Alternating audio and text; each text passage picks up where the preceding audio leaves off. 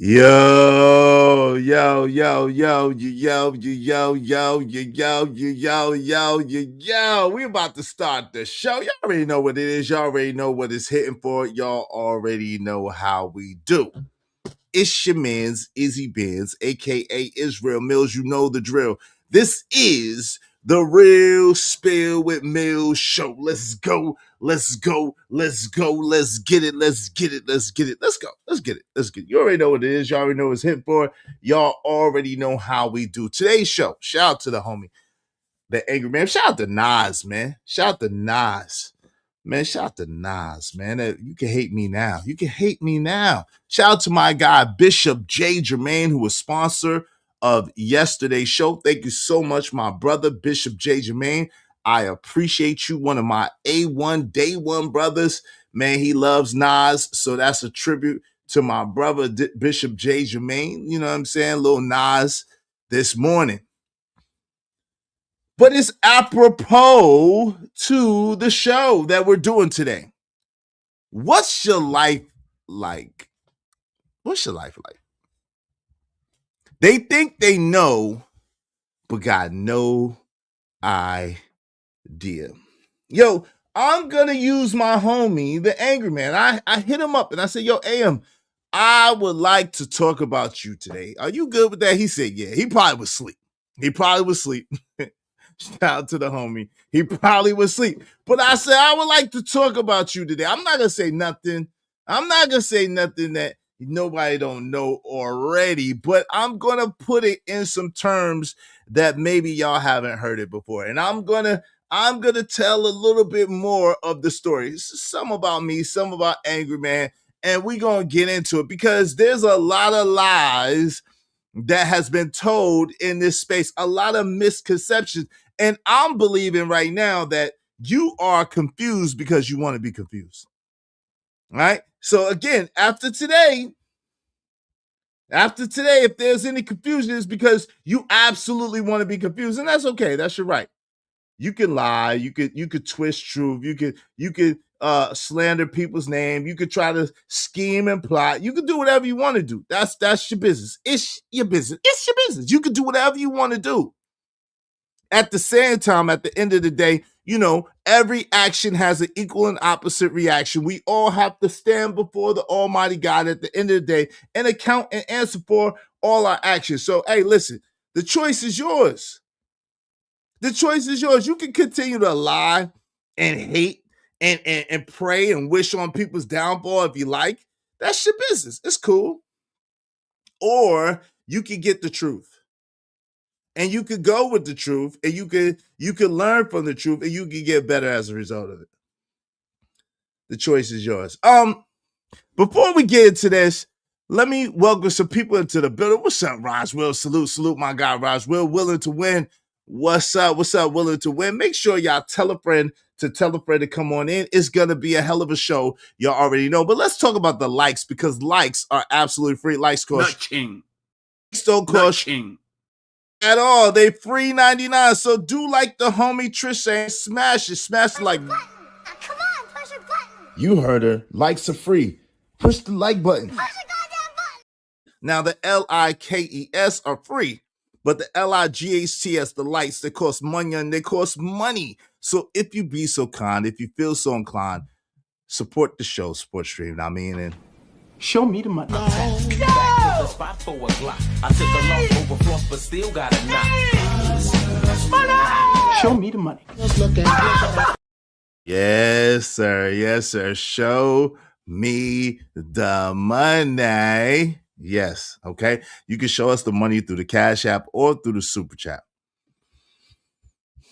It's amazing that you can have people who come from the same circumstances, situation as a lot of you come from, who have overcame obstacles, challenges, and hurdles, who have dedicated their streams, their lives, their mission to helping others bring them up. and fulfill whatever they want to fulfill, right? Because the truth of the matter is, just like no two of us has the same fingerprint or has the same toe print, it's not a one size fits all in life. We all want different things, right? And even though there be some intersecting things and some things that we share in common, most of us want something a little bit different than the other out of life. And there's absolutely nothing wrong with that. Where a lot of people go wrong is a lot of people look at the success, the outcome, the finished product, if you will. And really, the truth is, none of us is a finished product. Success is not a destination. You don't wake up one day with $30 million and say, "Oh, I made it." No. Now your $30 million journey has just begun. And unfortunately, people that hit the lottery or people that hit big licks or whatever the case may be, or people who come into money all of a sudden find out the hard way. And what they say is, a fool in their money shall soon depart. Now, people will look at a person like the Angry Man or myself, and you will see us with designer things, or we may have talked about things, or nice cars, or whatever the case may be. And they take that as us being braggadocious, us shitting on the little man, us trying to stunt or trying to flex on somebody, us exalting ourselves and putting other people down because of material possessions. To me, that's like the weirdest ish ever. I'm not even gonna hold you. I can't even hold it in. It's like, you shut your lying nigga lips up. Why, bro? Why does my hats? Because there's a guy on YouTube that looks like he's my father age, and he's really my age. It's really quite uncanny. But that's how it is. When you do bad things, when you live evil ways, when you are a broken person inside, when you are a horrible person inside, your outside reflects it. See, I'm not the most handsome man in the world. I'm not. But my spirit is beautiful. So beauty emanates from my aura and from my presence. My spirit is beautiful. So it emanates from the outside, because I got a lot of physical flaws. I'm not the most handsome man in the world. But my inside is beautiful, so therefore it comes out beautiful. So much so that you got grown men walking around talking about how pretty I am, which is weird. That's weird. I rather don't enjoy that. I'm like, yo, bro, I would prefer you not to look at me in that way, me or my spirit. Wait, whoa, partner, whoa. Pause, man. Hell nah, nigga. Hell nah. Pause, my brother. Pause. But like the good book says, you could tell a tree by the fruit it bears. And you don't get to be my age, even with the gray, and present like this and not have somewhat of a good heart or a good spirit. You just don't. But you can see these other people and they want to do dark skin versus light skin. No, it's dark heart versus people of the light. It is darkness versus the light. That's what it is. It ain't no skin tone, because guess what? I have beautiful, wonderful, gorgeous, dark-skinned people in my family. Matter of fact, most of the people in my family are darker complected. My mama and my sister are probably the two. Well, my mama, my sister, and I got a couple of cousins that are lighter complected. But for the most part, everybody is darker than me, about a couple of shades. And these are beautiful people. Even the lighter ones, the darker ones, it don't matter. Beautiful people, right? So it's amazing to me that people want to devolve conversations and devolve unity into light skin, dark skin. Oh, you wear designer or you got nice things versus you think you're better than everybody else. My brother, right? I play a song, my life don't tell me how to live it. My life, it's called One Way, right? And my brother says the clothes that I wear ain't to tease you, nah. They symbolize the grind. The clothes that I wear are not to tease you, nah. The clothes that I wear symbolize the grind. Some forever stagnant, complacent, whatever word he used, I'm not surprised they on the Xbox claiming that they got the time. So it's like, in life, you'll look at a person like the Angry Man. You'll see the Angry Man with his 800,000 plus subs. You'll see the Angry Man with his brand new Corvette Stingray drop top joint. You'll see Angry Man with the polo and the North Face and the Louis Vuitton and the this and the that and the diamond shining like a diamond. Bling bling. A bling bling. And then you'll make the mistake of thinking that he's a Pookie or a Ray Ray.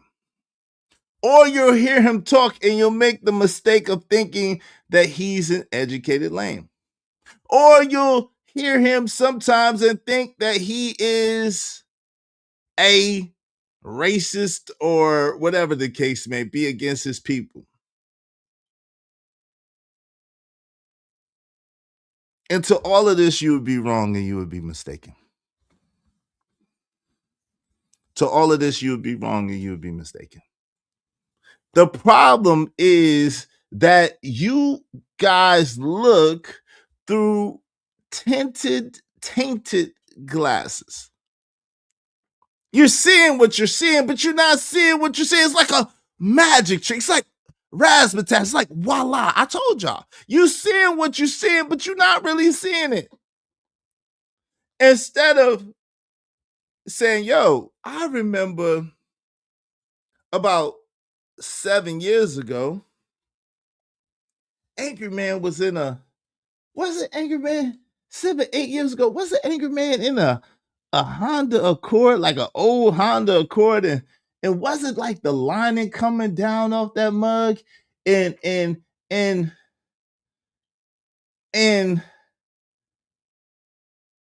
Man, I didn't think I seen him with all them diamonds, and I know he definitely had no Corvette, and he ain't have no big house with the Webster grill and the grills that he liked with the closed off you know.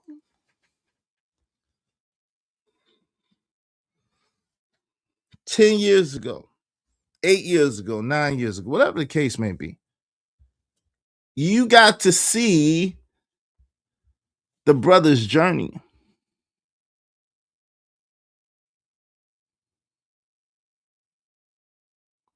But yeah, still, you have people talking about big hats.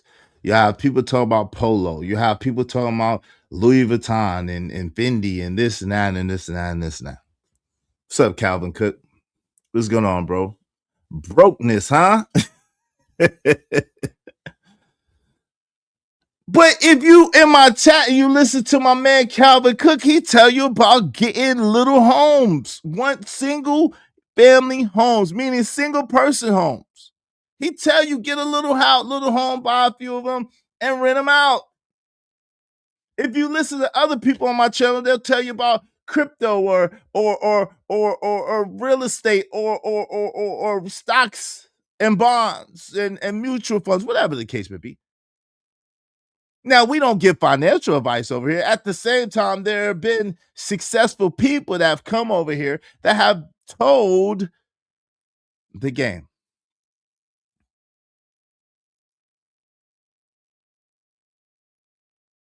So allow me to get into this. Make sure y'all supporting the show, supporting the stream in the meantime, between time, because there's been a lot of hate and a lot of haters. My homie Angry Man has had them for quite a while. And it seems like I have adopted them as well. And that's fine. Because you ain't popping if you ain't got no haters. Let me say this. As a young dude who has been broke and has considered strongly, wink, wink, doing things the wrong way, meaning taking things from people. Taking things from people is the absolute worst thing that you can ever do. Let me say that again. Taking things from people, mean like strong-armed taking things from people, being like putting the toolie to people and being like, give it up, meaning like laying people down to get their stuff, to get their goods and services. That's the absolute worst way to accumulate something ever. And it never works out. Let me just say, in my personal experience, it never works out. Yo, I know people, and they've spent a tremendous amount of time in prison for this, so it's already said and done. But I know people who's got $200,000-$300,000 off a lick at one time. Money gone, assets squandered, relationships dissolved. They spent 7, 9 years in prison. For what? For what? I know people hit licks, got hundreds of thousands of dollars. For what? At the end of the day, it was fortunate no one got deleted. Otherwise their time would have been a lot more. They had to pay for a lawyer to get the 7 years. They had to pay tens and twenties of thousands of dollars to get a good lawyer just to get the 7 years.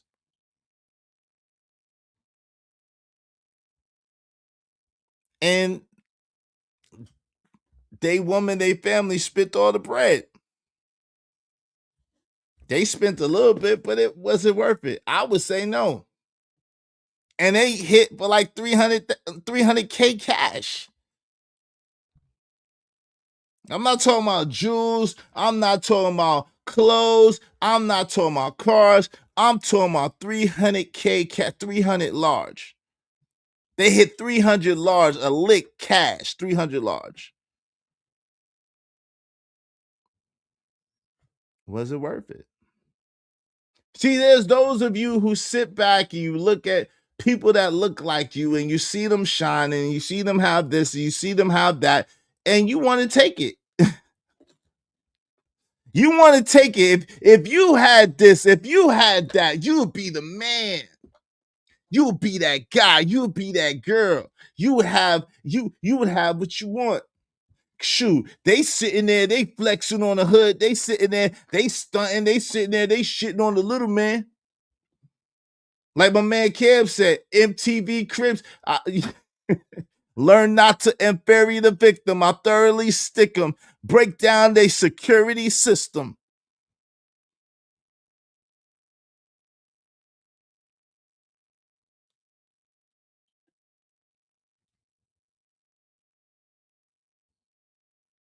So salute JD.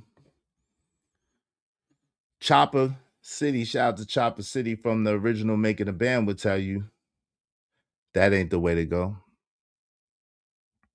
My homies, may they rest in peace. I won't say their names for peace sake, but my homies, may they rest in peace. They would tell you that's not the way to go. I know of a dude that they was part of them Lick Boys, and they heard that the dude had a half a ticket in the crib, cash, a half a ticket, a half a meal ticket in the crib, cash. And so their plan was they was gonna run up in the crib and they was gonna get this half a ticket cash. And so they did. And the dude was ready, or at least he got ready. And A couple of them didn't make it, and then one of them that was a friend of the family, that dude had so much holes in him. He's still alive, glory be to God, but that dude had so much holes in him, you would think that he was Swiss cheese. See, it's all good when you don't have to earn it.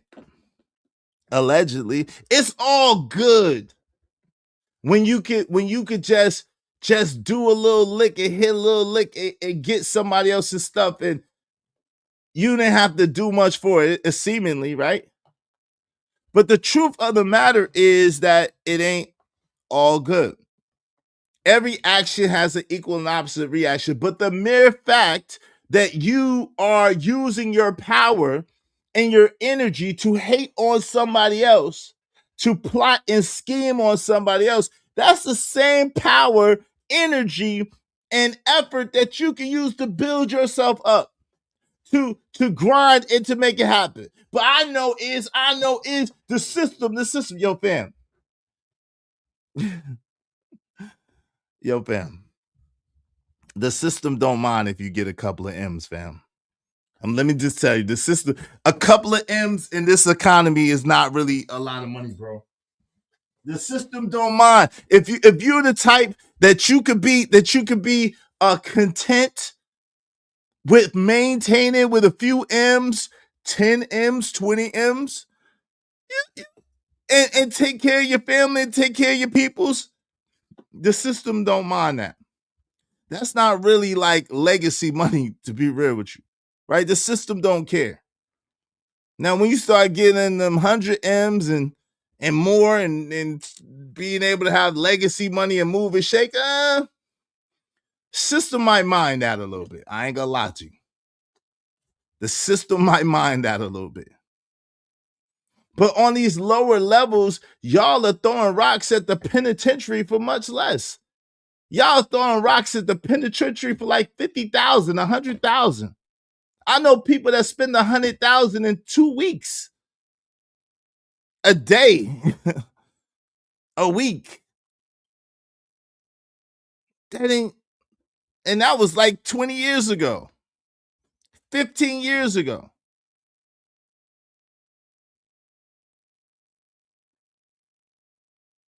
So let's get into it.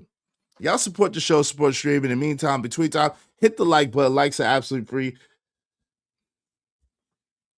And if you smart, and even if you think you know, you might want to listen. If you're smart, and even if you think you know, you might want to listen. I'm gonna give you what it is. Some of it you know. Some of it you might have forgot. Some of it, I'll be real with you, you might not know. You might want to listen and pay attention. We're gonna go. So we got time. If we get enough support, I'll open up the panel, but we got time. So the first thing is this, right? Angry Man came to me. Me and Angry Man have been friends since like 1998, maybe 99. I think it had to have been 1997, 1998. Yeah, Angry Man and I have been friends since like 1997, 1998, somewhere around there.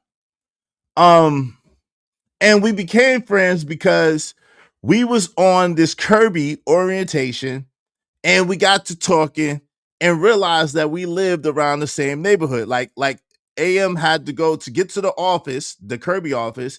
AM had to pass by where I lived to get to the Kirby office. So he was like, yo, fam. And I didn't have a car at the time, right? I didn't have a car at the time. Truth be told, I didn't have a license at the time. Let me be honest. I had lost my license, and I didn't have a license at the time. Y'all want to know me? Y'all want to know me? I got you. You want to know about Izzy Benz? You want to know about me? I got you. You want to know about Angry Man? I got you. This is the day. You might want to tell a friend to come on in, and you might want to support the show, support the stream. You know what I mean? Yo, if I catch you streaming my stream, I'm gonna strike you. Period. If I catch you streaming my stream while I'm streaming, I'm gonna strike you because that's bad etiquette. That's bad form. Don't stream my stream while I'm streaming. Don't do it. Don't do it. I don't care who like it, who don't like it. Don't stream my stream while I'm streaming. Now, if you're up here and you're simulcasting, that's a different thing. I'm talking about those people who want to try to talk about what I'm talking about while I'm talking about it, playing my stream at the same time. That's bad etiquette. That's bad form. And you're not supposed to do that. We don't do that to each other. All right. So if you want to review this later, that's cool. Way after I'm finished streaming, that's fine. But don't stream it while I'm streaming it. I'm just letting you know right now. All right. It is what it is. And think I'm playing if you want to. Think I'm playing. I don't. One thing about me that if y'all ain't learned by now, I say what I mean what I say. If y'all ain't learned that by now, I don't know what to tell you. You think I just be talking? Okay. It is what it is. So yeah, John Goat streaming my shit while I'm live. Like, what type of stuff is that? He's streaming my shit while I'm live, like reviewing it. Like, come on, man. Let's don't do that, bro. That's not how we get down. That's not how we do business, all right? So anyway.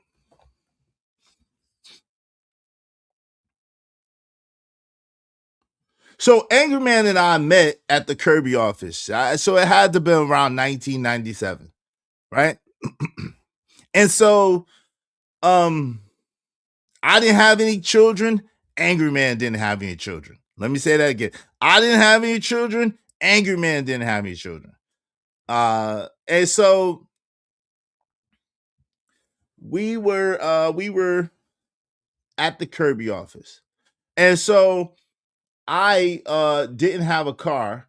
And so I was talking and we found out that he lived down the street from me. He had to come past where I live. So he agreed to pick me up every day. I would give him gas money.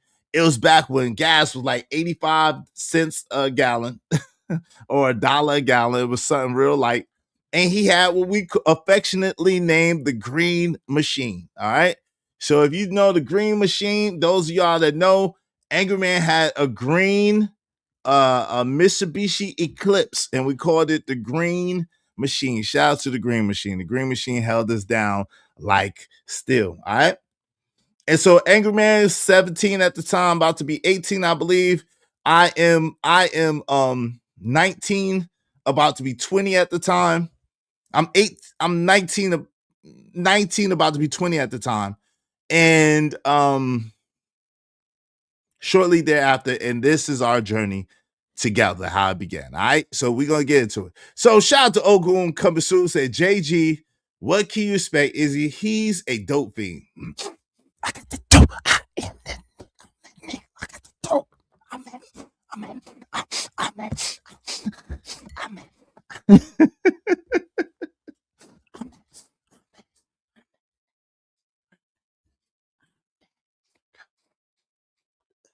Excuse me. Do I got something still on my nose?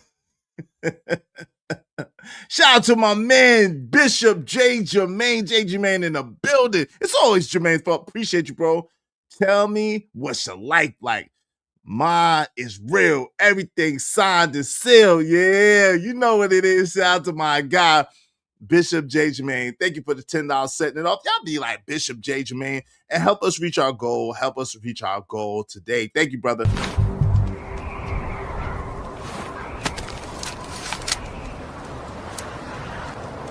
God damn it, I like the way you do business.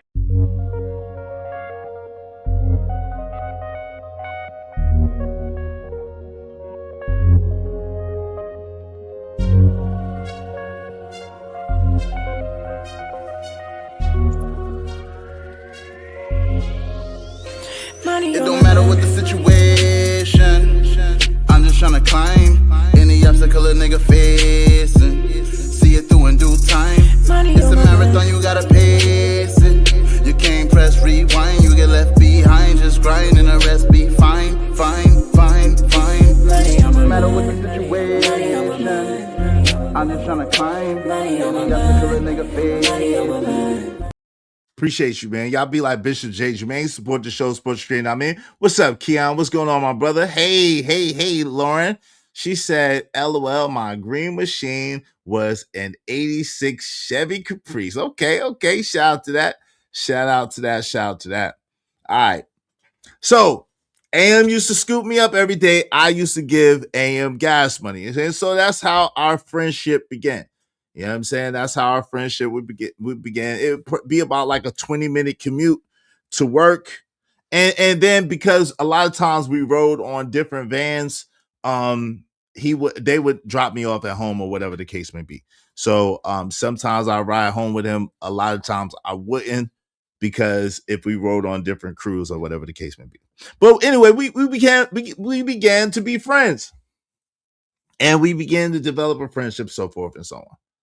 So, as some of y'all know, during that time, I was kind of dealing with one of my best friends at school, a girl, and she ended up getting pregnant, and her baby's birthday. And so I thought it was my child, but she told me, you know, because we was just friends, we wasn't really in a committed situation. And with Kirby, I had moved to Goldsboro, right? With Kirby, I had moved to Goldsboro. I had branched off. My factory distributor wanted me to work with another area distributor that was about to be factory, and he wanted him and I to do an office in Goldsboro. So we went to Goldsboro, and so come to find out, she's preggo. So I moved back to Raleigh, and but she told me that she had dealt with somebody else. It was cool because it wasn't really like that. We was just friends, kind of doing our thing. All right, so but she said she was probably about. She said, I'm 80% sure it's your baby, and that was good enough for me because that was my friend, whatever the case may be. Now, ironically, during that time, Easy Bands had Pookie behavior. Ironically, during that time, the woman who was my high school sweetheart the whole time, and my girl, up until I graduated high school, and that's why I started, messing with my friend. But so we wasn't together at that time. But anyway, she wanted to have a baby by me, right? She wanted to have a baby by me. And so she knew that I had this baby on the way or whatever the case may be. And she was mad jealous, and she was not happy about it. So she was pressing me to have a baby with her. And mind you, at the time now, I'm like 21 years old, about to be 22. And she's pressing me to have a baby. No, matter of fact, how old was I? I think I was about 24. I think I was about 20. So I was 22 when I thought my first child was born. I was 24 when my son was born. So anyway, as you can see, it was a matter of years. So long story short, AM and I had been friends all that time. Now, when we both decided to stop doing Kirby, and we decided that because going door to door, all the fact that it was up and down, it was sales. We learned a lot. We both did pretty well in it, but I still was at home. He still was at home. And so both of our parents were on us about, his parents were on him about making more steady income. My mom's was on me about making more steady income, whatever the case may be. So around this time, my brother came back from New York. So shout out to my brother, may he rest in peace. So my brother came back from New York. He was living up there with my dad. I was holding it down. And I was pretty much the only sibling that was in North Carolina at the time. My brothers and sisters went back to New York. And so my brother that passed away life, he came. So he came back to Raleigh. And so it began to be a crew, like me, Life, and Valdez, right? Me, Life Valdez, aka the Angry Man. So we began to be like a little crew, and then eventually his cousins came down, but that's another story. Shout out to his cousins. So we my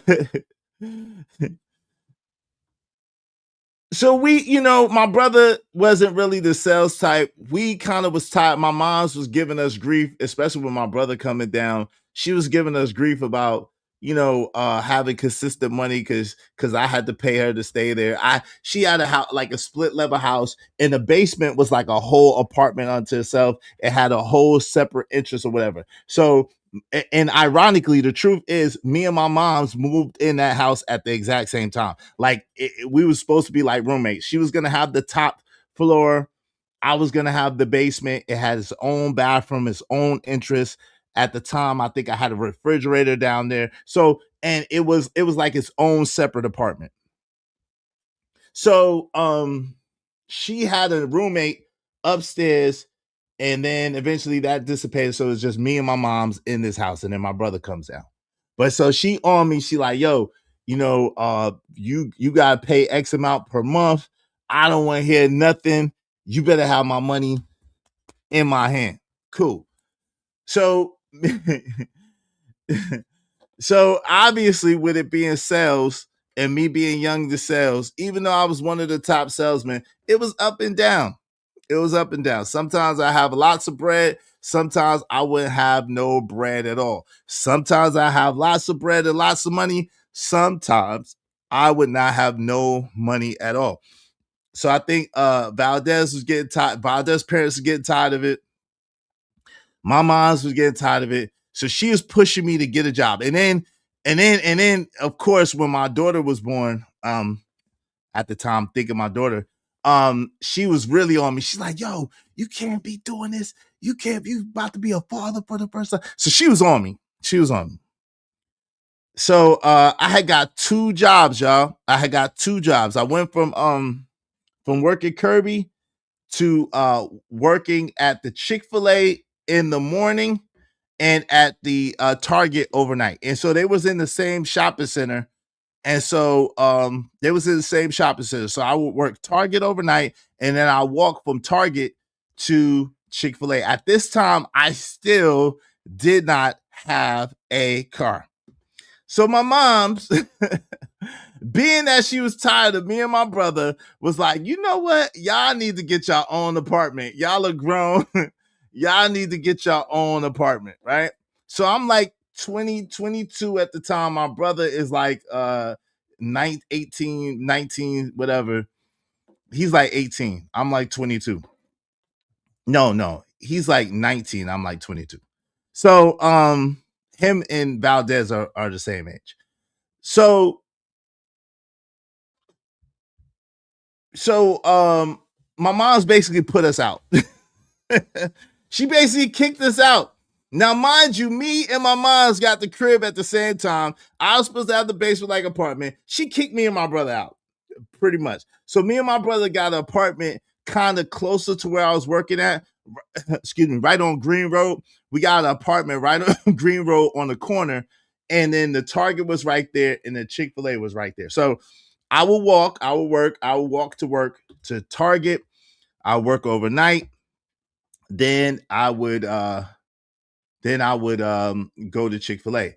So this was getting kind of tiring. I ain't gonna lie. Shout out to Jay Jermaine. He $10. He said chapters of the same book, just a different page. Nigmas and the struggle, all out to get paid. That's a fact. Shout out to you, man. I appreciate you, Bishop J. Y'all be like Bishop J. Jermaine and support the show, support the stream. You know what I mean? Thanks, man.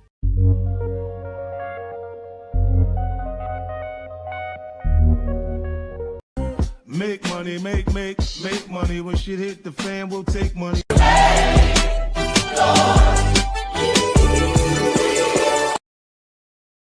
My man's in there. My man, the man, the myth, the legend, the angry. Yo, AM, if you got time and you want me to, just let me know and I'll drop the link for you and for you only, and we'll chop it up. All right. If he wants to, if he got time, You know what I'm saying? You're more than welcome. I'm talking about you. So you're more than welcome to come up. You're on the thumbnail. I added you. So if you got time and you want to come through with Angry Man, you're more than welcome. And we'll fill in the blanks and bounce off each other if you got time. If not, you know what I'm saying? I appreciate you supporting the show. He said, I really had any bread. I was struggling, but that was, excuse me, that one accident got me and Rose Payne. Shout out to Rose, Curtis, Knuckles, and the whole crew. Shout out to the Woo and the Woo Baby Mansion. Yeah, shout out to the Woo Baby Mansion, Curtis. Shout out to all the brothers, Mitch, man. Shout out to all the brothers at Kirby, man, Jock and them Woo Babies, the Woo and the Woo Baby Mansion. Shout out to all my brothers. Man, definitely a pivotal time in a young man's life. So AM, if you got time, if you want to, just let me know. I'll drop the link. If not, it's cool. I appreciate you. I appreciate you. I appreciate you.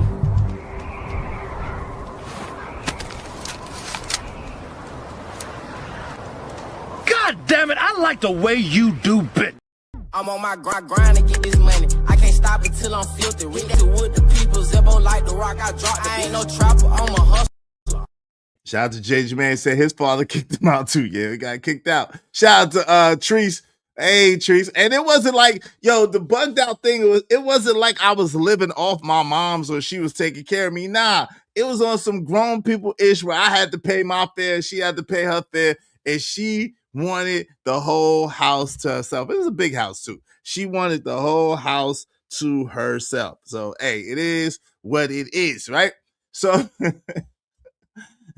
so because of Bishop JJ Man, Angry Man, we only need 22 more people, at least $5 piece. So y'all asked to know about me, right? Yo, Nigmas was saying, I don't never talk about me. I can't talk about my life. Yo, my life was like a movie, boy. Like I lived for real.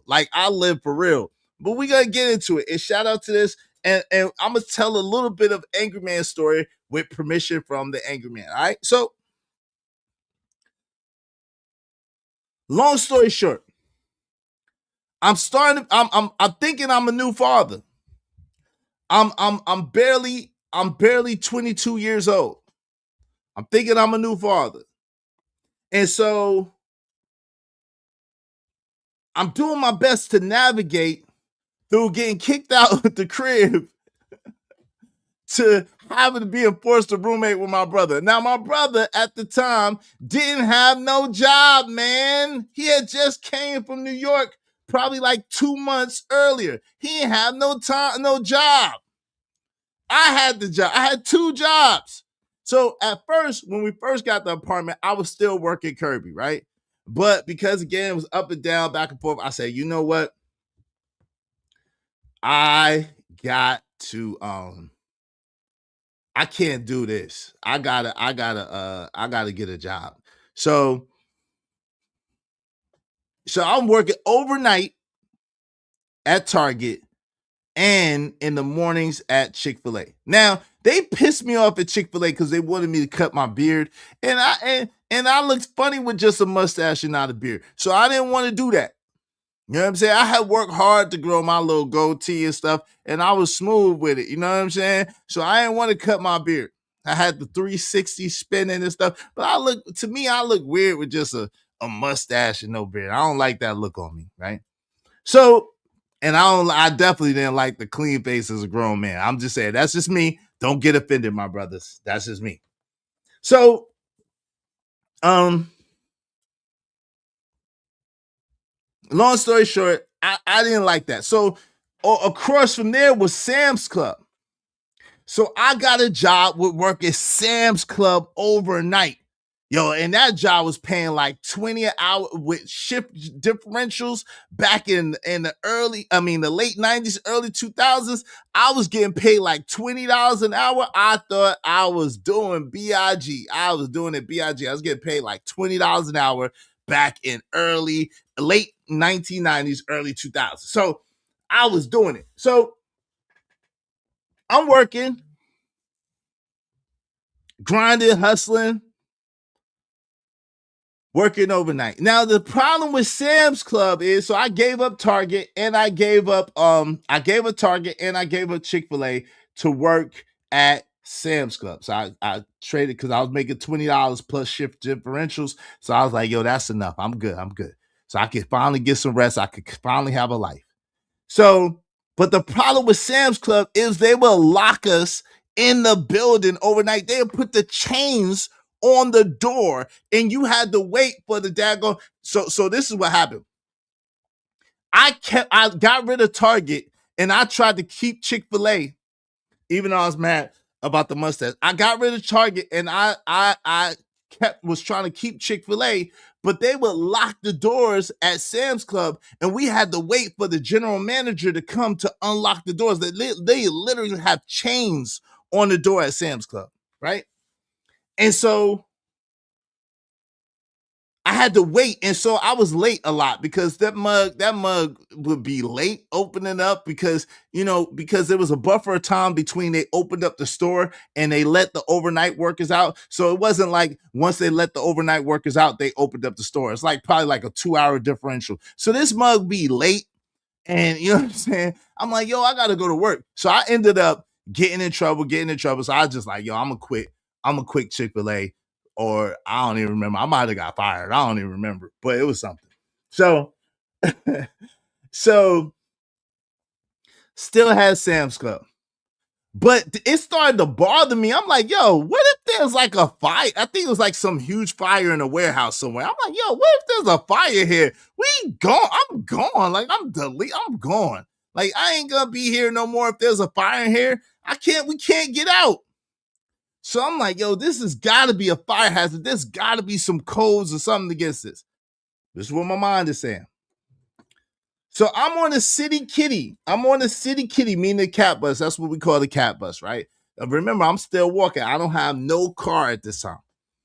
I'm on the City Kitty.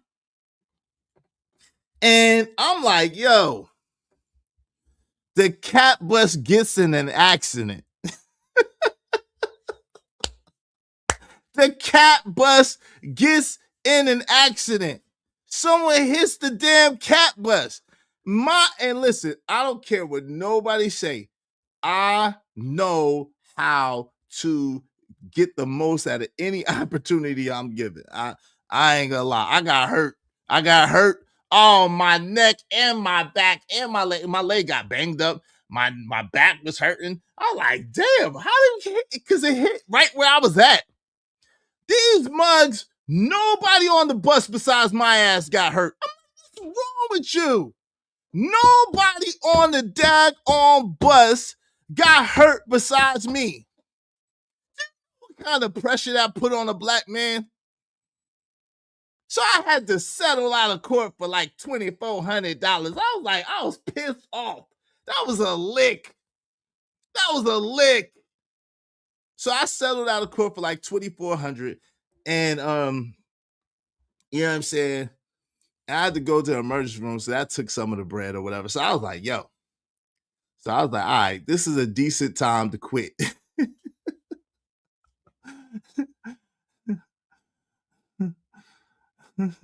This is a decent time to quit.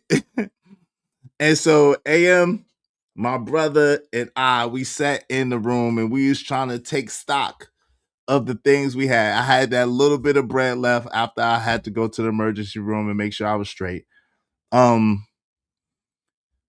a kid on the way. My brother, what did my brother bring to my brother coming straight from New York. He had the DJ Connect.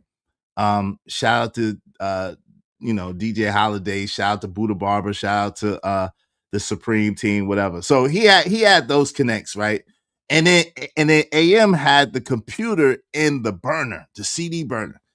So we was sitting in powwow, like, yo, what could do? I got this little bit of bread. My brother got the connect. AM got the burner, the computer in the burner. So we was like, yo, let's sell mixtapes. And at the time, my brothers, both of them, Life and Castro, was just getting into doing their thing or whatever.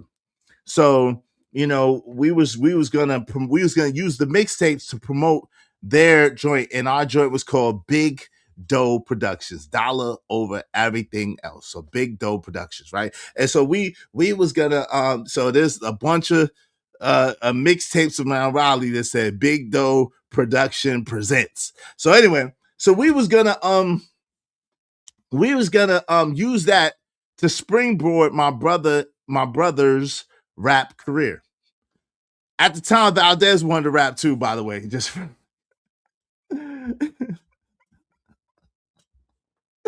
at the time, Valdez wanted to be rapping too, but I was like, "Yo, Val, come on, man. Yo, let you be the graphics man and the IT guy. Let them be the rappers, and I'll be the manager." And we so I had it all planned out. Like we all had a position, we all had a team, and so we was trying to work through this. So we made a significant amount of money doing this. We made a significant amount of money for doing this. You know, and this was back in this was back in the late 90s, And so we were selling our mixtapes, you know what I'm saying? Doing our thing. And then Napster hit, LimeWire hit like early 2000s, like 2001 out of nowhere. Okay. In between this time, I used my money and I copped the Range Rover. So in between this time, me and my original girlfriend from high school, we had a baby together, and they happened to be born. My son and the little girl that was supposed to be my daughter was going to be born on the same day. My son was going to be born on the same day that my daughter was born, right? At that time. And that was hell. So my best friend at the time, she was like, oh, hell no, because she knew how my ex was. She knew how she was. So she was like, yo, you know that girl is gonna try to take from our baby because your son is supposed to be born on the same day as our daughter. You know she gonna try to cause hell. And I'm like, yeah. Cause she already like, yeah, and now I gave you a son, and it wasn't supposed to be nobody else, and it's just supposed to be us, and you wasn't supposed to have no baby with nobody else anyway. So she was giving me a lot of drama behind this, right? So she like, look, I know you're gonna do the right thing. I know that you got me. She like, but yo, I gotta take you for child support. She said, if I don't take you for child support, that girl gonna take everything you got. That's what she said. She said, if I don't take you for child support, that girl gonna take you for everything you got. You know she gonna put you on child support, right? And I'm like, she's like, yo, you know, and at this time, my daughter is almost 2 years old. So up until that point, my best friend, she never put me on child support. We had an arrangement. Everything was cool, whatever the case may be. So my son wasn't even born yet, but my son was to be born on, you know, the same day as her daughter. But ironically, he wasn't. I was so grateful, but that didn't stop my son's mother at the time for taking me for child support anyway, because we had broke up and all that stuff. So that did not stop my son's mother for taking me to child support. So she took me to child support, and then of course my daughter's mother had to take me to child support too, so our child could have some money as well. So in North Carolina, one thing that North Carolina does a lot of bull crap, right? I got you, man. I got you. Yep. I'm gonna drop the link right now. Shout out to my homie, the Angry Man. I'm about to drop the link, bro. One thing that North Carolina got a lot of BS with it, right? And I've always thought that North Carolina, especially Raleigh, in specific, is like it's like a common law. I don't care what nobody say. Virginia, I know Virginia is supposed to be common law, but I swear Raleigh be making their own rules up as they go along. They do a lot of stuff that's illegal. They do a lot of stuff that ain't supposed to happen the way it be happening, right? But one thing that they got right, and one thing that I do appreciate is when there's more than one woman, when there's more than one woman that takes you for child support. Here's the link, AM. This link is only for AM for right now. AM, the link is in the chat. One thing that they do right in North Carolina, in Raleigh specifically, I don't know about nobody else, is if there's more than one woman taking you for child support, they will do a paternity test and it won't cost the father anything. So ironically, do the paternity test, and the little girl is not mine. She's 3 years old at the time, and my son was mine. Okay, which is ironic. Okay, so a little girl that I raised as my own for 3 years and caught a bunch of hell from her grandparents about. A bunch of hell from her grandparents, because her grandparents were ministers, and they were ministers, and they was like, you got my daughter pregnant and you won't marry my daughter. But me and their daughter were best friends, and I, being the dude that I was holding her secret. I would never tell her parents, yo, she already told me that she was with somebody else and it could be somebody else's child. I would never do that to her. So I endured all types of hell at the behest of her mother and her father, her grandfather, and her grandmother, the daughter. And I endured it. I just took it like a G. You know what I'm saying? I was there. The man say, so my dad comes, and my dad says something like, son, that baby don't look like you. And so the grandfather say, well, keep paying for the baby till she does look like you. And I'm like, what type of shit is this? They mad at me because they daughter doing what they daughter do. Like, she's my friend. Like, yo, shout out to the man, the myth, the M and F Anchorman in the building.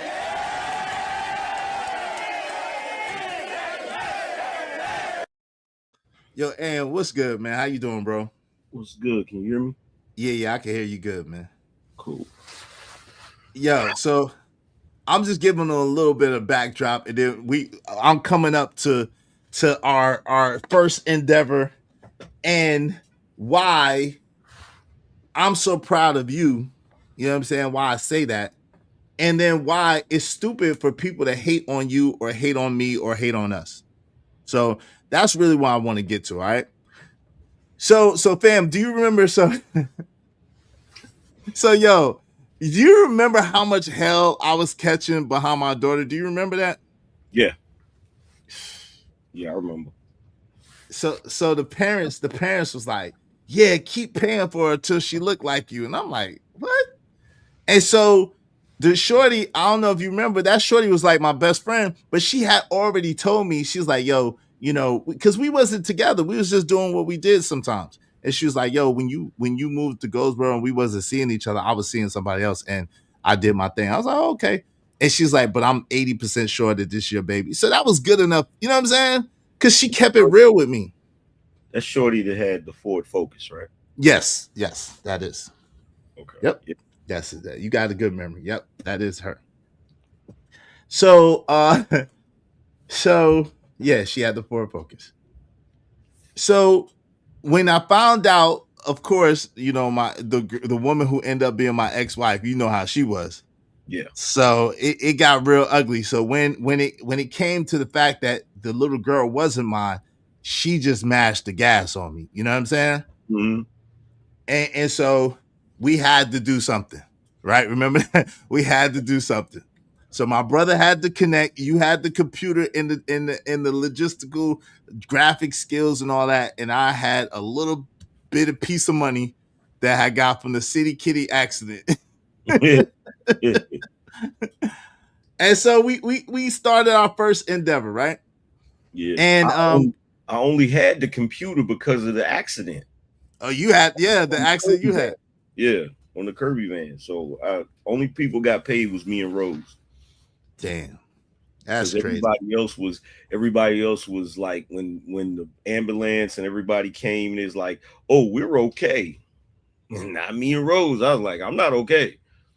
Rose wanted a neck brace, and they was like, well, the only way we can give you a neck brace is if we take you to the hospital in the ambulance. He said, well, bring on the ambulance. Shout out to Rose. People are so sick. Yo, you know the people on the City Kitty did the same shit. They was like, I'm good. I'm like, are y'all stupid? Like, yo, we just got in an accident. You'll never know what's going to go on with you later. Like, y'all crazy. Easiest way to get paid. See, here's the funny thing. I don't be wishing for accidents, of course, but I already had set in my mind, like, if I get in an accident, oh, I'm going to the hospital. I don't care what nobody say. What nobody say. Hey, listen, they cut the check. The woman came to Chick-fil-A and cut the check the next day for the City Kitty accident. But they had me because she's like, come on. She's like, you're the only one that got hurt.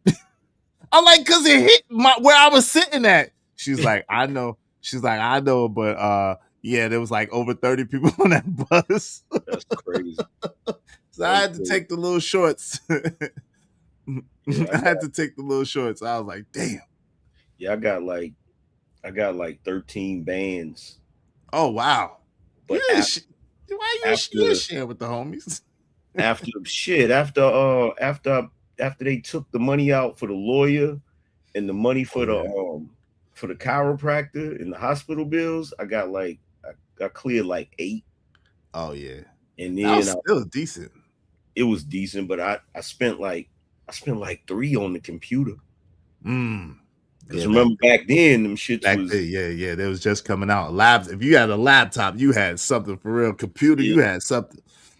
Because that's what I was mad about. I wanted to get a desktop and a laptop, but if I get both, that's gonna mess up the little bit of bread I had left. So I just went ahead and got the desktop and a digital camera and called it a damn day. And then you got the computer. Then you got the apartment too, right? Is that when you got the apartment? Or you had the apartment before that? Nah, I didn't get the apartment until later. But I didn't get the apartment with none of that money. Oh, okay. Yo, you know what's crazy, right? And man, we going on 30 years, bro. Can you believe that? Yeah, that's just crazy. That's wild, man. It don't seem that long ago. Nah, it don't seem like that long ago. I remember a lot of the stuff like it was yesterday. At the same time, it's really disheartening, man. When people see people like us that are not selling drugs, that are not trying to harm people or promote harming people, that are not rappers, that are not athletes, and we still shining, we still doing our thing, and then we're giving game back to the people to give them inspiration. They take that and they weaponize it and they try to make it seem. This dude came on yesterday and he's a known troll. That dude that you got into it with a while back, right? Remember that dude talking about the shoes? But he talking about yo, I just can't stand when sucker niggas like y'all think that having a white man's material wealth, white man's clothes, that y'all better than other people. I'm like, yo, when did I ever say anything even remotely close to that? And of course they can't tell you. They can't give you a time. They can't give you they use the fact of JP and going back and forth with JP, and they want to totally negate whatever JP said to us, whatever JP did to us. They want to totally negate that and act like we just go around picking on people because they don't have the same possessions that we have. Well, the thing that's really weird about that is there's a reason why certain people don't have the possessions that we have. And it's the same thing that we noticed back in the day. I remember being in Mini City. I remember going out there in the wintertime when it was cold and shit to make money. And, I would wear like long johns under my under my pants and under my shirt. So, you know, the thermal joints, because I know I'm gonna be out there in the cold or whatever, right? And there was always dudes out there. You probably know the dudes I'm talking about. They'd be out there just hanging out, and they'd be, you know, asking, yo, you got a cigarette? Yo, you got a quarter for a Lucy? That type of shit. Yeah. And I remember thinking to myself, like, yo, I'm out here doing my best to get money, trying to make it happen. You know, your brother, may he rest in peace, he was out there doing his thing, trying to make it happen. You was out there doing your thing, trying to make, we knew numerous people that was out there doing their thing, but there was always dudes that wasn't really about nothing. They just was floating through life, like, you know, rudderless, like just wherever the wind blow them. They're not trying to do anything. So I'm to the point where I don't even pay attention to that, because it's like, bro, you mad because dudes actually try and then get results because we try? But Like, I think it's deep, a little deeper than that though, AM, and that's why I wanted to do this stream, right? This is my one last time where I'm good. This is the last time. I ain't gonna don't let me do this again. This is the last time I'm gonna do this. But this is the one last time, and I'm gonna leave this stream up prayerfully so that people could point back to the stream so that they can get the answers that they need. And that's it. Because at the end of the day, success leaves clues. Success leaves clues. And the problem is people are spending their energy and their power hating on other people instead of using that energy and power to create what they want for themselves. Cool. If you don't want polo, that's cool. If you don't want fitted caps or whatever, that's cool. If you don't want glasses or designer, that's cool. Go get what you want and stop being mad at people getting what they want. But I'm gonna share our story. Angry Man does it a lot. I do it a little bit, but I'm gonna share our story one last time. And if you get it, you get it. And if you don't, you don't. If I was you, I would donate to the show.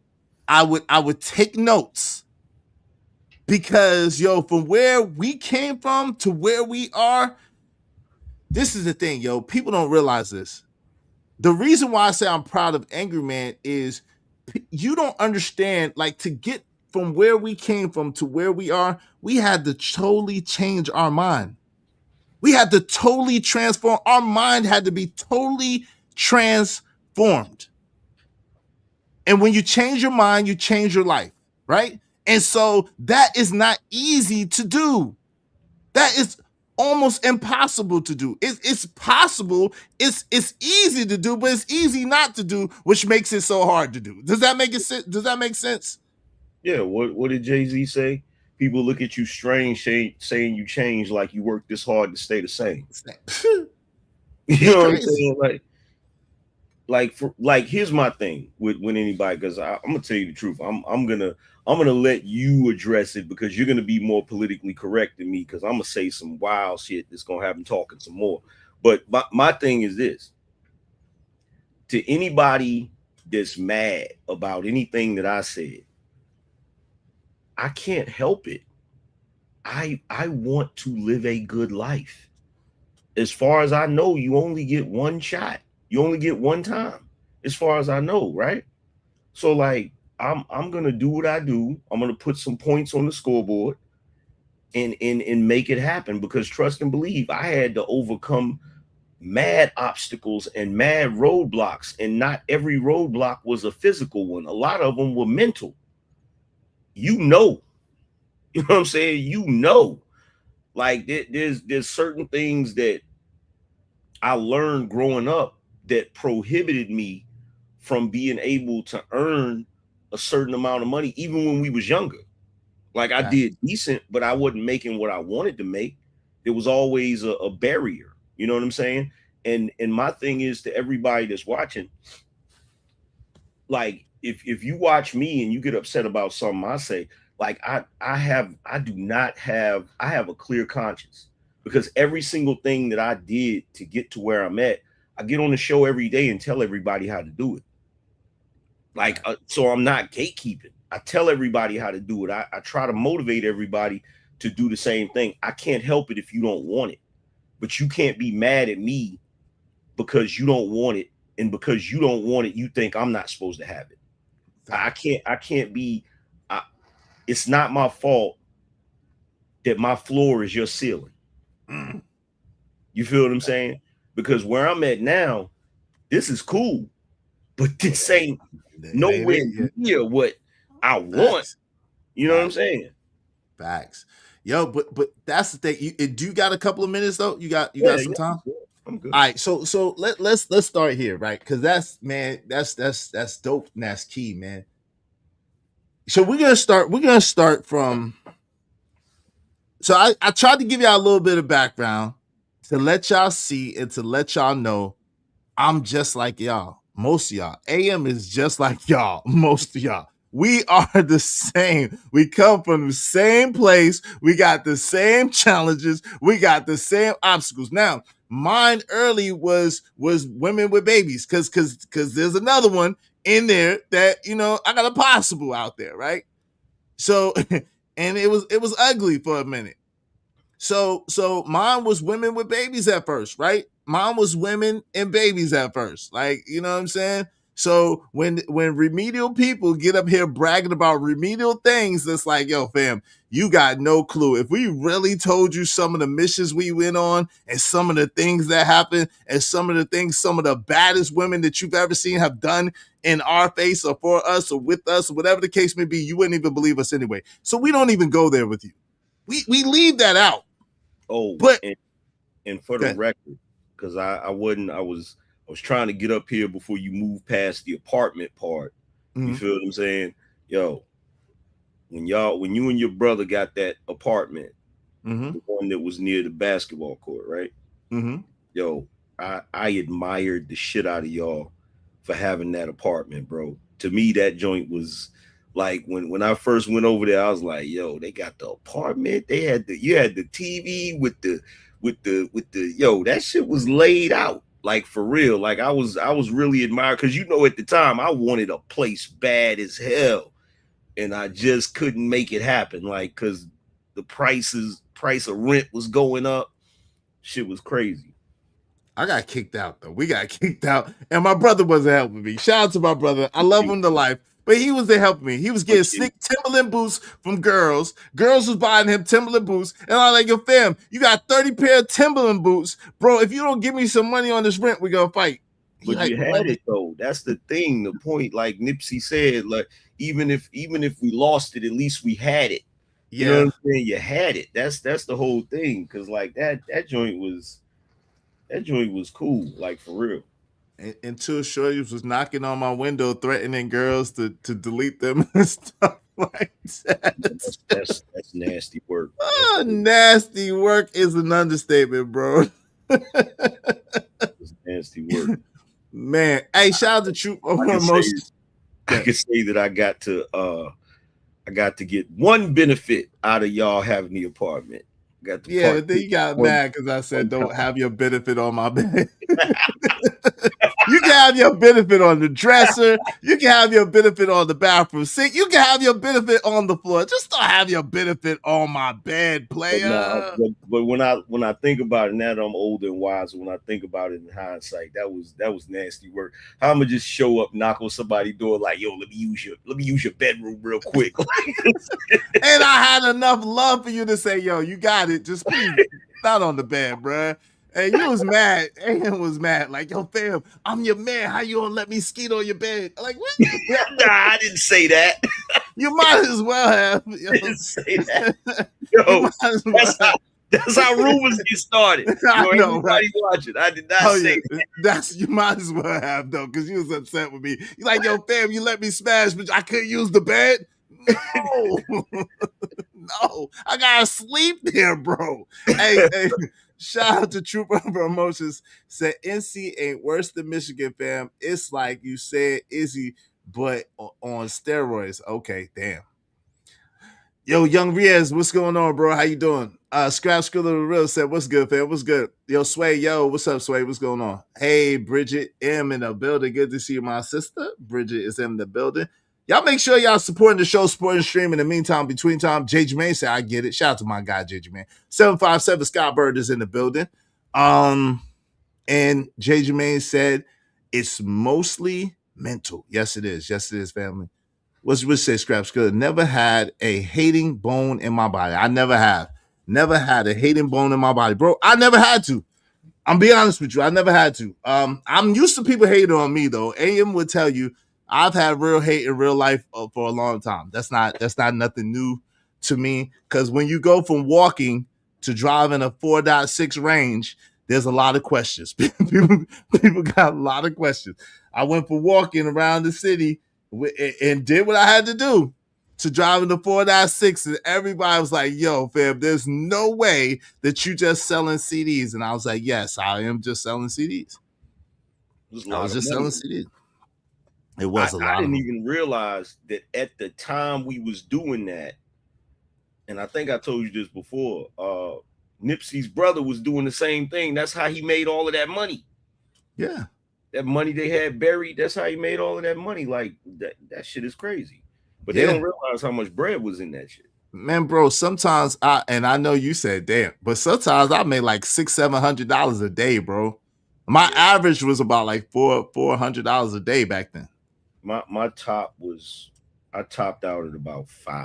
Like, one day I sat right next to the freaking liquor store right before they closed. Because you remember that liquor store, they used to have a line because it was so small. But like that dude at the pawn shop, man, he was hell, boy. Yeah. He was hell. And that shit caught up to his ass too. Yeah, it did. It did. Yeah. Hey, shout out to Classic Creole. Thank you, sis. How you doing, love? Good to see you. Shout out to my guy Lord Jefferson in the building. Said AM out here quoting them hood philosophers. Like Nip said, yeah. Hey, listen, hey, yo, you better, hey, Lord Jefferson, listen. If you was wise, you would listen to the words of Nip, to Jay-Z, they give you the clues, bro. Yo, listen, these people are the same as a lot of y'all. Come from worse circumstances or the same. Come from harder times or the same. And they overcame, and they give you the clues on how they did it in their music, and we giving you the clues on how we do it in our streams. Go ahead, bro. Nip said, overtime, I ain't have a mic. I was in that Chevy playing Savage Life. Just looking like I had it wrong. Now they know I had it right. You don't know about them sleepless nights. Them looking for a reason nights. What? Bro. That's poetry. I'm thinking about sharing a couple of stories I had never shared on here, but I don't think so. But James Man said selling CDs was some mid 2000. Yeah. Well, before that, because LimeWire early 2000s, because LimeWire and Napster came through and killed the game. It killed the game for us. We was the first, like it. I don't know about anywhere else, but out here in this area, we was the first ones really out there like that. Like, we was doing it so big that cats that had stores as fronts was mad at us. Like, come on, y'all getting money in the streets. Shut the music store down 3 times, bro. 3 times, but they was mad. My man wasn't mad. My man that was down with it wasn't mad, but the other niggas was hating like hell. And I'm like, yo, fam, how you mad at us? Like, nah, I can't sell you that because you gonna go and flood the market. I'm like, yo, fam. Especially little buddy that looked like a scrawny Charleston White, Allen Iverson / Charleston White. Look. Yep. Hey, Dunk said anything is possible when you believe in yourself and put the work in. That's a fact. So we gotta give you some clues. I hope y'all got your notebooks out. But here's the crazy thing. Them dudes was hating on us, but the crazy thing is both of us knew they boss. Exactly. Like, bro, we know your boss. Like, you. And that wasn't how they was getting most of their money, was the crazy thing. Exactly. But it's that bad. So this is the thing. I'm not I don't trip about the hate, right? What I trip about is the hate that would keep somebody else from getting what they need. You know what I'm saying? Like in the streets, I didn't care if people hated on me. That didn't matter, right? Because I was just doing what I was doing for my family and for myself and for the crew, right? But like now, I'm doing this for somebody else, for somebody who might be watching, that might say, yo, is cool, yo, Angry Man is cool, yo, I want that or I want this. And for them not to try to set us up and rob us, because that ain't no good for you, but for them to say, yo, what did they do? And when people try to hate and try to diminish your credibility, it takes away from the message, unfortunately, because some people are not able to decipher through the white noise. You know what I'm saying? Yeah. And so that's why I just be like, man, it's crazy because, yo, we pretty much could lose it and get it all again. It'll just take us a matter of time because we know how to do it. So I'm going to give y'all some of the cliff notes through this story and through us building through this, okay? So okay, this time we started the CDs. We're doing the CDs. We're doing our thing. Now, one thing is, and this is the first principle, which we didn't know at the time, but this is the first principle of getting money. Number one, you got to know what you want. Number one, you got to know exactly what you want. But the second thing is you got to have a why and inspiration so big that it'll make you cry. Your why got to be your why to do it. See, the how to do it is easy. And this is what I was talking about in the conversation with you, Sway, and with Keon. Yeah, y'all young brothers have more technology than us. And so therefore, y'all have more access to information. But the problem is the how to is never the thing. It's the why to. Why do you want to do it? What does it mean to you to make this happen? And when that is strong, so compelling that it make you cry, that you can't sleep at night, that keeps you up at night, that you gotta have it, that's the thing that pushes you over the top. The why to. What you say on that, AM? Facts. When I look at the youth of today, like, I get it. They kind of take it for granted because it's always been there. Like the access to information has always been there. So I don't see them taking advantage of it the way I would take advantage of it, because we had the desire for what we wanted, and we had the why. We had all of that. The problem is we didn't have the information we needed in order to do what we was trying to do, because nobody was forthcoming with that information. Like back then, if somebody was successful at something, they held it tight to their chest. They didn't tell you. They didn't say, oh, this is how I did this. All you got to do is this, and this. You know what I'm saying? Because back then, cats carried it like, like drug dealers.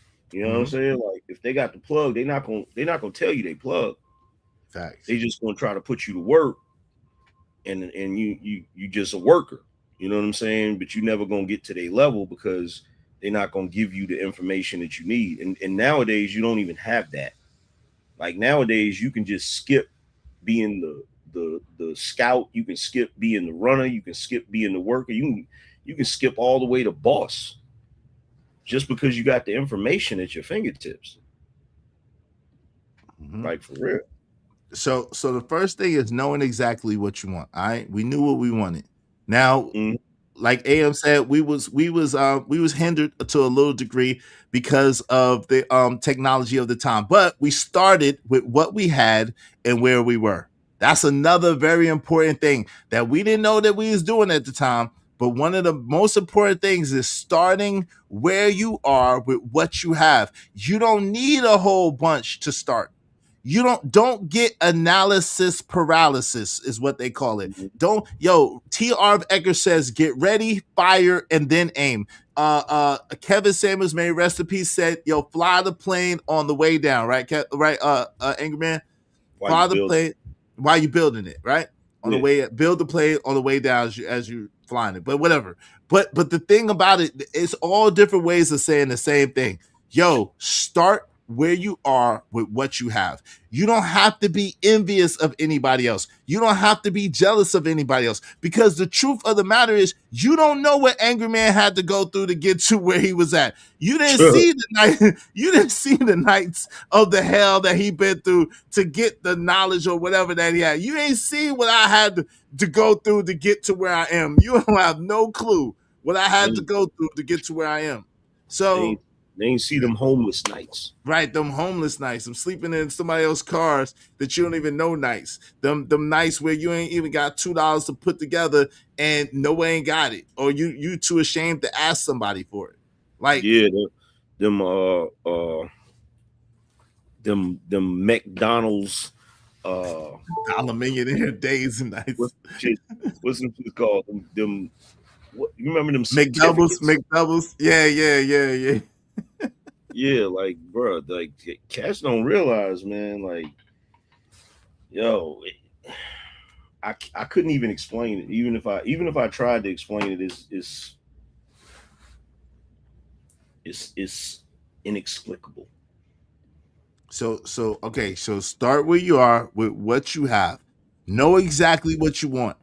Third step is having a why so big that it make you cry. Make it, meaning it is something that you want so bad. Maybe you want it for your mom because your mom is dealing with something, whatever. Maybe your kids, you want to be an inspiration to your children. Maybe you want your grandparents to be proud of you. Maybe whatever it is, but your why got to be compelling, right? You know what I'm saying? Then number 4. So this is things that we did. You got to be able to move on a pivot. So Spencer Johnson puts it this way: you got to be able to move with the cheese. So what happens in success, and Angry Man is a master of this right now. This is one of the reasons why I appreciate him so much. What y'all don't realize is the reason why Angry Man changes, evolves. He'll change his thumbnail style. He'll change his intros. He'll change his outros. He'll do a little bit of this. He'll do a little bit of that. What you're seeing is you got to constantly, 48 Laws of Power says, you got to constantly reinvent yourself, right? So he's always evolving. I do it too. Mine is a little more subtle than Angry Man. I do it too, if y'all ain't noticed. My background, I've only been doing this 3 years. My background changed 6 times since I've been here. So I do it too. I've had 6 different intros since I've been here. I don't point it out, but I do it too. But I'm not as good at it as Angry Man is, I'll be honest, right? But you got to be able to reinvent yourself. You got to be able to move. I started wearing regular glasses instead of just sunglasses. I for a while I was wearing the shirts and the ties and the blazers just to show y'all I could. You see what I'm saying? So you got to be able to reinvent yourself. You got to move on a pivot. You got to be able to and this is one thing we was good at together for sure. You got to be able to project where things are going and to start moving in that direction and getting ahead of the curve. You have to in business and in life. Go ahead. Yeah, definitely. The thing with me, like, I know that comfort is the enemy of progress, right? So once I get to a place where I'm comfortable, because like there's a lot of dudes that's in these spaces, like they'll get to a certain level and they just be cool with that. You know what I'm saying? And because they don't realize that a plane can't stay in the air once it levels out. It's only going to be at that level for a certain period before it has to descend. You feel what I'm saying? So my thing is, once I get comfortable, I'm like, okay, I can't stay here because this is the dead zone. You know what I'm saying? I gotta elevate. I gotta change. I gotta do something. And the only reason I'm willing to do it so drastically is because I'm not afraid to fall on my face. Another like key nugget. Message. I'm not afraid to fall on my face. And like all of y'all watching, you can't be afraid to fall on your face because falling on your face gives you some valuable information. You know where the floor is. You feel me? And if you hit the floor, there's nowhere else to go but up. You know what I'm saying? Like once you at the bottom, you know there's nowhere else to go except up. You feel what I'm saying? So I'm not afraid to fail at what I'm doing. And that's part of the reason why I don't very often. But you know what the biggest thing is, Anger Man? What's You're that? you're no longer afraid of success either. Yeah, that too. You're no longer afraid of success. A lot of us struggle with being afraid of success because of the pressure that y'all put on us, man. Listen, it's hard being a so-called black man and be successful in America. Your own people will try to take you down because you think that you're better than them because you have success, and you want for them what you want for yourself. You want them to have, you want them to succeed, you want them to have all the things that they want in life, but they will tear you down because all of a sudden you got to think you're better than them because you have attained a certain level of this, a certain level of that. They'll try to rob you. They'll try to delete you for your stuff. Then they'll try. Then the Caucasian people will try to rob you too. The system will try to rob you too. We seen it with Stringer Bell. They'll try to rob you too. They'll try to take you out too. They'll try to take what's yours too because you don't deserve it because you're a black man. So at the end of the day, yo, it is, and those of us who are smart have it the worst because we subconsciously we know what it is. Subconsciously, we see, we're paying attention. We know it's easy to be complacent and be a part of the group. It's easy because there's no expectation there. There's no struggle there. It's just you're part of the group. You're part of the in crowd, and you could do what they do. So you're gonna get the praises of them. The jokes ain't gonna be on you so much. You ain't gonna be the butt of the joke. You ain't gonna be an enemy of the state. You're gonna be cool being in the, but are you really? Because there's struggle there, right? Yeah. You how you gonna eat? How you gonna pay your bills? How you gonna do this? How you gonna do that? Yo, so in the meantime, between now for Angry Man Go, y'all make sure y'all support the show. If you want your questions answered, if you have comments that you want highlighted, do so through the super chat or through the Cash App. I'm gonna try to welcome y'all each once. Jay Jermaine, I'm gonna read his comments because he's already donated $20. But y'all make sure y'all support the show, support the stream. You know what I mean? Go ahead, and what say you, bro? Yeah, it's really sad. It's really sad because what it really boils down to is a issue that we haven't addressed in the community or the community, which is low self-esteem. Like the only way that people can really be comfortable is if they're around people that aren't achieving, people that have low self-esteem, because then it makes them feel better about themselves in their situation. And the last thing you need, like, nobody wants the dude that can afford a Lambo and looks like it's easy to pull up in the projects, because it's a surreal reminder. Like it's a reminder that, like, damn, bro, we could be doing so much more. And I'm not saying that you got to go get a Lambo. I'm just saying, like, anybody that touches that level of success, especially if you know for a fact, little buddy lived right down the hall. He grew up eating the same bullshit that I ate. He grew up eating spam and freaking, get like freaking government cheese and all that same bullshit, right? Grew up eating the same stuff, grew up in the same environment. What makes him different from the rest of us? And I'm telling you, it's just his mind. That's all it is. It's his brain, and it's his desire to want more. Like, some people can live in certain situations and they be cool with it, and then some people hate it so much. You feel me? It's like 50 said in Hate It or Love It. He said, woke up the next morning, somebody stole my bike. Ain't nothing good in the hood. I run away from this and never come back if I could. Hmm. Right. And the problem is we want to internalize and make the hood part of our identity. Mm. But if you got knowledge of self, you know that the hood, which used to be the black community, was never supposed to become what you see it as today. It was never supposed to be that. But some of us are old enough to remember when the black community was an actual community, even with the problems. It never was as bad as it is now, right? And I don't know, man. I don't get it. I really don't understand it. Like, I talk trash about it.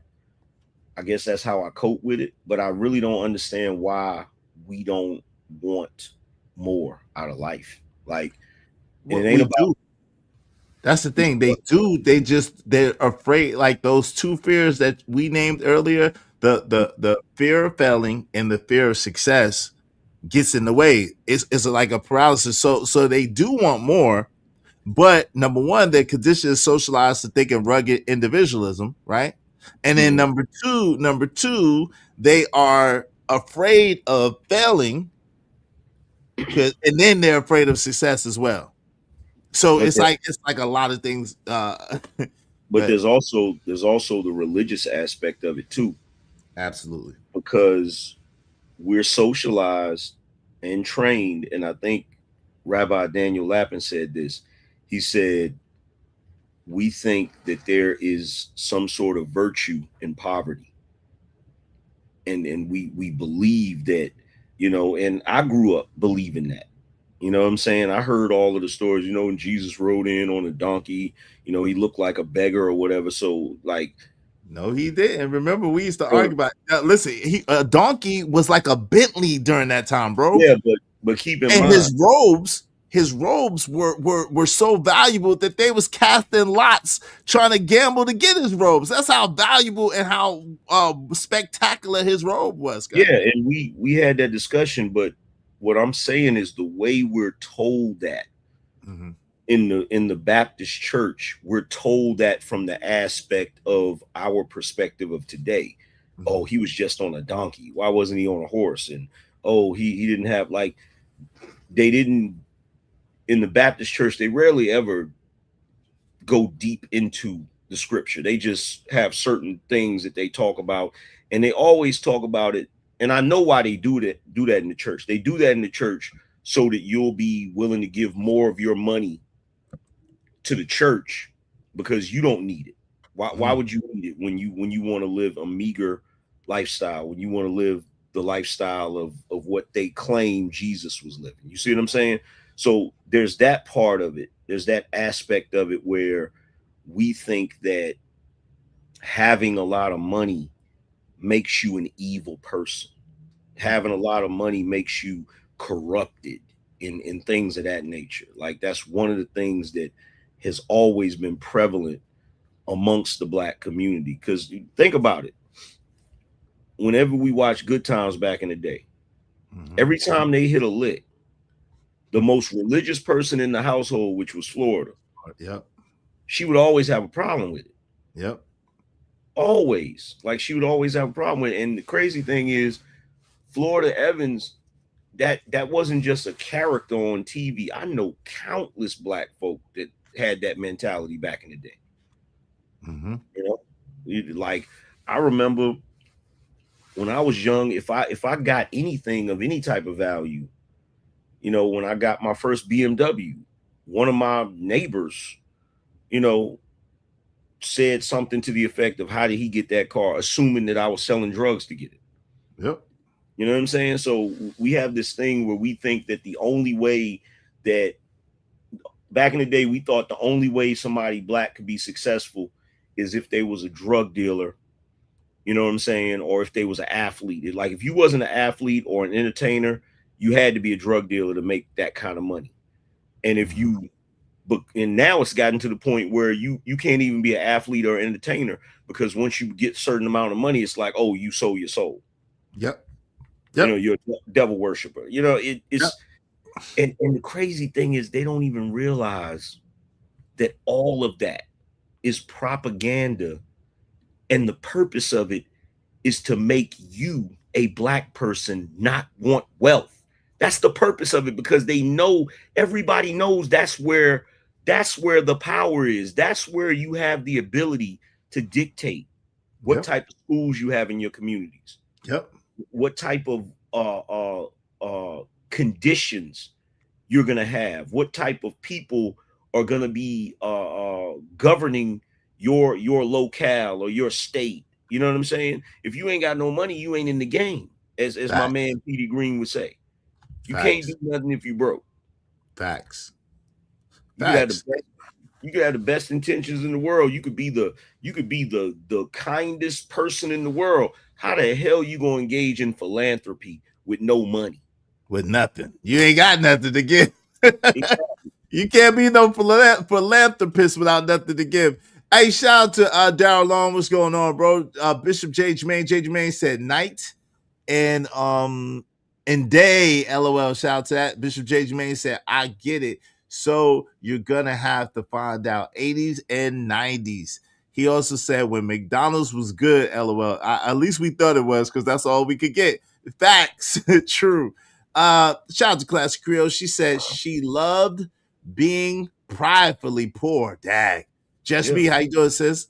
Izzy Cello. And the Lockhart Perspective said having the fear of one or the other is paralyzing in and of itself, and you won't move. And the standing at the gate, beautiful, you will never succeed. Thank you. I appreciate your Lockhart Perspective for that perspective. Shout out to Just Me. Also, she said many servants of God in the Bible were rich, including Jesus.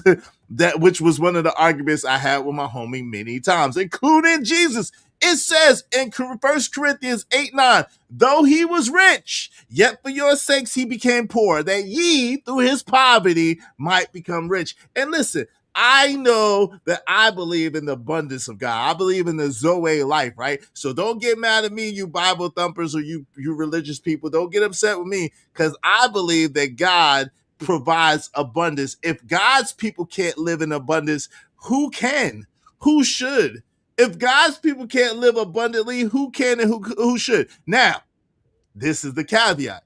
You should also always do alms to those less fortunate. You should also always help those in need. You should always also use your money as a way to help other people. So I'm not saying to hoard money, because money is currency for a reason. It's supposed to flow. At the same time, if you don't take care of yourself first, you can't take care of nobody else. So it's just, that's to be said. So if you want your go ahead. Somebody in the chat says Satan's children are rich too. Satan's children aren't rich. They sure aren't. They lose it all. They're not, because because what they're given comes with a price, comes with a heavy price. Facts. A heavy price that they can't pay. And it's a trick. It's a lie. God's gifts are eternal. The adversary can't give you no gifts. So at the end of the day, all it has is pain and suffering and some bull crap attached. Let me ask you a question, right? AM, do you think about this ever? Do you think if Diddy knew what the outcome would be from this, do you think he would have did it all again? Yes. You do? Absolutely. I think it's not over. And I think at the end of it, he absolutely would not have wanted to do it over again. I think he would have. And the only reason why I think he would have is because he's had many times to turn back. And he's put his foot to the pedal every time. Every single time. And I believe that he has gotten to the point where he believes he himself is a deity. I got you, but he's never had to face the consequences of his actions until now. So now that he's facing the consequences of his actions, and there's possibility that it could go much further, you know what I'm saying, with consequences, I think that, you know what I'm saying, it makes you realize, like, dang, these ain't consequences to him. Okay. This is an injustice to him. This is him being persecuted in his mind. This is him going through something that he shouldn't have to go through. So because he has that mindset, he's not going to view it as consequences. He hasn't learned anything. Trust me. Trust me. He's been doing this for 30 freaking years, bro. And even with what he was accused of, like it's a slap on the wrist. Every time you see him, every time you see them TMZ photos of him in prison, he's smiling from ear to ear. Well, like I said, I don't think it's over, but I hear what you're saying. Hey, J Man, thank you so much, bro, for the triple up. He said, religion has deleted us and trained us to accept being poor as a virtue. Even if we are the people, you must be a servant. Shout out to you, bro. And that's why I don't believe in religion. I believe in relationship with the creator, because religion is divisive and it is used to control. Relationship with the creator is freedom, and it is a form of godliness and power within that. So shout out to relationship with the creator and not being stuck into a religious. And somebody said, when I said that about the devil's children paying a hefty price, somebody said, explain the 1%. Y'all, a lot of times y'all repeat stuff and you don't really understand what you're repeating, right? Do you realize that I'm part of the 3%? Now, as far as the black community, I'm part of the 1%. Anton's part of the 1%, right? There's a lot of people that are people that believe in God, that are not devilish or devil worshipers, that are part of the 1%. See, what you're talking about isn't the 1%. It's the 0.000000001%. Right. That right. like you don't get it. Like the 1% is not billionaires. The 1% is actually millionaires. You feel me? That cats don't get that. They think that they keep hearing people toss around the word the 1%. And they don't realize how big that group is. You feel me? Yeah, because it's over 8 billion people on the planet. Just me said, she said absolutely is. Shout out to that. Hey, listen, if y'all want your comments highlighted in red, do so through the super chat or through the Cash App. We just need 21 more people, at least $5 a piece to reach our goal. Help us reach our goal. Help us reach our goal today. So far, Jessica, I hope y'all taking notes. You know what I'm saying? Some of this you may know, some of this you may not know, but I'm gonna give you the answers to the test. All right. So again, knowing, so the first thing is deciding exactly what you want. The second thing is, what was it? Being able, no, that's the third thing, being able to move as a pivot or to adjust is third thing. Oh, making the why so big that it'll make you cry. You know what I'm saying? Having the why. And part 1B of deciding what you want, really 2, is start where you are. So decide what you want is 1. Start where you are with what you have is number 2. Number 3 is make your why so compelling, so passionate that it'll make you cry. Like you gotta have it. Number 4 is always be looking and staying ahead of the curve, moving at a pivot / moving with the cheese. Okay. And then we come to number 5. So see, go ahead. There's certain parts of this conversation they're not ready to have. Let's give it to them. Anyway. Like for instance, and I gotta say it right. Mm-hmm. To all of you dudes in the chat, all of you dudes that are watching, that go that route of talking about the 1% and Satan's children and how much money they have or whatever.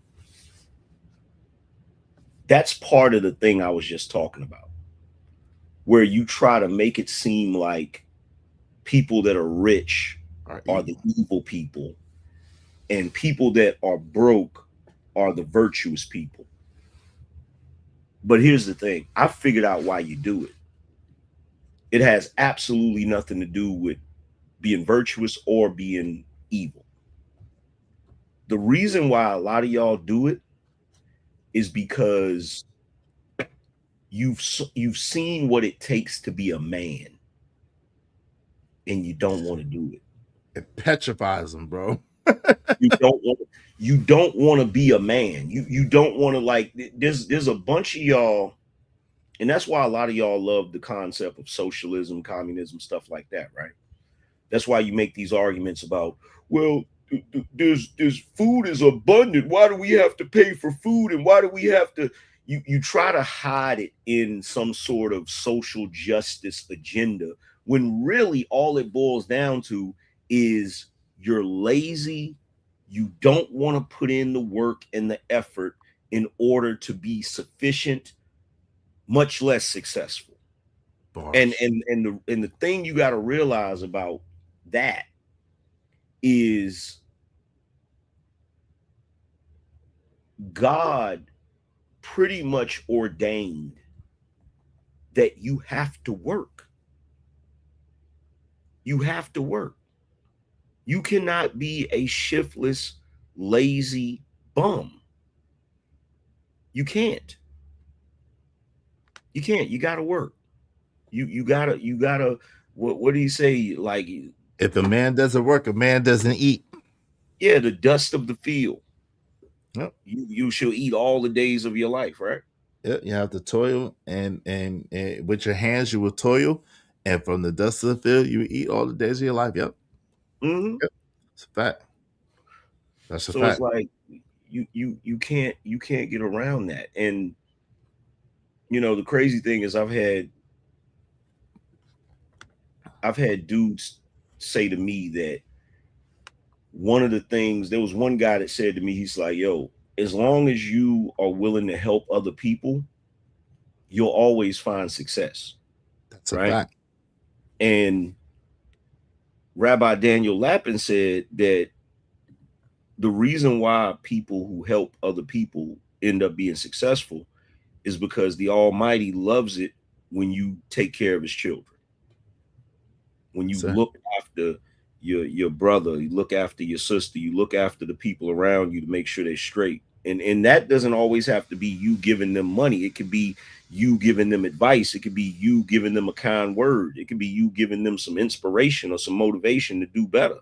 A ride, a place to stay. It's a lot of different things. That's a fact, man. But this is the thing, man. If people don't understand, our mentor told us, remember, if you help enough people get what they want, you can't help but get what you want, right? Yeah. If you help enough people get what they want, you can't help but get what you want. But the thing about giving is you have to give freely. You can't be bragging about it. You can't be boasting about it. And you just got to give. Like, I've done things I would never talk about. Now watch this. I'm gonna show you something, because your man Justice is wilding, right? Wait. So he said we pay folks to work less on other men's labor, right? So I'm imagining that he has a problem with somebody that is at a higher level that has a lot of money, because there are people at a lower level that are working, and that working is contributing to the guy at the higher level being rich. But then in the same breath, you said you have an EBT card. Right. But he's true. So you're literally eating off of other people's labor. Facts. You're no different. You're no different. People, this is what people don't realize. A lot of the people that are at the lower level that are able-bodied, not the people that are disabled, not the people that need it, but the people that are able-bodied, you're no different than the person that you're talking down on, because you're benefiting off of somebody else's labor too. But even bigger than this, AM, it's two things real quick while we're here. So since we're here, let's just address this now. So the first thing is this. If you have a mindset and an idea that gets upset with someone who creates the idea, creates the position, and pays for everything to set up their business to give you an opportunity to be able to earn money. Like, you, something is wrong with you. Let me just say that, y'all. If your mindset, and this back to the story about the hood, right? The Lamborghini hood. Guess what? If a Lamborghini came in our hood, Angry Man and I'd be like, oh, yo, son, how did you do it? We'd be excited. See, this is the difference. People like us get excited when we see people doing their thing, like, oh, yo, you got the new left. Like you seen it in Paid in Full when Ace was excited for Mitch. He was excited for him. And so guess what? The universe, even though they was doing what they was doing wasn't necessarily right, the universe provided for Ace to be able to get what Mitch had and more.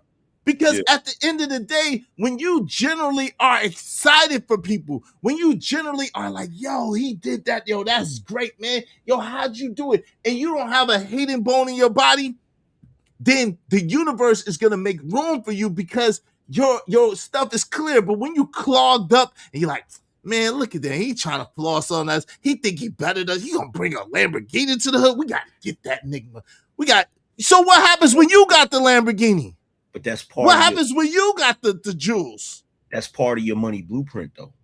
That's a fact. They don't get that. They don't get that. That's part of your money blueprint. Your subconscious mind does not distinguish. In other words, if you hate on a dude that has a Lamborghini, your subconscious mind says you don't like having a Lamborghini. Facts. If you hate on a dude that's a business owner or a guy, hell, it could be a guy. You could be hating on a guy that has a damn Subway sandwich. Your damn mind is saying, "Oh, you don't like Subway sandwiches." Yeah. Facts. So whatever you hate on, your mind will push that away from you. Your subconscious mind will push that away from you because it's like, well. Your conscious mind is telling your subconscious mind, well, you don't like that, so we're gonna stay away from that. You feel me? Like they don't get that. No doubt. Hey, listen, if y'all want your comments highlighted in red, I see some of y'all kind of going crazy with the comments. Make sure you do so through the super chat, through the Cash App. Come on, we trying to get somewhere. I hope y'all got your pen and your pad out. People say we don't be giving game. We're gonna give it all to you today. We're gonna give it all to you today. And now what you do it is up to you. And I don't want to hear nobody else talk about what we got on. You can talk about it, but it's gonna be stupid after this. And by the way, just so you guys know, because you may not be informed, but let me go ahead and let you know. Hating does not pay an hourly wage. Sure don't. It does not have any health benefits. Sure doesn't have a 401k. Doesn't. And it doesn't have a retirement plan. But it can make you lose everything.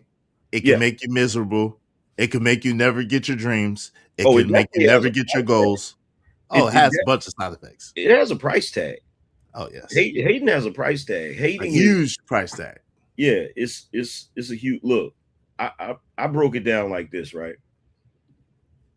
And I think I got this from the power of habit. I think I got it from that book, right? So they did a study, and they found out that when you wake up in the morning, you have a certain amount of energy. They refer to it as willpower, right? Okay. And they said this is the reason why. And they said throughout the day that it depletes. Like if you had a glass of water, throughout the day, it gets lower and lower, right? That's why a lot of times people will say, if you want to work out, the best time to do it is in the morning, because you're more than likely to do it. If you wait till the end of the day to work out, you might not do it, because by the time you get to the end of the day, you're depleted and you're more likely to be like, I'll do it tomorrow, right? Yeah. So what cats don't realize about success or accomplishing your goals is that jar of water that's your willpower. You need that and then some in order to accomplish your goals, right? Facts. And what cats don't realize is the energy you use to hate pulls from that. So if you need that full jar of willpower and then some, you are not going to accomplish your goals hating, because the hating is going to deplete that willpower and you're not going to have enough for yourself. And that's the main reason why I don't spend my time hating or even trying to focus on what other people got going on, because I know I need all my willpower for me and what I'm trying to do. Facts. Yo, you know what's interesting, man? And I'm just gonna say it early. Let me give y'all the answer early. Again, success leaves clues. You can look at dudes like us, you can look at dudes like 50 Cent, Jay-Z at the time, and you can say whatever you want about us because of our appearance, what we choose to wear, whatever the case may be. But undoubtedly, if you really listen to us, you know that number one, we're well read. Number two, we're well versed. Number three, we're articulate. Number four, we're intelligent. And number five, the result of the books that y'all talk against. There's so many people talking against books, it's ridiculous. The books that y'all talk against. The education that you think is the white man's education somehow. The time spent on making oneself better, on the road to getting rich or successful, or whatever you call it, you become a better person. Yeah. This is what y'all don't understand. Yo, you cannot come from where we come from, been involved in what we've been involved in, been immersed and programmed and conditioned in what we've been conditioned in, and change that and not become a better person as the end result of it. Now, is it a destination? No. Are we perfect? Hell no.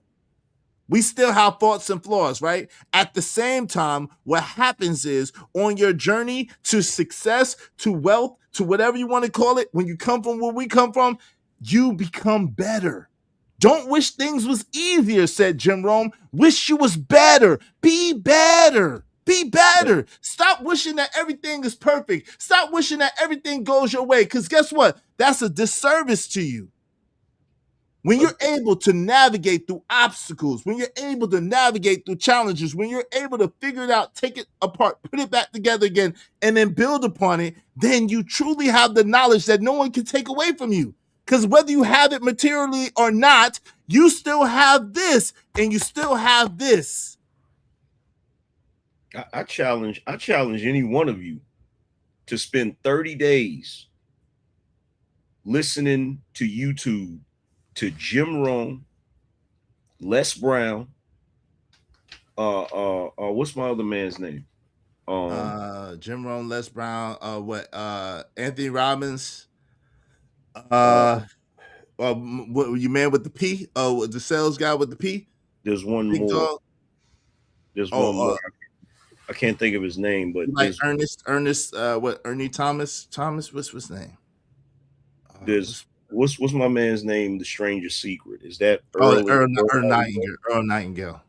You listen to that for a month. Eric Thomas said that's the man name. You listen to that for a month consistently. I guarantee you. I guarantee you that's what's so crazy about it. Like that's how powerful words are. They're so powerful that you can literally change the circumstance of what's in front of you simply by pouring certain knowledge into you. Like it's crazy. It's crazy, but Jim Rohn is 100% right. Be better. You know what I'm saying? Be better. That's all you have to do is just improve. But a lot of people don't want to improve. They don't want to do the work. They would love the improvement without having to put in the work. Hey, listen, say what you want about Kevin Hart, but that's what everybody wants to be famous. Nobody wants to do the work. Mm-hmm. Everybody wants to be successful. No one wants to do the work. And like, listen, they can say whatever they want to say. Maybe he took the deal, whatever the case may be, but he damn sure did a whole lot of work before that. Before Saturday Night Live, he sure was grinding his butt off before that. He sure was working his tail off before that.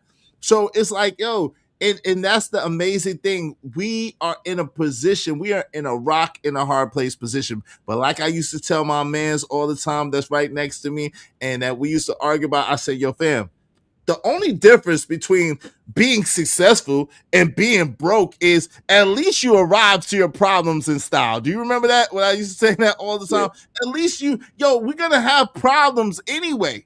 I would rather my problem be what kind of car, does my car match my outfit today? Man, all these people are hating on me because I got like 4 homes all across the country. They're hating on me because they said I only gave $30 million this year, and last year I gave 15. You see what I'm saying? Like, at least you arrive to your problems in style. Because you're going to have problems anyway. When you're broke, the problems be like, how am I going to eat today? How am I going to pay my bills? How am I going to survive? How am I going to make it? When you're rich, the problems be like, I don't really want to go on this vacation this year. I don't really want to go here. Like, I got news for the haters. Your hating is not as effective as you think it is. Because criticism doesn't bite as hard when you're sitting in heated seats. It doesn't. Criticism does not bite as hard when you're laying on a freaking super comfortable mattress. Like you would be surprised how quickly you forget about people talking shit about you the moment you do some luxurious shit. I'm sorry, go ahead. Hey, my bad. It vanishes, bro. You be like, damn, I can't believe they were saying that about me. And then you sit in your car and shit, you be like, what was I talking about? You don't even remember, like, you don't even remember, bro. I'm just saying. Jay Lewis said, plus Diddy was so arrogant that he did the video never thinking 50. We get the take. We off that. I got you, Jay. Shout out to Living Humbly said, I hear people say that all the time, but I'm wondering, what do you think Jesus meant when he said to come to bring division? He come to bring division, not peace. Hey, the good point. Because there's a lot of people that's self-righteous that think that is what they did that got them saved, or what they did makes them go into heaven, but they don't know, right? God is the only one that grants that, and it's because of your heart condition. He also said, no man knows the heart of man except for God. So at the end of the day, our job is to try to get our heart as right as possible, to try to do the best that we can, to keep praying and asking God for grace and mercy throughout our being human, right? And just repenting, trying to do the best we can on the journey, right? I know a lot of y'all are not really religious, and guess what? I'm not religious either. I just believe in relationship with God, and I believe in trying to do the best I possibly could do. Am I going to ever be perfect? No. As long as I'm in this physical flesh, none of us is going to be perfect. We all sin and fall short of the glory of God. At the same time, the goal is to try to do the best we can with what we have and where we're at. And if we do that prayerfully through the grace and mercy of God, God will allow us to get the benefit of that. And that's all we really could do, because really none of us know. You know what I'm saying? Yeah, Living Humbly said, okay, sorry. My bad. I was just going to add, it hits different when you ask God for something and you pray for it and he actually give it to you. Woo! Tell me about it. Tell me about it. That hits different. That is different. That, man, you thought about me like that, God. That do feel good. I ain't gonna lie to you. It do feel good. It do feel good. It hits different when you look. And look, I'm not lying about this. I think I showed everybody on my show one day. So you know the app that I got that I put. In fact, I got to put it on this laptop. You know the app that I got that I put on the computer that puts the subliminal messages up there, right? Yeah, you're going to have to share that with me too if you don't mind. But yes, I know what you said. I got to find it. It's on the other computer, so I can find the name of it. But okay. So it doesn't just do the words. You can put pictures in there too, right? Mm-hmm. Mm-hmm. So One of the guys that used to watch me all the time, he had a C8 Stingray, right? And I remember when I saw it, I was like, yo, because I'm thinking about the old Corvettes, like the old body style, right? So I'm looking at it, I'm like, damn, that Corvette looked like a freaking, it don't look like an American-made car. It looks like a exotic car, right? I'm like, damn, I'd love to have that joint, right? Then I look at the price tag, I'm like, holy shit. So I'm like, man, I would love to have that joint, right? And then one of the guys that watched me that ended up becoming a millionaire, he had got one and he sent me a picture of it, right? And I seen it again. I'm like, damn. So one day, I think it was a year before, I took a picture off the internet of the C8 Stingray and I put it in the Subliminal app. And I completely forgot it was in there. When I went back to adjust some stuff in that app, and I looked at, I was like, oh, I forgot his pictures in here. I went and pulled up the picture, and there's the freaking C8 Stingray. You don't remember when we went the last time we was hanging out in Raleigh, when you still had the Camaro, and we went over to the joint that had the blue one. We both was like, that's a nice stuff. The blue one. Yeah. He was like, I drive that. I'll take that. You know what I'm saying? But that's the thing too. And so he just gave y'all another clue. He got a Subliminal app. So when you are a person that comes from where we come from, when you have been conditioned, when you have been socialized, when you've been programmed, you have to do things to work against the programming that's already been programmed. So you have to change the program in essence in your mind. So one thing he keeps talking about, thou shalt prosper, with Rabbi Daniel Lapin. All right, that's a book. He keeps referring to that book. I don't know if y'all noticed that. Okay. Also, I gave him Put It in Hand from the Beginning, which makes you work. He talked a few times about your money blueprint. That's Secrets of the Millionaire Mind by T. Harv Eker. All right. That's Secrets of the Millionaire Mind by T. Harv Eker. It talks about fixing your money blueprint. What did you hear about money when you was young? What did you model around money when you was young? You know what I'm saying? What were your feelings about money when you was young? And so it helps you with your money blueprint, and it helps you to fix some of the things that have been programmed or have been conditioned inside you that you don't even know is there. So those are two books. And then as well, I gave my homie the Earl Nightingale tape, which is Success. Excuse me. The Secrets of Success by Earl Nightingale, right? Yeah. And so that is a tape by Earl Nightingale, and where he talks about, on one, if you take 100 people and they get 60, really only one, possibly two of them will be rich. You know what I'm saying? At the end of that time, you know what I mean? And then a few will be dead, and the other ones will be dead broke. And so the idea is that you don't want to be one of those people that's dead broke. Listen, money is not evil. Money can't be evil. The scripture says, and it's 1 Timothy 6 and what is it? 1 Timothy 6 and hold on real quick. What is it? 1 Timothy 6 and 10, I think it is, or 6 and 8. Let me see, 6 and 8. And having food and clothing, with these we shall be content. But those who desire to be rich fall into temptations and a snare, and into many foolish and harmful lusts, which drown men in destruction and perdition. For the love of money is a root of all kinds of evil, for which some have strayed from the faith in their greediness and pierced themselves through with many sorrows. So people would hear that scripture, that's 6, I believe 8 through 10, and people would hear that scripture and they would think that money is evil. Money can't be evil. Money is paper.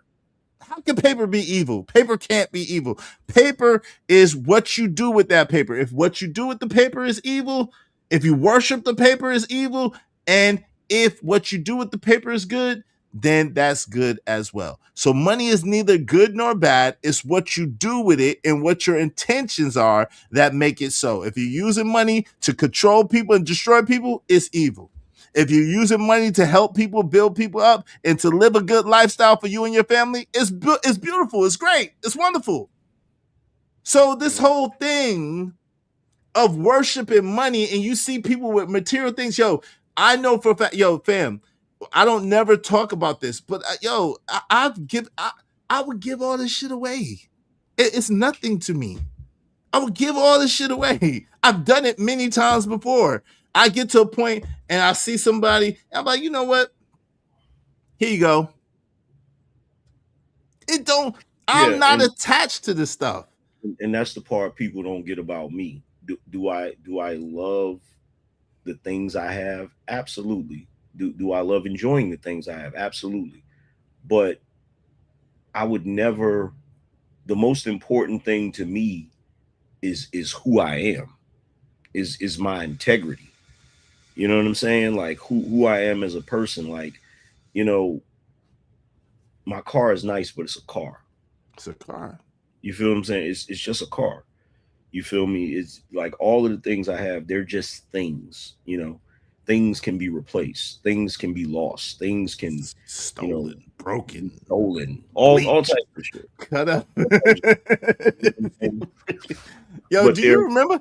Yo, I apologize, Ayo. Do you remember what happened to me in that apartment right behind right behind Sicko McDonald's, the first one? Do you remember what happened to all my stuff? Yeah. I've lost everything 5 times. Everything. I've lost everything 5 times. And I had nice, Angry Man to tell you, I had chuckers, I had butter soft leathers, I had all types of stuff. My son's mother got mad at me. I didn't have shit after that. It was gone. All of it. Bro, I got arrested on some domestic goofy shit. And I didn't even do nothing. Me too. And at the time, I didn't have no whip. I couldn't go back to the crib because that's what the judge tell you. And the whole situation, and the chick was on some goofy shit. Bro, I was literally in a back room in my grandmother's house on a cot listening to Wicked Games by the Weeknd. I ain't had nothing. When I say nothing, I mean everything that I had, I could fit in the trunk of a car. Shoot. You know what I'm saying? Everything I had, I could fit in a daggone knapsack, brother. I'm telling you, she took everything. She took it all. My Anthony Robbins tapes, all of it. My butter soft letters, my chuckers, my shoe, all of it. I've lost everything 5 times. So when y'all sit here and y'all try to make fun and try to like mock us and scoff us and stuff, it's hilarious to me, really. I'm being honest. We're laughing at you because you think that this stuff means something to us. It doesn't. It is a means to an end. Like for me, I can't speak for Angry Man, but for me, he's been with me sometimes when people will look at us and be like, yo, is that your car? Where'd you get that from? Or yo, AM will tell you. I walk around sometimes like, he's like, yo, you know, everybody be speaking to you. Everybody be like, yo, what's up? Yo, man, yo, where'd you get that? Or yo, I like this, I like that. AM been facing it too now. Yo, hey, I like them shoes. Last time we was together, they was like, yo, they was hollering at AM. Oh, I like them shoes. Oh, where you get that from? So, yo, it's for me, it's to inspire other people. I've been dressing like this. And probably more flashy before. I've been dressing like this. I've been doing this. Yeah, you was way flashier before. I was way flashier before. Cuban chains. Yo, come on. I was way flashier before. I've been doing this. This ain't nothing new. And trust me, y'all didn't buy not one polo shirt. I've had them before I came to YouTube. Y'all ask Angry Man. I had this shit before I came to YouTube. Y'all didn't buy not one polo shirt. Y'all didn't buy like one Fendi scarf, one Fendi bandana, one Versace robe. Y'all didn't buy none of it. Ask Angry Man. I had this shit before I came here. I had it before I came here. Yeah. See, back in the day, I was more understated, so to speak. Like I was more, I'm a man of simple taste, you know. But it's part of the reason I do it is because I have a persona now, right? That's part of it. You feel me? But it's not. I could, and I said this before. I said, bro, I could have, if I see a shirt, like with me, it's never about the status of something as much as it's about the aesthetic of it. I buy shirts from like, Walmart if I like it. Exactly. It don't matter to me. If I like it, I'm gonna buy it, whether it's $10 or $100. I just like the ability to be able to get what I like. You see what I'm saying? It's for me, it's not about the stuff as much as it's about my ability to have the options to get. You feel me? Yeah, absolutely. The freedom. That's a freedom. Yeah, we said at the same time. It's a freedom in that. It's an absolute freedom in that. And so that gave y'all a message too. We both, Angry Man and I, both equate our money blueprint. Money equals freedom to us. Maybe money might not equal freedom to you, but money equals freedom to us. So that tells y'all a lot about how we view money. But go ahead, AM. And look, you probably don't know about One Piece. That's the other anime I've been into, right? So it's this kid Luffy. That anime is about pirates, right? So this kid Luffy, he wants to be the king of the pirates. Mm-hmm. And so one of the older pirates that used to be part of the crew of the last king of the pirates, he said to me, so Luffy, when you become king of the pirates, you'll be able to rule all of the seas, right? Mm-hmm. And Luffy looked at him like he's crazy. He's like, I don't want to be king of the pirates because I want to rule the sea. Mm-hmm. So I want to be king of the pirates because I want to be free. And he looked at him and he's like, he knew in that instance, he's like, yeah, he the one, right? Because it's not about like, for me, I'm not the person that's gonna hoard anything, right? Mm-hmm. I don't do that. I'll stack money because that's a smart thing to do. But for me, it's about freedom. Because if you look at our background in our age bracket, right? Gen Xers, right? Mm-hmm. We are in that strange place where we're kind of straddling the turning point. Mm-hmm. Because you have the past where Black people didn't have nothing, right? And then somewhere during our teen years or whatever, you start to see all of these Black people become entrepreneurs, multimillionaires, and all of these different things. You see this explosion, right? Mm-hmm.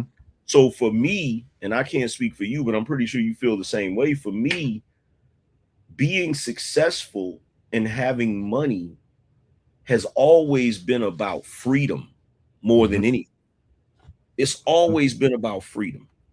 The ability to be able to, because what's more enslaving than you got a family member that's about to be evicted and you can't do nothing.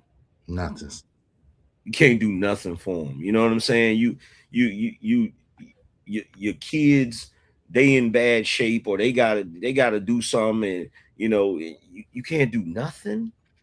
You know what I'm saying? Like, to me, that's all it's really about. It's about freedom. That's the whole reason why I go so hard in the paint, because I want to be free, because I know the enslaving nature of poverty. No doubt. Hey, listen. Let me speak to Jay Watts. What's up? Jerome's in the house.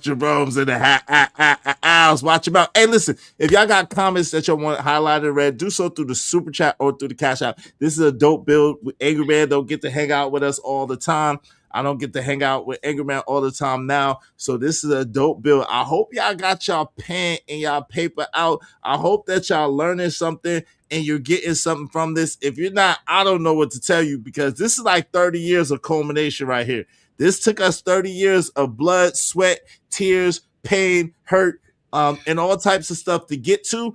And I think it's valuable because my man's Angerman was a lot like y'all. See, me, I kind of have a little different journey. I had other struggles and stuff like that, but money was never really, I never really looked at money as anything other than a tool. And I always knew that I was going to have a lot of it. So I kind of looked at money. I had a different relationship with money early, but because of the drama that I see people go through with money, there was a little fear of success because I knew that people was going to try to, you know what I mean? And I knew where I was willing to go. So I didn't want to do that. And then there's a fear of failure too, because when you're a dude like me and people look at you and put you on a certain pedestal, when you fall, oh, they got a lot of stuff to talk about. And we don't really talk about that. The fact, and Daniel Lapin talks about that, right? Reverend Rabbi Daniel Lapin talks about that. When you're at a certain place and you're successful, and then you kind of fall down a little bit, and then the people in your peer group, they that's when they really pile on and really give you the business. So it's that kind of weird dynamic. But I'm telling y'all, if y'all listening, if y'all got a pen and pad or whatever, right, whatever, keep this. This is some valuable stuff. This is probably be the last time that we go this far in depth into it. I don't know, maybe on a seminar or whatever that Angerman got coming up, maybe we'll do that. But other than that, for free, this is the last time for free. Let me put it like that. This is the last time for free that we're giving this. All right. So y'all might want to get it while it's free. But if you would support the show in the meantime, between time, shout out to Jay Watts with the $10. Appreciate you. If YouTube shut down tonight, what do y'all think your next move would be? Serious question. I'm not a troll. Shout out to you, Jay Watts. I know. So listen, bro, this is the thing. So let me tell you. Okay, so I would be probably doing and I'm sure Angerman got the same answer, but I'm gonna let him answer for himself. I got a book in the works. I got a program in the works. Merch. I got merch already on the thing that's doing pretty well, but I got more merch coming. And I got some other things I can't talk about yet. But there's basically, the thing is, I would be seeing, let me put it like this. I will be seeing what the needs are in the marketplace, and I would be having a place or product or service to fill the needs or the voids in the marketplace. That's the basic overall answer. What about you, AM? So here's the thing about this, right? And other people have said this or asked this question before too, right? Mm-hmm. I had a conversation with, there's this dude that's a multi-millionaire. I'm not going to say his name, but when I say he's a multi-millionaire, I'm talking about the type of dude that go to casinos and spend tens of thousands of dollars. That one of those type of millionaires, right? Mm-hmm. So I saw him on YouTube, and I thought he was really interesting. And I knew somebody that knew him. So I reached out to have a conversation with him, right? Just to chop it up with him and get some game or whatever, right? Mm-hmm. And he said something really profound to me that I'll never forget. And it put everything into perspective for me as far as stuff like this with you saying what happens if YouTube shuts down. He said, let me ask you a question. He said, have you always been good at technology? And I said, yeah. He said, but you used to struggle, right? And I'm like, yeah, I used to struggle. Used to have a hard time, finding jobs, starting businesses, all of that, right? He said, well, yeah, you do realize the only reason you struggled is because technology hadn't caught up to what you're capable of doing. And he said, because technology is where it's at now and continuing to boom, he said, you'll always be successful. So when you ask a question like that, you have to understand the laws of the universe. Nature abhors or deplores a void. A vacuum. Yep. Vacuum, right? Mm-hmm. So if YouTube went down, something else would replace it. Yep. So you feel me? Something else would replace it. right? So that's not even a thought in my mind, right? Because trust and believe, like YouTube is at the #1 spot. If it was no longer here, someone else would take the place of that in the #1 spot. You feel me? But even if that wasn't the case, you're talking to guys that pivot. You feel me? Message. So if something were to happen, the first thing I would do is I would lose my shit as far as mentally. I'd be like, what the hell? And then I'd be like, okay, let me do this. Let me do this. I need to do this. I'll start angling. I'll start looking at what I can do because, you know, at the end of the day, I have a website. You feel me? I have merchandise on my website. I have a book. You understand? I've got other skills. You feel me? And there's so much there, bro. What has happened recently with AI is a game changer. Man, I don't even realize you can literally with Sono, if you have the paid Sono app, every song you make belongs to you. You could literally put that on streaming services and sell it. wow. Message. So you got that. You got, and I don't know if y'all notice or not, but freaking Facebook pays more money than freaking, you know what I'm saying? Like it's so many, like nowadays, it's so many things that you can do. You feel me? That like it's an abundance. Like I don't think they really understand this. Like they were not, like a lot of people were not like us when we were in the drawing board. Right. Did you tell them about the drawing board? We're gonna get to that. We haven't got to the drawing board yet. We're gonna get to that in a second. The thing about it is we've always sat around and brainstormed on what to do, how we can do this or what. So, you know, the thing is when the going get tough, the tough get going. You feel what I'm saying? When things start happening, you get busy. You feel me? Like I was looking for success when I found YouTube. No doubt. You feel what I'm saying? So Hey, let me address something real quick. Hey, She's So Lucky said YouTube is a hobby. I thought, well, let me tell you this, She's So Lucky. If you treat it like a hobby, it's gonna pay you like a hobby. If you treat it like a business and if you treat it like a business and like something worthwhile, it's gonna pay you like a business and something worthwhile. So I just listen, how you view a thing, my multi-millionaire friend told me, how you view a thing is how you see a thing, and how you see a thing is how it will be to you. So listen, I don't treat YouTube like a hobby because I don't want YouTube to pay me like a hobby. I treat YouTube like a business because I want it to pay me like a business. I'm just saying, that's just me. What about you, Angry Man? But I mean, little kids play basketball at the park. LeBron get paid millions to do it. That's the difference. You feel me? Like anything can be a hobby that is also something that people get paid a tremendous amount of money to do. Like for me, I'm sorry, I guess I'm just different. I'm not gonna sit up here and talk to people 24/7 and not make no bread. Facts. I'm not gonna do that. Like I have no problem with giving gems and trying to say stuff that's gonna benefit people, but look, make a little money too. You feel me? Because what we giving y'all, honestly speaking, you can say what you, it costs us a lot of money to get. It costs us a lot of time, a lot of energy, and a lot of money to get. It really did. Like, yo, if you knew how many books we read even together, not to mention on our own, if you knew how many books, if you knew how many times when we get broke, what we would do is we'd go to the library first, and then really we'd go to the bookstore because the bookstore had the good books. All right, he sit on one end, I sit on another end. Then we come back and we build on something. We would learn stuff like body language. We would learn stuff like how to communicate. We would learn stuff like how to tell if people was lying, or you know what I'm saying. We would. That's my man, Bob Proctor. Bob Proctor. Shout out to Bob Proctor. Oh yeah, from The Secret. From The Secret. Yeah. Yeah, he's from The Secret. Shout out to Justice. Appreciate you, bro, with the 1999. Say I hate money and debts. Shout out to you. And hey, listen. Hey, I tell you what, Justice. Since you hate money, send me all of yours. Yeah. Okay, because Yeah. I like money. So if you don't mind, man, since you hate money, I appreciate you sending me that 1999.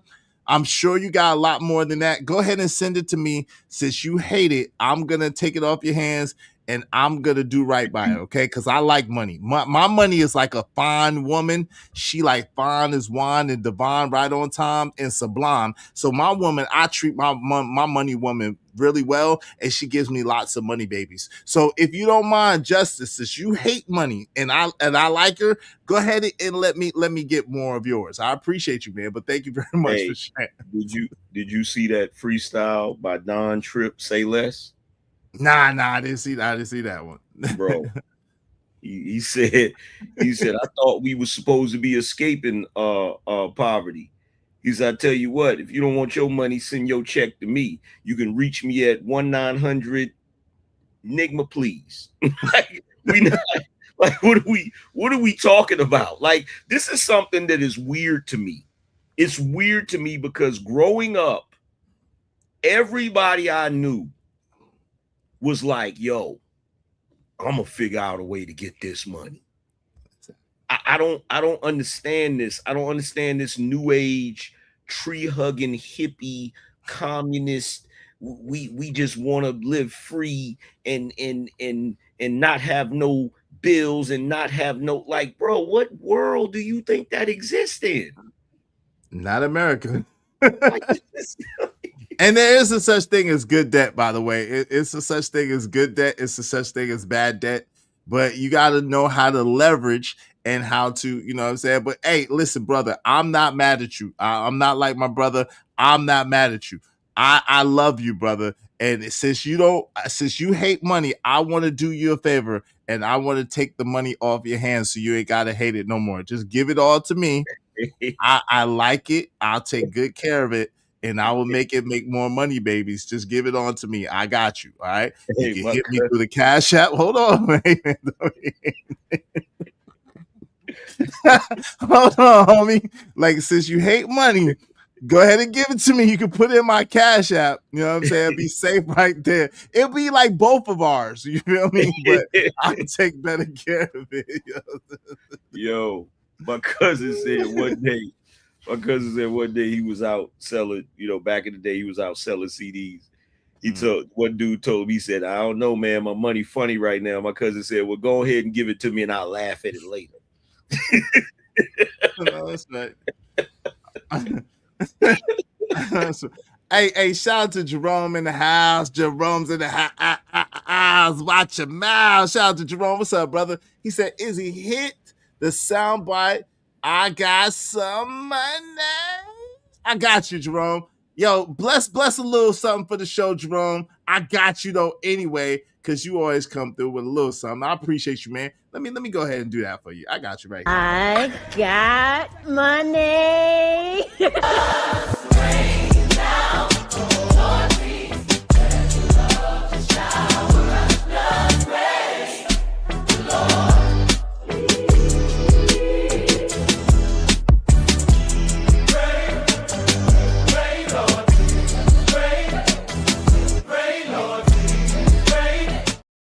Yeah, I appreciate you. Thank you to Omega Dreads Gaming Channel, my guy Justice. Appreciate you, bro. Thank you to Jay Watts. I hope we answered your question, bro. The answer to your question is we would look and see what the market is yielding, what the market needs. We would provide a service or a business that fulfills the market. Also, we would be looking for trends and we would be looking for the direction, trying to anticipate the direction that the market is going. And we would try to be in something that's ahead of the market curve. That's what we would honestly do. That's the best advice we could give you as far as what to do and how to look at things, right? So let me welcome some more people in the building. Yo, listen, I'm gonna try to welcome y'all quick into the building, right? if I missed you, like DJ Wish Doctor said, I was not trying to diss you. Okay. If I missed you, I was not trying to diss you. If you want to guarantee that I see you, make sure you do so through the super chat, through the Cash App. If you have a comment that you want highlighted in red, do so through the super chat or Cash App, and I got you. Okay. Shout out to Living Humbly said, what it do is an AM. Dunk, what's up, family? Said, reprobate mindset. Facts. What's up, Malcolm D? What's going on? Good to see you, family. Says, what up is and the Angry Man. Shout out to Jay Lewis. She says some of these people are afraid of success. Yes, we said that. What's up, Master Kim? How you doing? How's it going, fam? A man that do not work does not eat. The poor will always be amongst you. Sad but true. Classic Creole said right. Jay Lewis said given is a law of reciprocity. Yes, it is. What's up, JC the Conqueror? What's going on? Say y'all. Yo, Jay Jermaine said, we call it bingo. Yo, Malcolm D said, exactly is. Jay Jermaine just laughing. Treese just laughing. Let me see. Let me make sure I got to everybody real quick. Master Kim, what you say? Sorry for the trolling comment, Izzy, but do smart people go around saying they are smart? Well, if their intelligence is in question, then they might. I don't, yeah, I know a lot of smart people that say they're smart because people always try to make successful people not successful in America and smart people not smart. Have you noticed that, Angry Man? In modern times, it's like people always try to make people diminish or make people shrink to make themselves feel good. Why is that? Why do people need to make other people shrink to make themselves feel good? Because they're bums. Now, Angry Man said that, not me. They're bums. They want the bar lowered so they feel better about being bums. That's all it is. That's all it really boils down to, right? Like it's like the guy that says, "Look at this guy with this Bentley. He thinks he's big stuff because he's got a Bentley. Who would even want a car like that? You. That's a fact. You want a car like that? About it like that? Because you notice it, right? That's a fact. That's a fact. Shout out to Jerome. Thank you, Jerome, for the 20 twin, brother. I really appreciate you. Y'all be like Jerome and support the show, support the stream. You know what I mean? I think because of Jerome, we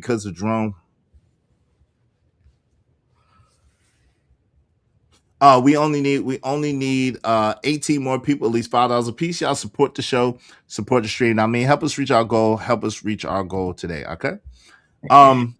So let's go to the drawing. You want to go to the drawing? Well, before we do that, let me just make sure I got Andrew Teller. What's up, Andrew Teller? Andrew Teller said the hate is just adding more fuel to the fire that burns inside of winners. That's a fact. What's up, Chanel's Reality said, I like the new calm.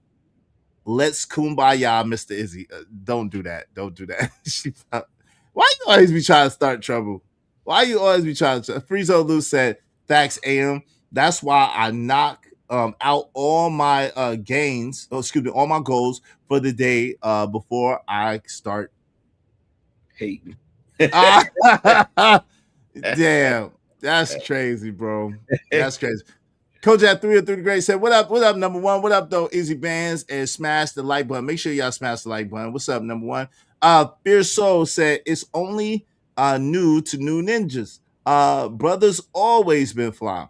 Nothing new under the sun. It's regular. Yeah, it's regular. It's regular. What's that? Humpkin?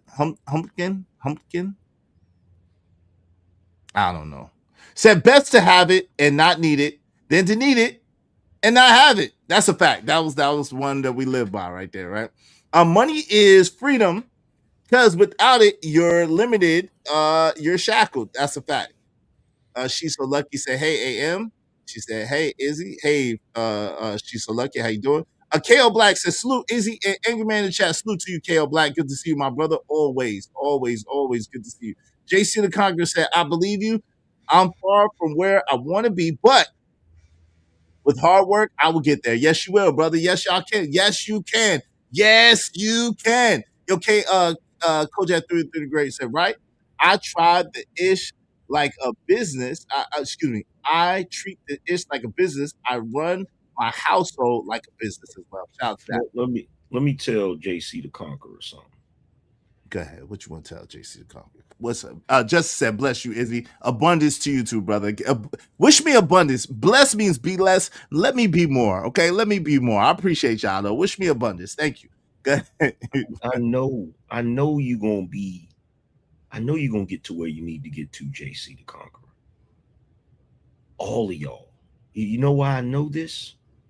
Because just like Mickey told Rocky, instead of being a angel on your shoulder, I'm gonna be a screaming voice in your head.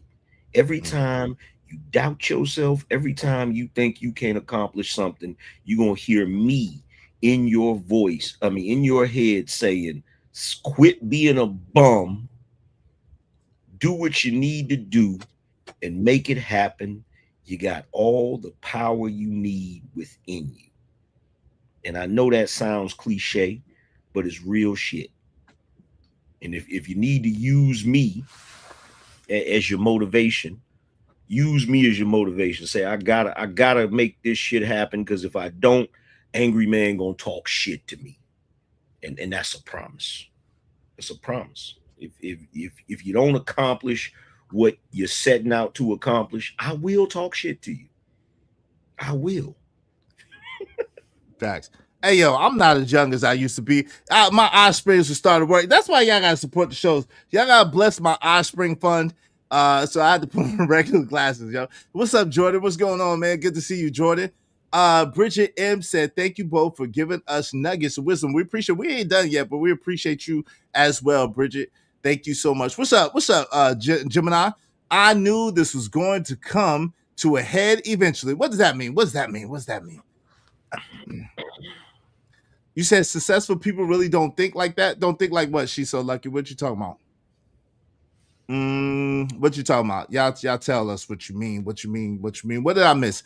Ultra Unique. What's up, family? I like that name. What's up, Ultra Unique? That's a fly name. It's all about those green rectangles. Oh Lord. Jay Lewis said, Ecclesiastes 10:19 says, money answered all things. Shout out to that. And Jerome said, money is a tool. It just amplifies the evil that's already within. Yeah, if you got evil within you, or it amplifies the good that's already within you as well. So let's get to the building, man. To the boardroom, man. To the what we call it? What we used to call that, man? The drawing board. The drawing board. All right. So we gave you 5 principles. I hope you remember them, because I'm tired of repeating them without y'all supporting the show. So y'all better support the show, man, because I get my memory get a little foggy, my eyes get a little dim. So y'all better support the show, okay? So listen, there's a principle that Think and Grow Rich talks about. Napoleon Hill, may he rest in peace. It is the mastermind principle. And this is the thing that I always go back and forth with my homie about in recent years, because he's a solo act. He's a one-man army, a son, never been taken out. Keep MCs looking out. So because he's a one-man army, because he could do it all, he really don't need nobody to do what he's doing. We get in a trap sometimes where it's hard to really trust, rely, and depend on people. I get into this trap as well, because the truth of the matter is, a lot of times it's easier for us to do it ourselves than to rely on somebody else to do it, because a lot of times people are not reliable. Okay. So one thing as people is, you got to learn how to be reliable. You got to learn how to be trustworthy. You got to learn how to do what you say and say what you do. Because one of the most frustrating things is trying to build a team, because life in America is a team sport. One of the most frustrating things is trying to build a team, and then you don't have people that you can rely on and depend on and work with, and they don't do their part, right? My son actually faced this recently. In school, they have these group projects, and my son, the kid that was on his team, he didn't do none of the project. So my son had to do all the work. But guess what? My son put his name on everything. He said, written by Little Izzy, directed by Little Izzy, and acted by Little Izzy. It was all Little Izzy. You know what I'm saying? He was not giving no credit to nobody that did not do the work. So the basic point is, the drawing board was a place where we come together and we would build in this mastermind group. because where two or three or more people, the Bible says, are together, basically God is in the midst and he'll give it unto you. So we was having, man, a lot of things that we came up with, and I'm gonna let Angerman elaborate. A lot of things that we came up with, we see today. How is that for you, seeing the manifestation of a lot of ideas that we had way before this stuff came out? How is that for you, seeing it today? What do you feel like seeing it like that? It removed the doubt that I had and showed me it was confirmation of our genius. So if you're in a situation like when I was younger, I used to doubt myself a lot. And so to get older and see a lot of the ideas that we had become multi-million dollar ideas or billion-dollar ideas, some of them. Yeah, it's just confirmation that we knew what we was doing. We was on the right track. We just didn't have the resources or the information we needed in order to do it. So once you, it's crazy because it's kind of like back in the day, there are certain historical figures that attempted to do something and it didn't work out, but there was a benefit to it because they recognized something in it. You know, it's kind of like that thing with Christopher Columbus when he first went to it was a king he had went to first, because he didn't know how to do nothing. He didn't know latitude, longitude. He didn't know how to sail. He didn't know any of that shit. But he was smart enough to know that he could hire everybody that could do it, right? Mm-hmm. But he needed the money. So he went to this king and asked him for the money, and the king told him no. But he didn't take that as a loss because he said he took it seriously. So if he took it seriously, that meant that somebody else would take it seriously. Eventually, he'd get a yes. And I think he got a yes from Queen Isabella, if I'm not mistaken. Yeah, and King Ferdinand. So, yeah, so sometimes you attempt to do something and it doesn't go the way you want it to go, but you still get a gem from it. You still get some sort of confirmation from it that you were on the right track. And that's what that was. Like everything that we see, you know what I'm saying? Because I was thinking about doing Uber Eats before Uber Eats was a thing. And I was doing, me and your brother was doing Uber before Uber was a thing, right? Facts. And that's just one of countless things that we came up with. You know what I'm saying? So just confirmation. No doubt. Hey, shout out to Jordan. He said, Israel, hope you and Angerman have an abundant Christmas this year. I pray you have an abundant Christmas this year as well. Thank you so much. I'm always going to replace blessed with abundance, but thank you. Shout out to Jay Jermaine, said, there's no easy way out. No, it's not, brother. Jay Watts, I appreciate you. Thank you. Y'all be like Jay Watts and support the show, support the stream. Because we have over 10 contributors, I'm going to celebrate all of y'all at the end, unless we get a sponsor. If we get a sponsor, I will take the time out and celebrate you. So sponsor the show today with at least $50, right? Jay Watt said, Rocky 3, my favorite. There's ain't no tomorrow. There ain't no tomorrow. You got to burn the bridges behind you, says a wiser man than me. You have to burn the bridges behind you, not with people, but meaning your route of escape. That's what that means. Jay Watt said, yeah, burn the boats. That's right. So true. Loyalty over royalty. Shout out to that. I like that. I like that, Jordan. Yo, Narratives Dollar said facts that happened to Destiny Child and the Supremes. Some people want success easy without doing the work. If that happens, then you get kicked out the group. Get away from lazy folks. Okay, if you say so. I don't know. You trying to insinuate that Latavia and Latoya was lazy? I don't think that's what it was, but hey, maybe it was. Jay Jermaine said, again, there's no easy way out. No, it's not. No, it's not. No, it's not. Make sure y'all hit the like button. Likes are absolutely free. Likes don't cost you nothing. Easy Brands, yo, bro, I'll be sending you an email later today along with Drip. Heavy stuff went down. Word? All right, let me know what's happening, man. Respect to you and Angry Man. I see nothing but success over both of you, brothers. Is oozing through the TV. Hey, glory be to God. You guys on the big TV? Glory be to God. Glory be to God. Andrew Taylor said. So listen, so all right, so Angry Man is telling you, y'all seen him in the Honda Accord. So around this time, Am, I'm curious about something that I never asked you. How come you really never, like, we was hanging out a lot of those times, like, you know what I'm saying, when you was on YouTube going through your dramas and stuff like that. How come you never said anything to me about that stuff? About what stuff? Like the stuff that you was going through on YouTube. How come you never mentioned it? I didn't see the purpose in it. Message. I didn't see the purpose in it. It was bullshit. So, it's bullshit. Like there's stuff that you went through you never brought up. Message. So, message in this: what you focus on expands. What you focus on expands. Where your attention goes, your energy flows. So when negative things are happening, when you're going through negative things, it's okay to have a confidant or someone that you speak to, but do not wallow in it. Do not fret about it. Do not stay there. You have to stay focused on your end result and on your end goal. Would you like to elaborate that on that, AM?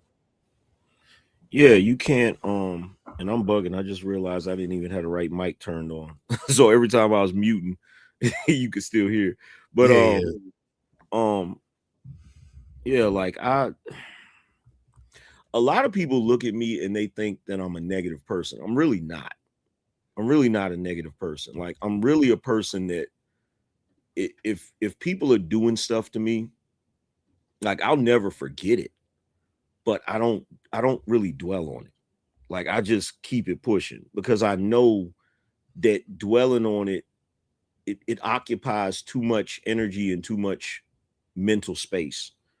You know what I'm saying? To be dwelling on it, because you could spend that time and that energy doing something that is more productive. Because the one thing I know about people that hate on you, the only way that you can really get back at people that hate on you is to win. Massive success, right? Yeah, it's to win. Like, that's a slow demise for a hater. Mm-hmm. Because they can't do nothing about it. They just have to accept it. Hey, the sweetest revenge is Master said, "Hey, B Magic, what's going on, my brother? How you been, man?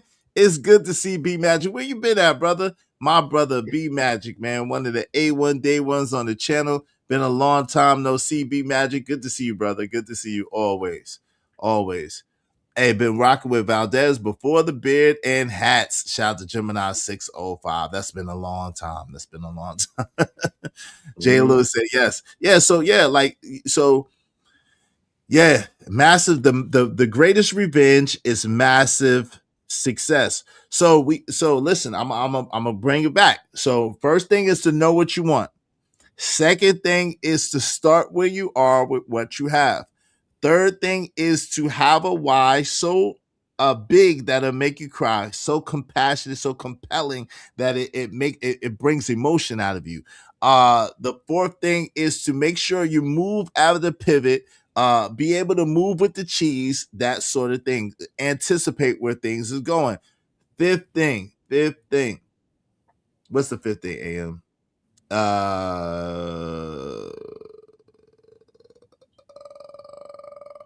Stop complaining. That's basically it. Stop complaining. Focus on what you want.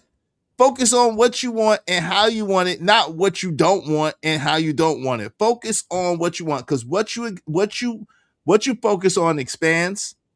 And again, you know what I'm saying, what you focus on expands. Where your attention goes, your energy grows. Okay, so make sure that you're focusing on the things that you want, how you want it, and what you want to get out of it. Right now, also through this process, again, the man was meditating. He was watching subliminal videos. He was reading. He was listening to tapes. He was doing everything that he could do to change his mindset. Because once you change your mind, you change your life.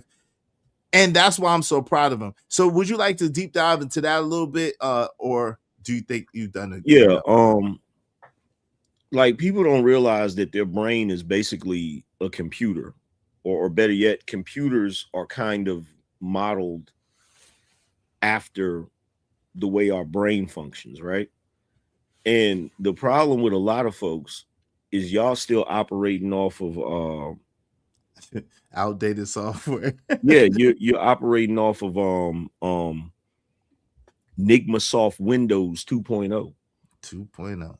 You feel what I'm saying? So you haven't upgraded your operating system, and your operating system determines how the hardware functions. So if you don't have, and that's what people got to realize, you have to erase.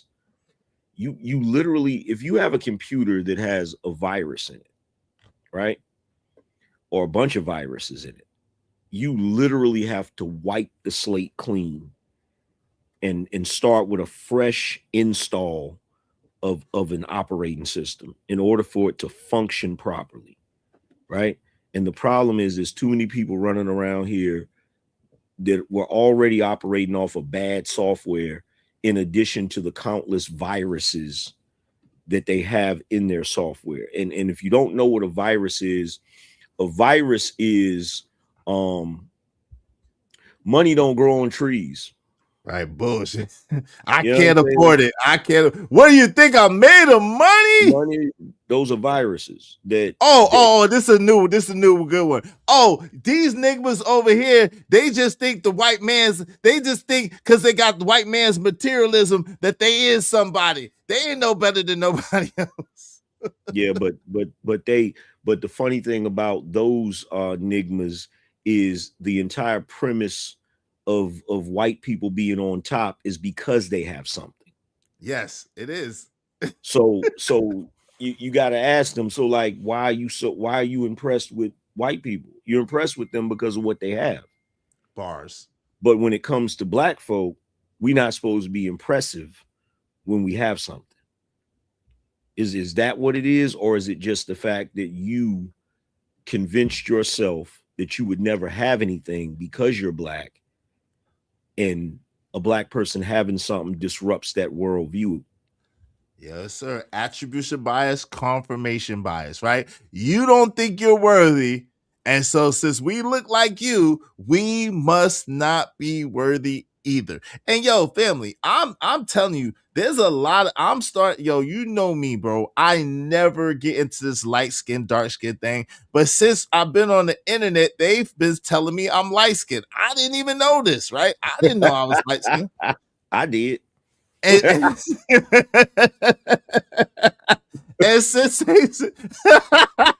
since they told me I was light skinned, I'm getting treated very light skinned, and I don't know about this treatment. Do man. Your hand like this. You a light skinned brother.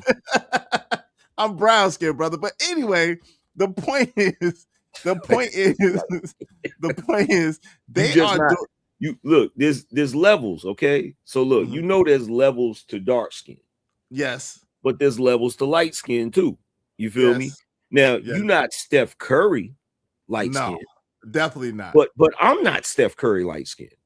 You feel what I'm saying? So there's levels to it. See, for me, I look at, when I think dark skin, I think Wesley Snipes. I think Morris Chestnut. You know what I'm saying? I think Mary J. Blige, right? But you're kind of in the in-between. You feel what I'm saying? So you could really say you're brown skin, but you know, to the dark skinned folk, your ass light skin, bro. Yes, and they acted like it. It is crazy. I never my people I never faced this before like that. I knew about, but this is crazy. These people I hear you, but they go crazy. They acted crazy. Like all of a sudden, they trying to put us in some kind of race war between people who are our people. Like my peoples are dark skinned people. What in the world is happening? I used to let that bother me. I don't let it bother me no more. You know what I do now? What's that? I do stuff like Drake do now. I say random light skin shit. Extra light skin shit. Extra light skin shit. I called in the Will show. You missed it, bro. I called in the Will show, and I was just on one that morning, bro. I was like, yeah, we doing it big out here. You know what I'm saying? We gonna go out to Turks and Caicos. We gonna rent some jet skis and not even ride them. Yo, that's light skin. That's extra light skin. That's extra light skin stuff. You gonna get the jet skis just to have them sitting out there and not even ride. That's extra light just skin. to sit them out there. Like we ain't even gonna ride them. You feel what I'm saying? Like you gotta embrace the light skinnedness. You gotta see, because stuff like that get on their nerves when you say stuff like that. See, they can't even rent no jet skis, but you gonna rent them and not even ride them? Stuff they can't never do. I get it. Hey, shout out to Mo Love. Thank you so much, Mo Love, for supporting the show. I appreciate you, my sister. Y'all be like Mo Love and support the show, support the stream. You know what I mean? Let me give a shout out to my sister Treese and my sister Mo Love. I gotta give them Mo Love. Hope you don't mind if I say this out loud. How wonderful life is, 'cause you're in the world. I love you. I love you. I love you. I love you. I love you. Oh, now, shout out to Jay. The funny thing is, those clips you just showed are extra light skin. This I love you. I love you. I love you. I love you. I love you. Absolutely. Hey, guess what? Light skin. Wait a minute. That's light skin. That little blue thing that sings that is light skin. Let me tell you what else is light skin. You be doing a lot of light skin stuff, and you don't even realize when you do the heart thing and the little hearts come out. That's light skin, bro. That's light skinned. When I send the ladies to Jay Lewis, Jay Lewis, my mama light skin. Shout out to Jay Lewis. That's light skinned energy. You feel what I'm saying? Like when I get off, ladies love the blue. The ladies love the bluey. They love blue. When I leave this panel, you feel what I'm saying? I'm gonna go moisturize my beard. You feel me? That's light skin. Yeah, that's some extra light skin stuff. That's some extra light skin stuff right there. Hey, thank you very much to Jay Lewis. I just saw that you hit the Cash App. Thank you so much, Jay Lewis, as well. I appreciate you. I appreciate you. She said for success. Thank you very much to Izzy, the light skin god. QM. Thank you. Yeah, I appreciate you, bro. Shout out to thank you so much. Because of him and because of y'all, we only need, I think it's 14 more people. Let me just see. Oh, yeah, we only need 14 more people, these $5 a piece. Y'all support the show, support the stream. Now, I mean, help us reach our goal. Help us reach our goal today. You know what I'm saying? AM in Israel, shout out to that. My mom is light skinned too. My mom is light skinned, but women are different. My mom is light skinned. Say, you guys right now remind me of Rashad Bilal and Troy Millings from Earn Your Leisure. Oh, Lord, ain't they in trouble? Are they in trouble? Moisturize your beard. Yeah, he got moisturize the situation, preserve it sexy. Yeah. Yo, shout out to Man of Substance said the light skin behavior. Damn, I am a dark skin, light skin. Shout out to you.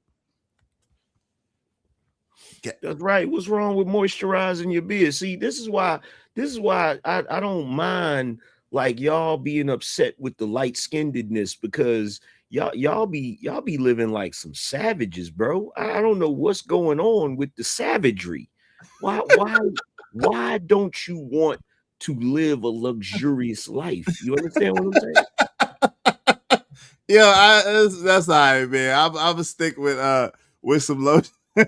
He moisturizing situation preserve. Hey, I'm mad at you though. Shout out to KO Black. My guy said, "Don't deny your light-skinned ish." Is he? What is this? What is this that you have, brother? See that right there? That's that mahogany teak wood incense right there, bro. Oh my god, bro. That is legendary right there, bro. I think you're a little more light-skinned than me, man. Oh my god. Watch this though. Ask the women if they know about that mahogany teak wood. You know they do. You know they all know. That's the stuff that you get like Bath and Body Works and stuff like that. Exactly where it came from. Oh, see, I know they know. I know these women know. They know about that. They know about that. They live in Bath and Body Works. Hey, she said, look, Jordan said, that's nice. He's light skinned. Hey, what's up? Joy is real online. It's good to see you, my sister. AM, I bind Neither one of you guys are light skinned. Have mercy. I don't think I'm light skinned either. Joy is real. I was at my cousin's house, and it's ironic because he's actually chocolate, but he's just as light skinned as me, right? So I was at his crib, and I was like, yo, I kept smelling this fragrance, a pleasant aroma. I'm like, bro, this, his house is smelling really good, right? And so I forget how it came up, but I was like, somebody said something about it, and I think his girl said something about it. I was like, yeah, I was wondering what that smell was, and she's like, oh, let me show you, and she's like, yeah, he got a bunch of these, right? And I said, where they come from? She's like, Bath and Body Works. I said, oh, I'm ordering 10 of them right now. 10 of them, you feel me? Hey, speaking of light skin, shout out to the extra light-skinned one of us all. Shout out to Corey Loves Burner, our brother Corey in the building. What's up, Corey? Extra light-skinned brother. He said, come to the light and get right. LOL. Shout out to that. I might have to claim my light skin. Can I get it through my mother? My mother is light skinned. What is this? What is this? What's going on? What is this? That's that lotion right there. That's that hemp's. That's that sweet jasmine and rose collagen booster. You feel me? What the freak is happening? Wait. I was not prepared for this part of the show. I ain't got none of that. I was not prepared for this. I'm a little more rugged than that. Believe it or not, I know people that I'm a little bit more rugged than that. I ain't gonna lie. I'm a little bit more rugged than that. I might not even have no lotion on my hands today. I don't know. Sometimes I don't even put lotion on. I haven't reached that new level. See, this isn't my final form, right? So once I reach the new, like that, the ultimate level of light skinnedness is when nothing bothers you. Okay. I think we lost Anger Man. I think you made me lose about 30 dark skinned people. I think like 30 dark skinned people that left the building. They was not feeling. Yeah, they'll be back. They'll be back. They can't exist without knowing what's going on with the light skinned folks. They gotta know what we doing. Oh Lord, that's crazy. That's crazy. Yo, shout out to Melanated. She said Mary J is brown skin, not dark skin. Shout out to that. Teddy P, what's up, brother? How you doing? You're the complexion of toasted wheat bread. Thank you. Honey wheat. Honey wheat is what I call it. Thank you very much, brother. Shout out to K2 Doge. 238 is just laughing. Yo, Corey Loves Burner already said what he said. Bridget M says she's confused. Why are you confused, my sister? What is confusing you, my sister? Tell me. Yo, Kale Black said, I knew Izzy is light-skinned. I don't know. Maybe I got light-skinned tendencies, but I'm definitely honey brown, cocoa brown. I'm a cocoa brother. I'm a middle brother. Hey, Joy is real online. Said, have mercy. Narrative Zalos, what's up? Say, you guys are beneath my newfound celebrity. Huh? He said, or you guys are beneath my newfound celebrity. Oh, Lord. AM in Israel. Go ahead. Being extra light skin is when you just say random stuff like Drake. You feel what I'm saying? Be like, yeah, somebody hit me today, and they told me, they said, yeah, just make sure, you let me know what to do when I get there, so I can get straight. And it's like, yeah, I respect it. What? Wait. I need that clip, DJ Woodstock of people. Nigga, what? You lost your rabbit ass mind. It's the light skin, bro. Disrespect is intolerable. It's unpardonable. Yeah, shout out to my extra light skinned brother Corey Love. Like, what?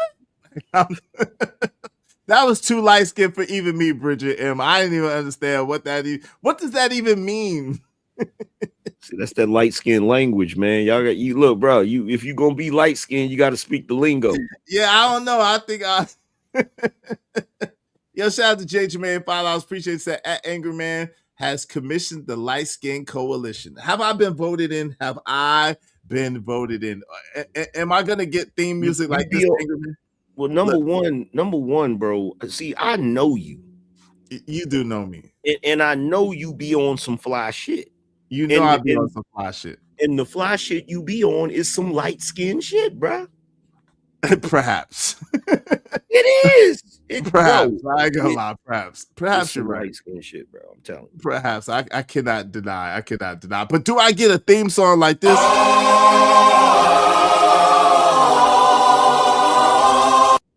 Do I get theme music? Like when I get inducted into the Light Skin Hall of Fame? You know what my theme music is, don't you? What's that? My theme music is extra light skin. Let's hear Hold on. I'm gonna show you what it is. Hold on, let me pull it up real quick. Am I gonna get? Hold on. I got you. And said nah, Jay. You may said nah. That's my theme music right there. You're really trying to get some. You're really trying to get some stuff started. It is "Love Me" is your theme music. Oh Lord, love me tomorrow. Anime. It's only one day away. Capital O day. Okay. $1. $1 general. Shout out to that. Light skinned silver fox. Okay. I didn't get there yet, but okay. I don't know what's happening. I don't know what's happening. But hey, listen. I just do know that a lot of dark skinned brothers have coalesced against me for whatever reason, and I don't understand. They started calling me light skin out of nowhere, and I didn't understand. I was confused. I was confused. What it is. I told you what it is. They I'm gonna tell you what it is. Mm-hmm. They hate the lifestyle of the extra light skinned brother. You understand? See, they go out to eat. Mm-hmm. Light skinned brothers have a dining experience. Ooh, I do be having dining experiences though. Tell me some more. Tell me some more. Maybe I. You know what I mean? Like I'll pull up the phone. You feel me? And go to Open Table and set a reservation at Sullivan's. Mm-hmm. You feel me? And have a fine dining experience. You feel me? Mm-hmm. They gonna really be upset now, bro. That's where they got the napkins that's actually cloth. You feel me? Instead, them niggas be at the chicken spot with the they don't even have the white napkins. They got the brown napkins, ones that look like recycled paper.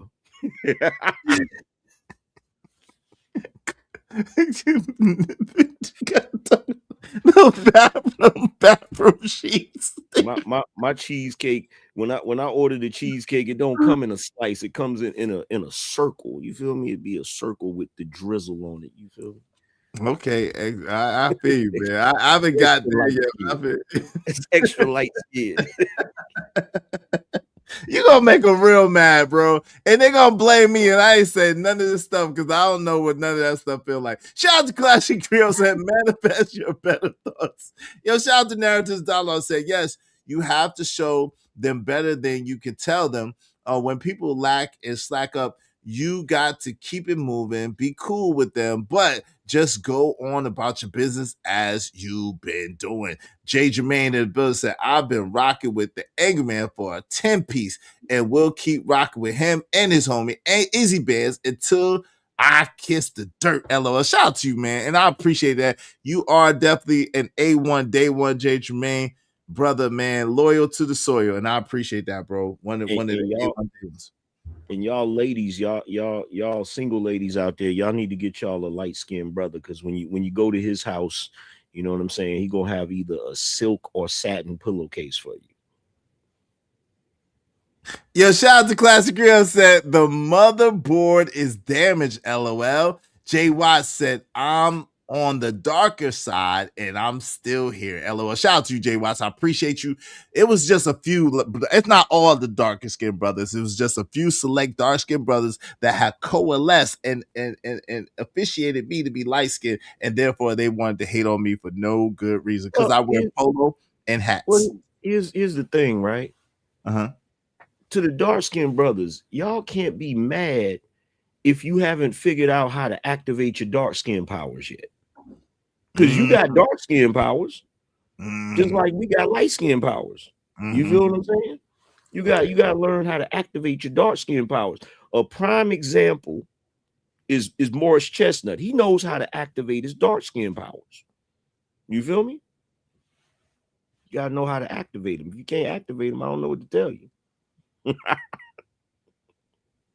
Okay. Wow. Light Skins United. Jack, what the freak? Oh Lord. Ooh wee, ooh wee, ooh wee. J Jermaine says, stop saying that Izzy Bears. We're not dark skinned, fam. We're brown. Only light skinned dudes say this. Stop that. Yo, shout out to you saw State Property. You saw that movie when it came out, right? Of course. You remember when Dame got in the car with Jay and he was tripping about all of that shit, and Jay was like, yo, you think I need a haircut? Like he was on some extra light skin shit. Did nobody call it out? You know what I'm saying? But that was some extra. With JB on the track and he go, that's some light skin shit right there. Yes. Ooh, wait, Coach. How long though, Coach? How long is what I want to know. I took a brief look. Shout out to that, Coach. Thank you for the recon. That's crazy, bro. Studio Mansion. Oh Lord. Damn, Izzy. I didn't know you used to act light skin privilege. I would say Ralph Lauren privilege before that. Oh, I just started wearing polo. I didn't really used to wear polo like that.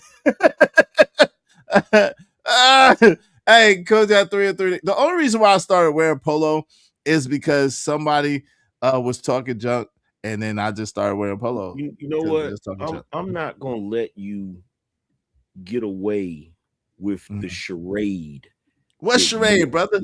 You're perpetrating a charade. Watch what this. Charade am I perpetrating? Everybody watching this, right? This is the type of man that if he goes to a club or a lounge and he buys a drink at the bar, he will have a napkin around the drink and one of them little straws that go in the drink. Okay. That's some light skin shit. What? That is light skin. Hey, no, wait. Okay, at least I don't have the umbrella in the drink. Because you can't be putting your lips on the cups that everybody else put their lips on. Are y'all listening to this? You can't be putting your lips on the cups that everybody else lips is on. You need a straw. What's wrong with a straw, brother? I didn't have the umbrella. I got a straw. What's wrong with a straw?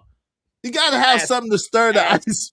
Ask your audience, is that light skin? Ask your if you see a dude in the club and he's got a napkin around the drink and there's a little straw in there and he's doing like this to drink it. Nah, I don't do it like That's that. light skin, bro. Yo, you gotta have something to stir the ice with, though. You gotta have stirring the ice too. Yeah. I told you, I know this man. Like, bruh.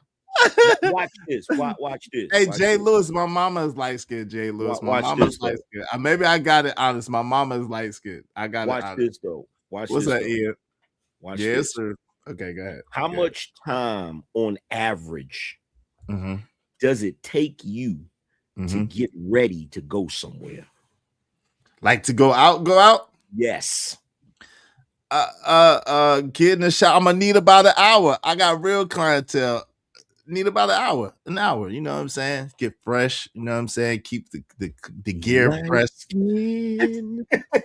Light skin. Now I might hang out my pinky, Jay Lewis, just for funny effect. Like I do it to be funny. I might hang out my pinky just for funny effect. But who doesn't take an hour to get ready to go out and hang out and chill? You know, you gotta make sure you're fresh and clean. Fresh. People that ain't light skinned. Oh man.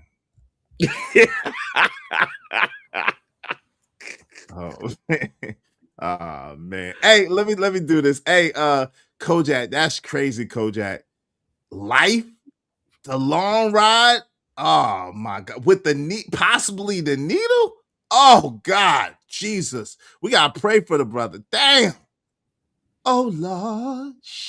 Look what Corey said, because I know Corey gonna chime in. I know. What's that, Ian said, yes, sir. Ian in the building. Mr. Low-Key, what's going on? Mr. Low-Key said, that's some player-ish. Yeah, I thought it was, Mr. Low-Key. Shout out to Jay Lewis. She said, yes.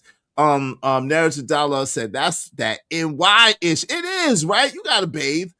Damn. Yo, shout out to Corey Loves Birder. He said, is denies his true state of the sake of those around him, and that's why we can't officially claim him.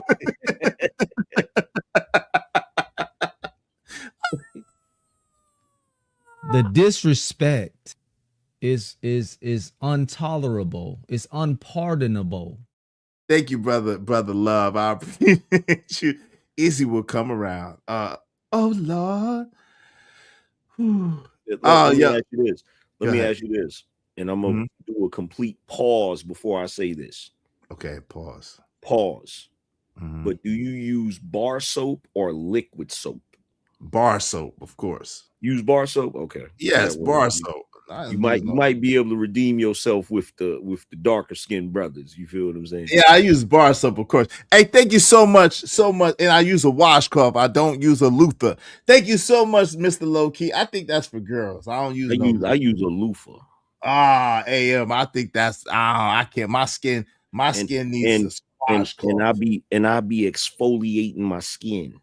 Exfoliation, brother. Yeah, See, you got me on the light skinned to this. I ain't that light skinned. Exfoliate. Hey, I told you I'm in the middle. I'm not that light skinned. I may have some light skin tendencies, but I definitely got some dark skin tendencies. I'm in the middle. Okay, I'm in the middle. Shout out to Naris Dollar says, since we were talking about Versace robes yesterday, I saw these dudes on panels with bears on. With theirs on or bears? What the freak? With their Versace robes on? Is that what you're saying? I don't know what that means. Oh Lord. What you say, living humbly? What that mean? LOL. Dove bar soap is the best. I don't use Dove though. Come on, man. Dove. I don't use that's for girls, bro. I ain't gonna lie. I'm sorry. That's for girls, bro. Hey, Dove is not gonna knock out no man funk. Nah. I use Lever 2000 or either Irish Spring. Those are two I use if I had to. Manly shit right there. Manly shit, yeah. KO Black said light-skinned people live rent-free and dark-skinned people says damn. Yeah, I used to use Irish Spring until I embraced the full light-skinnedness. Dove has soap for men. I just don't. I can't. It's too filmy. You know. See, I've been around too many girls, and they always have Dove. And then when you don't have your own stuff, and you just happen to get caught off guard, and then you use that stuff to cleanse off afterwards, it's not. It don't be giving. It'd be all filmy and stuff. I don't like that. Of course, it's savages. Savages. Irish Spring is the go-to. Yes, it is. Dove's, Jay. I don't use Dove, but you know how a lot of women use Dove, so it's like that's all that they be having sometimes. So you be like, damn. Like, girl, what kind of soap you got? Dove. You're like, God, damn. Hey, call it how I see it says Dove isn't even soap, it's moisturizer. It feels like that. You see, women do love Dove. There's lots of women that love Dove. And make sure y'all support the show. I think we just need 13 more people, at least $5 a piece, right? 13 people, at least $5 a piece. Support the show, support trade. I mean, JJ May said, wow, I don't use Dove, bro. I don't use Dove. Come on, JJ May. You my man's $100,000. Don't judge me, brother. I don't use Dove. Old Spice got some bar. I don't like Old Spice, though. Do you like Old Spice? No, I don't like Old Spice. That's for like old baby white boomer dudes. Like, baby oh yeah, boomer. by the way, did you get your towel warmer yet? Nah. I don't think I'm gonna get the towel warmer. Man, you better grab you one. I ain't that light skin. I'm telling you, man. I know that you have certain intricacies that you rather enjoy. You got your slipper warmer, you got your towel warmer. You know what I'm saying? You got your ice maker. You got your little things, your little intricacies that you enjoy. And I'm happy for you, brother. Those I don't need all that. I don't want it. I'm good. You know what I'm saying? I hear you going. But that's what I'm saying. I'm not mad at you, but see, some of these dudes is mad. Look at Angry Man over there with an ice maker. Look at him with an ice maker stuff. Look at Angry Man over there with a towel. Yo, that mother effer guy, he got god doggone a feet warmer. How people get mad? Man, look, I can't help it. I can't help it if these brothers is upset. I don't want to. I'm not using the ice that comes out of the freaking ice maker on the refrigerator. That's some savage shit right there, bro. Straight up and down. And look, there's logic behind it. I can explain the logic behind it. Okay, hold on. Corey said it's levels to it though. Yeah, it's levels to the light skin to this. I'm just not at that super light skin level. Okay, go ahead. I'm listening. What's wrong with using the ice maker from the refrigerator?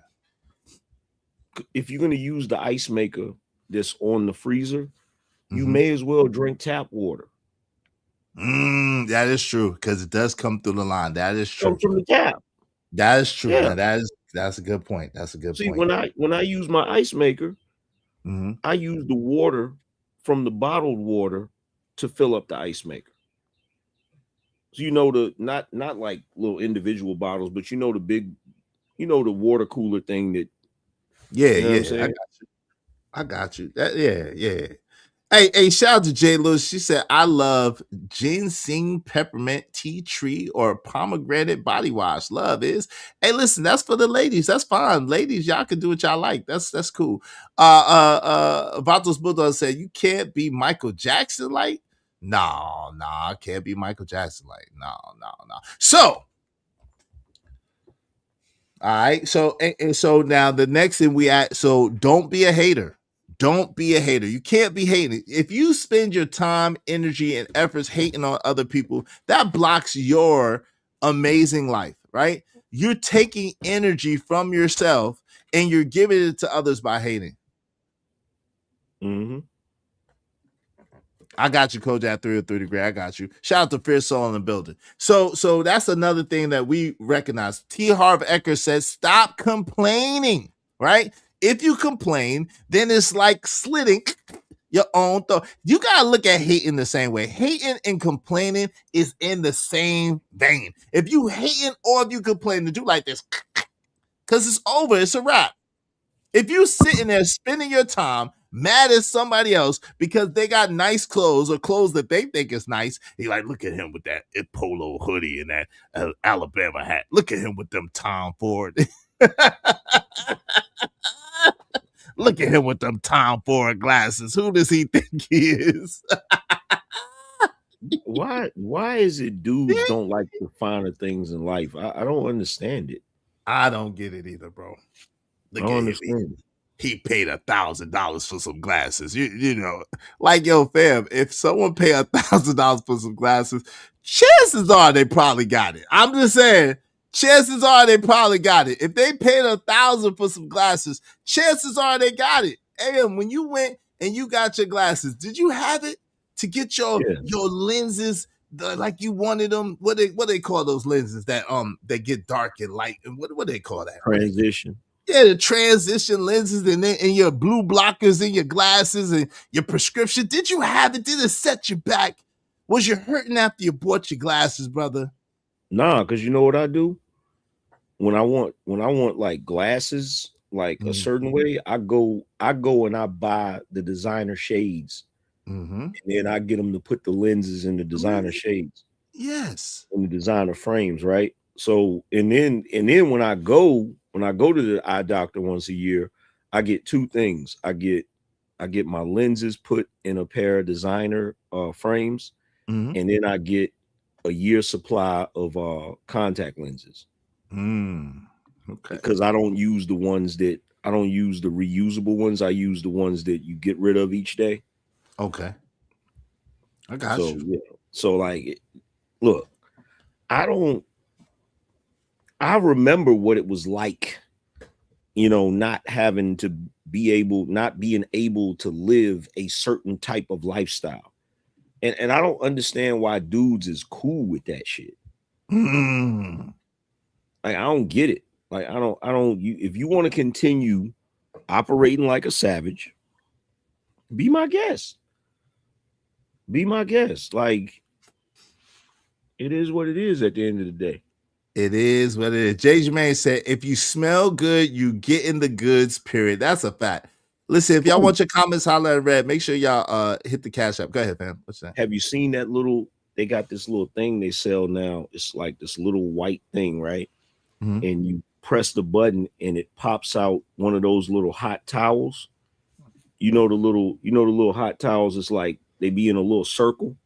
Oh, for and they be like warm. when you dining or whatever the case may be, for Yeah. dining for your hands and stuff like that. Yeah, they sell. They got the little machine they sell now that pops them out, and they be in a little circle, and then you unravel them, and they be a warm towel. They got them Wow. shit too. Wow. I'm getting one of them joints. Yo, that's what's up. Hey, Jay Jermaine said, y'all know it. Yeah, that's fact. It is good. It is great feeling when you live your life on your own terms. That's what life should be about. You getting the thing. Because listen, what is the point of living if you can't enjoy your life? What is the point of living if you don't have the little finer things that make life a little bit more pleasurable for you? What's the point? Like, do y'all think that y'all supposed to be just beasts of burdens, just working with nothing to show for it? Is that what y'all think? I'm confused.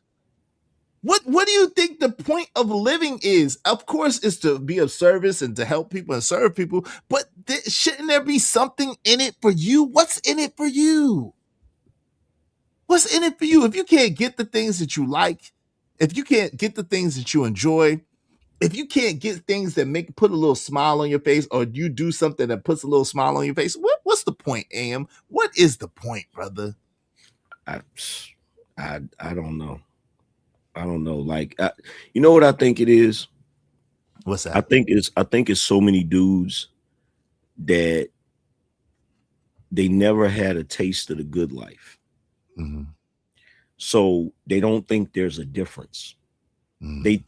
They think that people that live a certain lifestyle and enjoy certain things, they think they do that just because they're trying to show off. They don't realize there's a difference, right? There's a difference, and they just don't get it. Facts. They don't get it. Shout out to Jerome's in the house. Jerome's in the house. Watch him out. He said, I get the designers and put the lenses in them as well. I have to get oversized frames though, because I have a wide A head. Pause, brother. Pause. But shout out to you, Jerome. Salute, brother. Hey, that's the way to do it, man. Go ahead. Like go to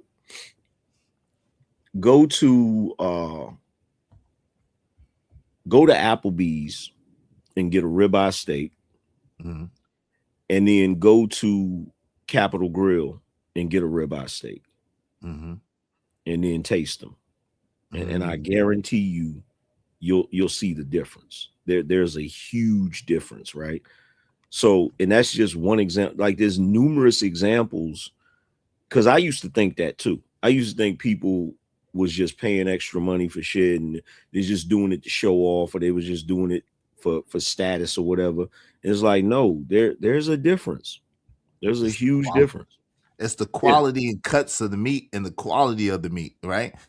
Jay Jermaine said, what's the point of living if you can't live? And listen, my favorite quote from the light-skinned one was, everybody dies, but not everybody lives. That is like the ultimate bar from Drake ever to me. Everybody dies, but not everybody lives. That's so profound, bro. That's so profound. Why wouldn't you? If you get this experience, you won the greatest race there ever was to race, right? You won it. You're here. You exist. Why wouldn't you want to do more than just exist? Why wouldn't you want to get a taste of this life? Like my man Captain America said in Endgame, why wouldn't you want to get a taste of this life while you still have it? Mm-hmm. Get a taste, man. Get you a taste. Jay Lewis. Go ahead. They've never tasted the good life. And I'm telling you right now, if you ever get even a hint, even a hint, just an evening of the good life, you'll never want to go back. You will grind your ass off to be able to be like you will go hard in the paint. Like, hell no, I can't go back. I can't go back. I can't go back. Taste and see the Lord is good. You don't want to go back. Jay Jermaine said, these bras like Nautica. What bras are those? Yo, Classic Creole said, yes, there should be. Bridget M said, does AM still promote and use Tej Henley? I never promoted or used Teach Henley. Oh Lord, see, that's how rumors get started. I didn't think he did. Shout out to you, Bridget. And the reason why I didn't is because they didn't want to pay me what I knew I was worth. Pay me what I'm worth. Yeah, they hit me up. They didn't want to pay me what I knew I was worth. Manscaped paid me what I was worth. Shout out to Manscaped. You know, until I lost my, I think the contact I had over there, I think he got fired or something. Damn. And this new chick, she didn't want to negotiate a better contract, so I had to get him the splits. Let them go too. Deuces. Hey, listen. If you want the brand, you want the money, pay up. Shout out to J. Lewis says some people exist and not live. It's a big difference. That's a fact. Yo, do like Mo Love says, and please remember to show love through Mo Love and hit the Cash App. $IZSHOBANZ, $IZSHOBANZ. Fair Soul, what's up, family? Say I hate. Go ahead. Who is Mo Love with that extra light skinnedness? Oh, Mo Love is our beloved sister. You know what I'm saying, in the Lord. She has a channel over there. She be talking about the Lord, her and Bolo, and she be doing her thing. So shout out to Mo Love, our beloved sister that we really appreciate. Yeah, she's bathed in her light skinnedness. Shout out to her. Her sister is Here with the T. You probably know Here with the T. That's her sister. Yeah, that's her sister. So shout out to them. Fear Soul said, I hate when I do things for me and some hater tells me you just doing it for the bitches. Bruh, that's your mind. I do it for me. Shout out to you, Fear Soul. That's the way you should do. Do it for yourself, brother. Do it for yourself. And the only time brothers is gonna say something like that is when they don't get bitches. Facts. Like, like, yo, bro, I remember we used to go places, right? And we went to clubs and stuff, and we walked in there, we looked around like, yo, where the hell is all the women at? It's like a damn. I'm not trying to be up in here with a bunch of jarheads. Yo, remember when we walked into that one Jamaican spot and all the girls was like gravitating and dudes was like, man, that's not, their chain's not even real. That's when we had the 40-inch cable. Like I had, you know what I'm saying, glistening. Cable glistening. They was hot. I think I had the diamond earrings too. You know we did, and the brakes. Yo, they was hot. Yo, son, you wasn't with me that time when I pulled up on NC State with the 4.6. I drove up the stairs and parked right in front of the party and dropped that joint. And it was like, they was like, yo, he don't got no rims on it though. Yo, I'm used to being hated on, son. Y'all don't understand this. First of all, that right there shows you that's some ignorant Nigma BS. There are certain cars that you buy, you don't put rims on them. You don't put rims on a Range Rover or a Land Rover. You don't put this certain look when you get a certain type of car that's at a certain echelon, you leave it the way it is. You don't put no rims on it. Facts. Hey, but listen. But that's the thing, because I was able, I was 5 deep in the whip. I drove up the stairs. At NC State. You know how the stairs go?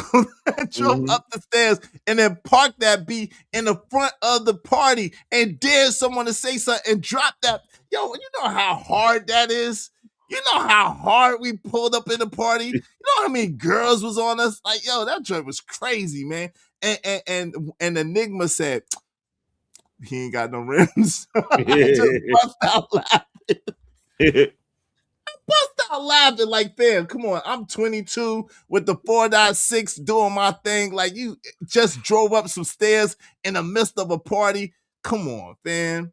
Come on, man. Yo, y'all. Look, it's certain stuff that, by the grace of God, I have recently been able to experience, and I don't even talk about it because I know if I talk about it,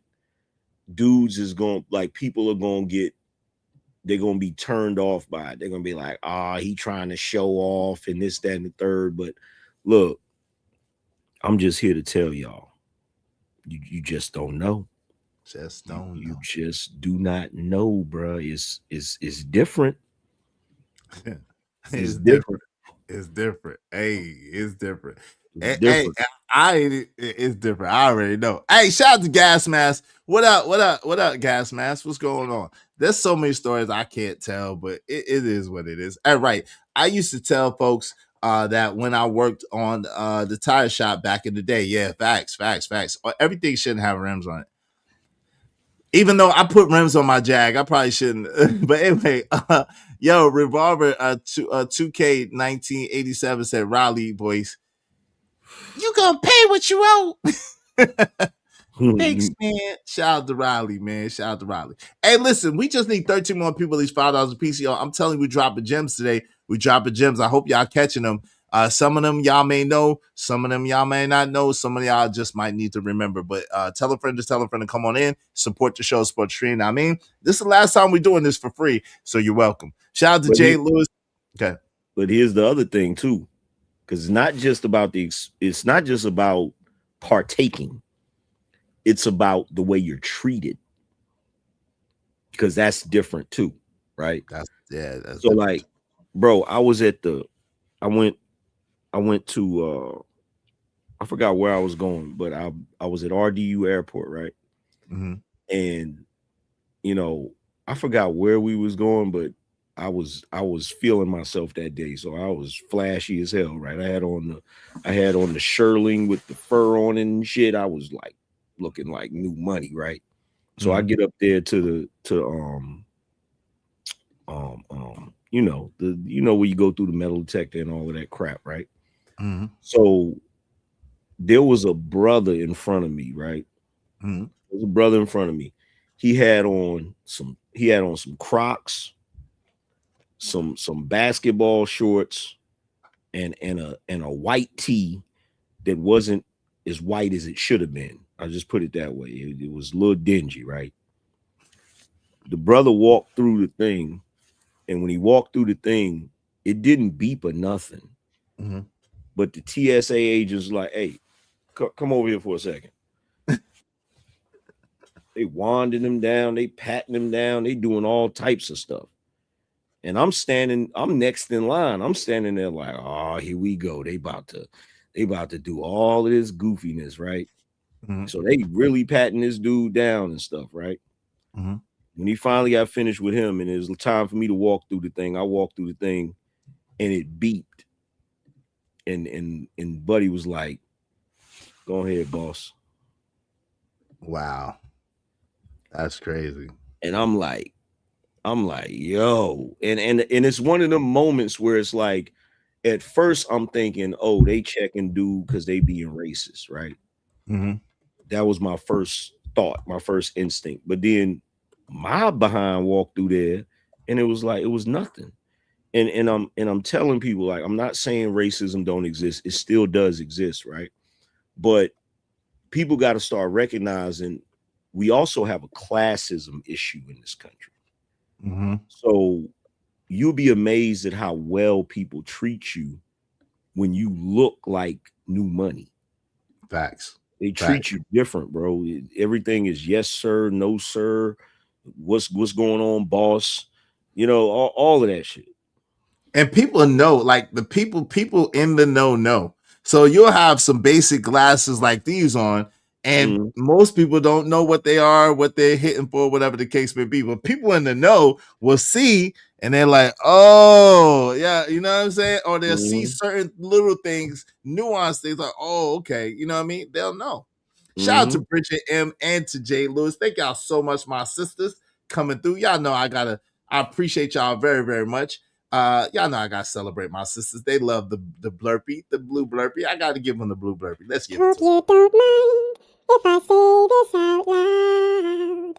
How wonderful life is, 'cause you're in the world. I love you. I love you. I love you. I love you. I love you. I appreciate you. Yep, I've lived it. Hey, you're welcome. Thank you. But this is the thing. People think that this is another thing, AM. Like, excuse me, give me one second. Bless you. Thank you, bro. Excuse me. That Like Life the Legend said, may he rest in peace. In the one song, the clothes that I buy ain't to tease you, nah. The clothes that I buy symbolize the grind. Some forever broke. I'm not surprised they on the Xbox claiming that they got the time, right? So at the end of the day, right? People think that we buy clothes or we think wealth is in clothes or material items. They don't hear us when we say that we understand that clothes are a liability, but we buy assets to pay for our liabilities, right? We buy things that we know are going to pay for. Not to mention, if you are a certain, whatever, on YouTube, your car may be a part of your brand, your glasses may be a part of your brand, your hats may be a part of your brand. You may, I'm not saying you might need to get a good accountant, but you may be able to write that stuff off, in which is no cost to you at all. It's all a part of your business and a part of your brand and a part of your branding. So, like, people got to understand the difference between assets and liabilities. And just because you see people with certain things, that doesn't mean that they value it more than people. It doesn't mean that they think that there's something because they have it. And it doesn't mean that they have to break the bank to get it. What say you, bro? Yeah, I mean, but here's the thing, right? Because this is where the separation comes in. It's like, okay, you see me wearing certain stuff, you see me buying certain stuff, blah, blah, blah, right? Mm-hmm. But if I go to a fine dining establishment, I know which forks to use. I know which spoons to use. I know how to conduct myself in a fine dining establishment. I know etiquette. You see, and most people don't take, so it's not just money, it's not just material items, it's also a mindset. You got some folks that might go somewhere nice, they don't know how to behave in nice places. So there's a lot that goes into it. But see, people don't understand certain things because they don't want to understand it. They reject it because if you're not, it's like in the 48 Laws of Power where it says disdain the things you can't have, right? Mm-hmm. So when a person can't have something, they will disdain it. They will act like they don't like it. And a lot of times they secretly do like it. They secretly want to experience it. You know what I'm saying? Like the funniest thing is I never forget, Anton was doing a live stream. And I can't remember which live stream it was. And he was talking about, he was flexing, right? Mm-hmm. Now, normally, I'll be like, oh, he just flexing or whatever, right? But the way he said the shit was so profound that I'm sitting there listening like, damn, he got a hell of a point. Because he's talking about, he's like, look, it was some dude in there talking about something. And he was basically telling the dude that he could train his wife better than him. Right? Wow. Whoa. The dude was telling Anton that he could train. Anton was telling him that. Oh, that he could train his wife better than he can? Damn, that's crazy. And he's like, bro, you don't understand. It's different. He said, you first of all, you don't ever want her to hang around me. Damn. Because if she, first of all, you can't go backwards. He said, if she came with me to the stadium and sat on them floor seats, you can't go backwards from that. You can't sit with me on the floor and then the next time y'all go, you sitting way back up there. He said, it's different, bro. Like, I can't remember everything he said, but the way he was saying that shit, I was like, bro, you just stop, just leave, just go ahead and click off and go back to what you was doing. Because it just, bro, it was just profound because the way he was saying it, you could tell it wasn't just money. It was a particular mindset. Right? Yeah. And a lot of people don't like, for instance, I'll give you this example, right? One of the reasons that us as Black people, we have a problem with this because we don't know how to rule. we don't understand it, right? We don't understand it because of our history in this country, right? So because we don't, you know how it is when people don't understand stuff. You know, people fear what they can't conquer, hate what they don't understand, hate what they can't conquer, right? I guess it's just inferior man. Yep. Yeah. So it's like it's hard to describe. It's like when you think about a person could be uncomfortable in those rooms or in that position. You know what I'm saying? Because they're not used to that. You feel me? And for me, I think about that, and I think about the ramifications of it as it pertains to our mindset, and it makes me sad. It makes me sad because it lets me know that even if with black people have always wanted to be in a better position. You feel me? Not monetarily, but socially. As far as life and lifestyle. Yeah, lifestyle, better position. But the problem is most black people would not even be able to maintain the position because they don't understand it, right? They don't, and I came to this revelation when, you know, when I started getting a little more money, and, you know, in the house, like the only person that really cleans up is my wife, right? So me not being an asshole and being a jerk, I say, you know what, it started in the apartment because we hired this lady that used to come to the apartment. Now she comes to the house like every other week, right? Clean up and stuff, like to do all of the deep cleaning or whatever, right? And I came to the revelation when I realized that right before the day before she comes, we're in the house straightening up and cleaning up and shit because we don't want her to have to do a bunch of work, even though we're paying her, right? And I thought to myself, I said, a person that is acclimated to rulership or acclimated to living a higher standard, they're not going to operate like that. Facts. They're not going to think like that. You feel what I'm saying? So the problem with us is we're so used to being the help that we don't know how to not be the help. We don't know how to be the person that accepts a person's service, because we look at service as a bad thing. Because our service was slavery, was servitude, right? Was servitude, right? Right. So no pay.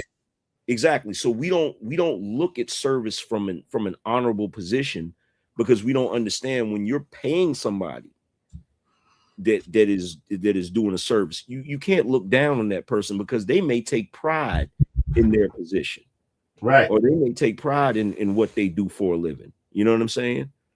So it's crazy because I've been wanting to do a deep dive into it, the psychological aspect of it. Because I said to myself, if black people were to come to a position where they were higher in social status, right?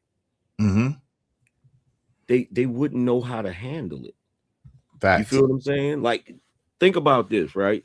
We've seen little examples of it in movies, fictitious movies, right? Like King Jafar not tying his own shoes. Right. It's an overrated experience. I tied my shoes once. Yeah, and that not being a thing for him, you know, right. not tripping about it, because when it comes to people that are at certain positions, they're above certain things, right? And what a lot of us don't understand is we look at that as a negative thing, but we don't realize that in that social stratosphere, doing certain things diminishes you amongst your peer group. You feel what I'm saying? Now, that's a deep conversation, because basically that's the conversation that W.E.B. Du Bois and that Booker T. Washington were having, and the debate that they were having amongst each other, which I'm not going to front. I kind of lean more to Booker T. Washington, because while it is good to be a person who is able to have other people work with you and work and leverage through people and earn through people, I believe in that wholeheartedly. I do believe that there is a place where we also need to have skills, and I think you believe this too, trade skills that we could fall back on just in case. And we do need to not look down, like you're saying, on people with trades, so that we can keep our society functioning at a higher level as well. So both are needed, right? You need people that work trades and do trades, right, amongst us that are our color, but we also do need people who are able to delegate and able to leverage time and energy with other people to make bigger products, bigger productions and stuff like that. But see, okay, so there's this thing, right? Mm-hmm. I was watching this movie called The Libertine, right? Mm-hmm. And it's based on a real character. He's being played by Johnny Depp, right? Mm-hmm. And it's around the time of King Louis the Fourth, I think, right? And so he's part of the nobility, and he's a writer, but he has this tendency of always offending the king, right? Mm-hmm. And so what the king does is he'll banish him from court, like he'll make him not come around until he gets bored, because he likes the fact that he's the only one that will really challenge him about himself. Yeah, you know what I'm saying? Mm-hmm. And when he comes back to court, he's hanging around these guys, and there's this one new guy, right? And he tells the guy, he says, the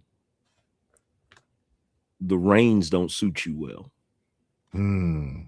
And he says, you need to get away from this group because they'll be the death of you. And the guy didn't understand it. And there was one other guy that did something. He said, now see, this man knows the reins, right? Because that higher level of class, there's a certain type of mentality that you have to have in order to really survive in that, right? And I think personally, this is just my personal opinion, I think it's part of the reason we have such difficulty elevating, because we can't let go of the mentality that comes from being the help. You feel me? It's really bugged out. I wish I don't know if any psychologist has wrote anything on it, but if they did, I would definitely buy that book just to read it. No doubt. Yo, shout out to Jay Jermaine. He said, you should write that book though, bro.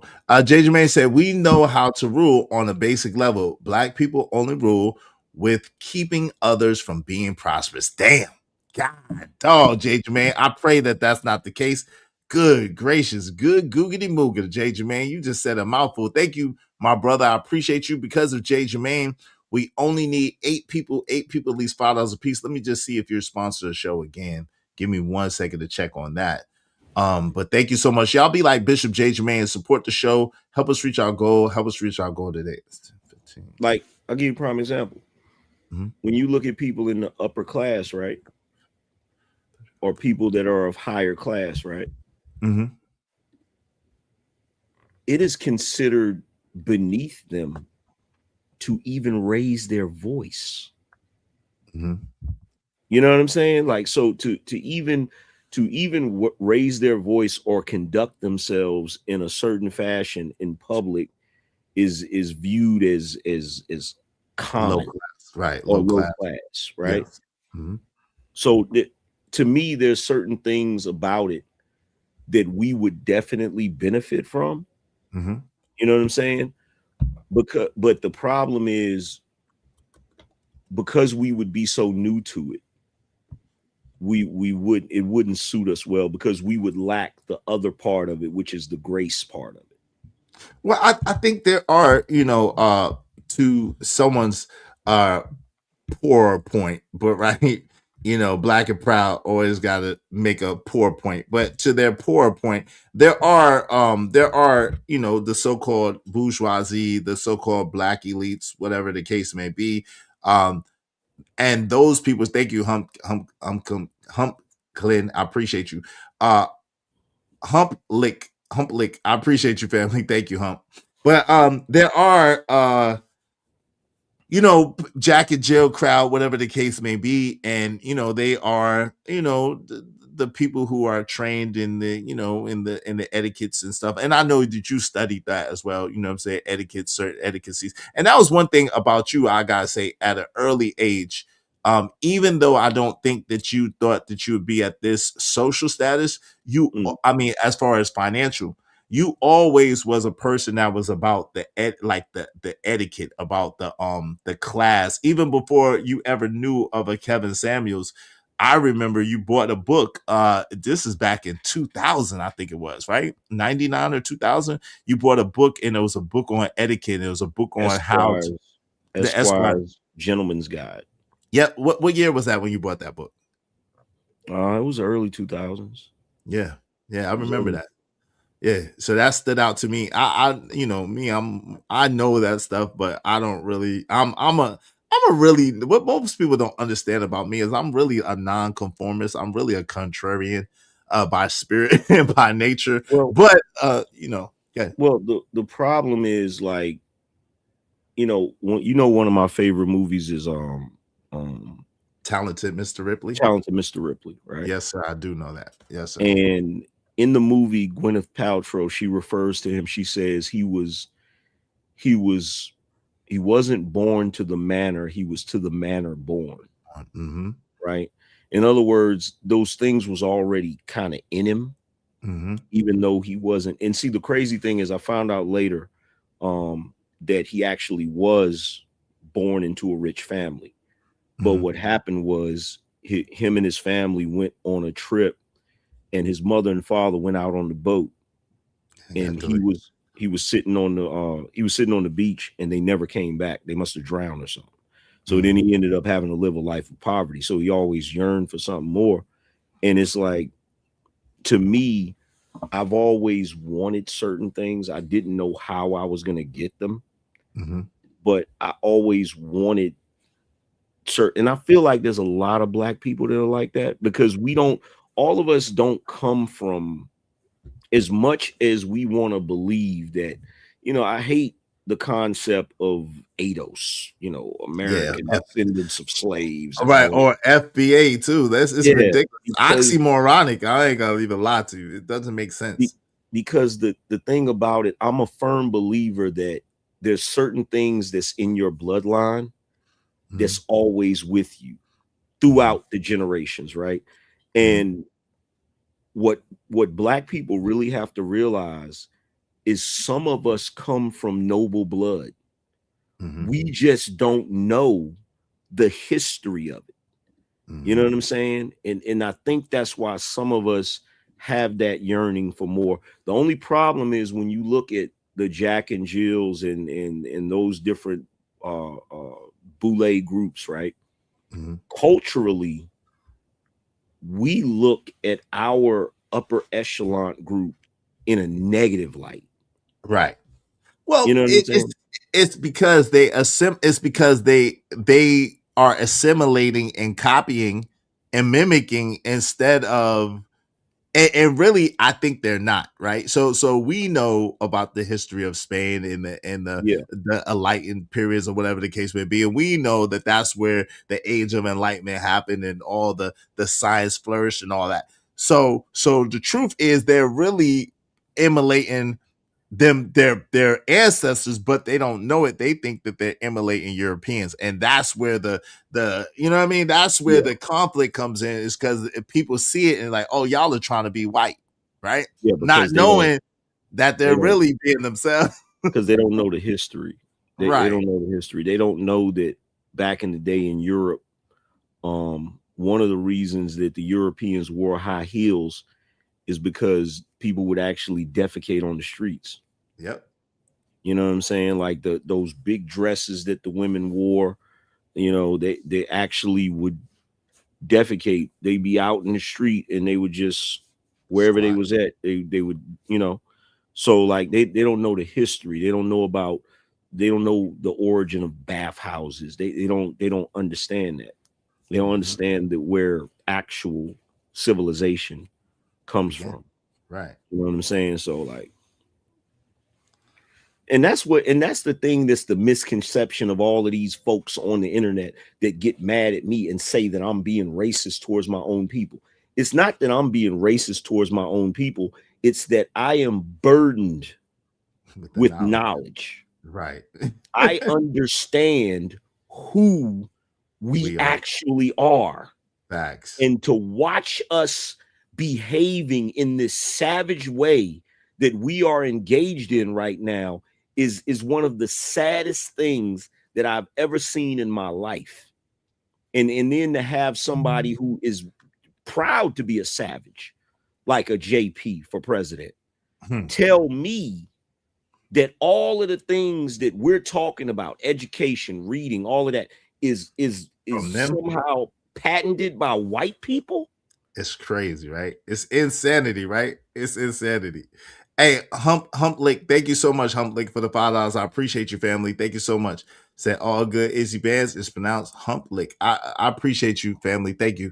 Jay Jermaine said our ancestors have been taught to make us slaves. I don't know about that, but shout out to you. Hurricane Peril. What's up, Hurricane Peril? What's going on? The problem is the real discussion with so-called slavery descendants. No. However, we have adopted the same traditions, but won't acknowledge the history. Yeah, but the history has been skewed and has been flipped, like my people just said. It's been flipped. Shout out to Kathy, the producer. Shout out to you. It's a flip. It is a flip. Black and Proud said, again, BS. Most black people are proud, hardworking people, and we have a higher social status than most of y'all YouTube nigmas. Please stop with the BS narrative piece. Well, listen, at the end of the day, it's evident and apparent that we are not who you're speaking about, so it's no offense. But the whole thing is this. Go ahead.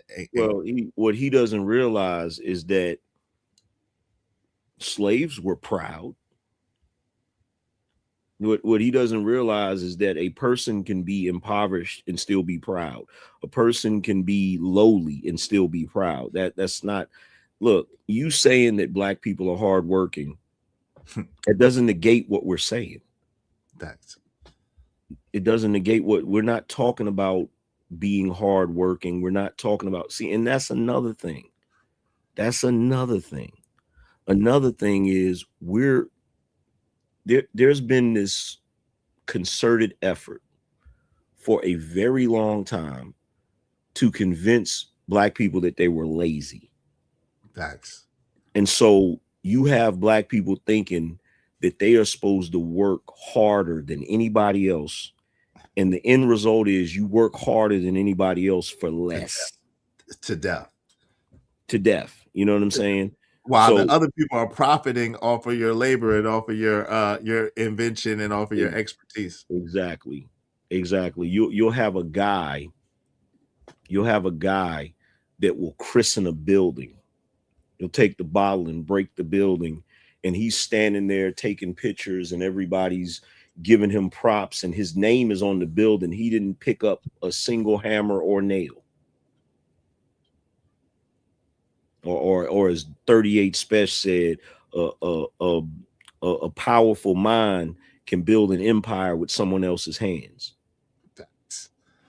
Yo, and that I want to get into that in a second. Hold on real quick. Let me just welcome some more people in the building. Let's get into it, because this and then we probably wrap it up. I appreciate you hanging out with me, man. It's been a dope build. I love when we get to kick. This is how we kick it in real life. If y'all don't know, we have some deep conversations. We have some fun conversations. We just be tripping, or we'll just be talking, philosophizing, bouncing ideas off each other. This is how we really operate in real life. So this is kind of a glimpse into, you know what I'm saying, our dynamic, or whatever the case may be. Jerome said you got to get forged wheels if you do, because they are lighter than case wheels. Shout out to that. Jay Lewis said inspirational. Alpha Omega said I enjoy sharing my life with a woman and kids. Shout out to that. There's nothing wrong with that. Kojak 3 and 3 said guns and butters, baby, guns and butter. Keon said, yeah, it's branding because it's what other people want. Shout out to that. Bridget M says some branded items you can resell if you want to. I'm gonna get into that in a second. That's a fact. J. Lewis said, I don't drive the way I used to, so I gave my Benz to my daughter. She said, Ma, that car opened so many doors for me. True story. Yep. Exactly. Money can buy class. Money can't buy class. Go ahead, fam. And then you have like for instance, you have the brothers that come online, and because of Kevin, may he rest in peace, all of these brothers want to wear suits, right? And it's like, okay, cool. You want to wear suits. What type of suit? Right. What kind of suit are you wearing? And see, they don't even realize that there are different suits for different occasions. And sometimes seasons too. Seasons, and sometimes there are different suits. Look, there's a difference between a dinner jacket and like I could go deep into it. And see, that's the funny thing. Like they'll look at me and say, "Oh, well, you're not sophisticated because you don't wear a suit." No, I know when I'm supposed to wear a suit. Facts. You know what I'm saying? And they don't understand it. They just think, and really what it is, and I said this before, the suit for the black man is like weave for the black woman. You feel me? You're trying to masquerade as something that you're not. You know, we ain't never wore suits, just for the record. That wasn't our thing. Nah, I'm not talking about in antiquity. I'm not talking about in the 20s and 30s. I'm talking about in antiquity when we was doing our thing. We didn't wear suits. That's a European thing. It is a European thing. You know what I'm saying? And look, there's nothing wrong with fashion is fashion. Fashion crosses cultures and all of that. There's nothing wrong with it. But to me, if you don't understand what you're partaking in, then you're posing. Facts. You're doing it for the wrong reasons. You feel me? So this, and let's get into it. So we gotta get into it. I want to deep dive a little bit into this because thank you, Black and Proud, for proving my next point. Shout out to Jay Jermaine. We're lazy. F out of here. No doubt about that. F out of here with that, right? BMU said, I'm so glad y'all ain't like them soggy bottom boys over there pandering all day. Ain't no way we could be, bro. There's no way we could be with what we know.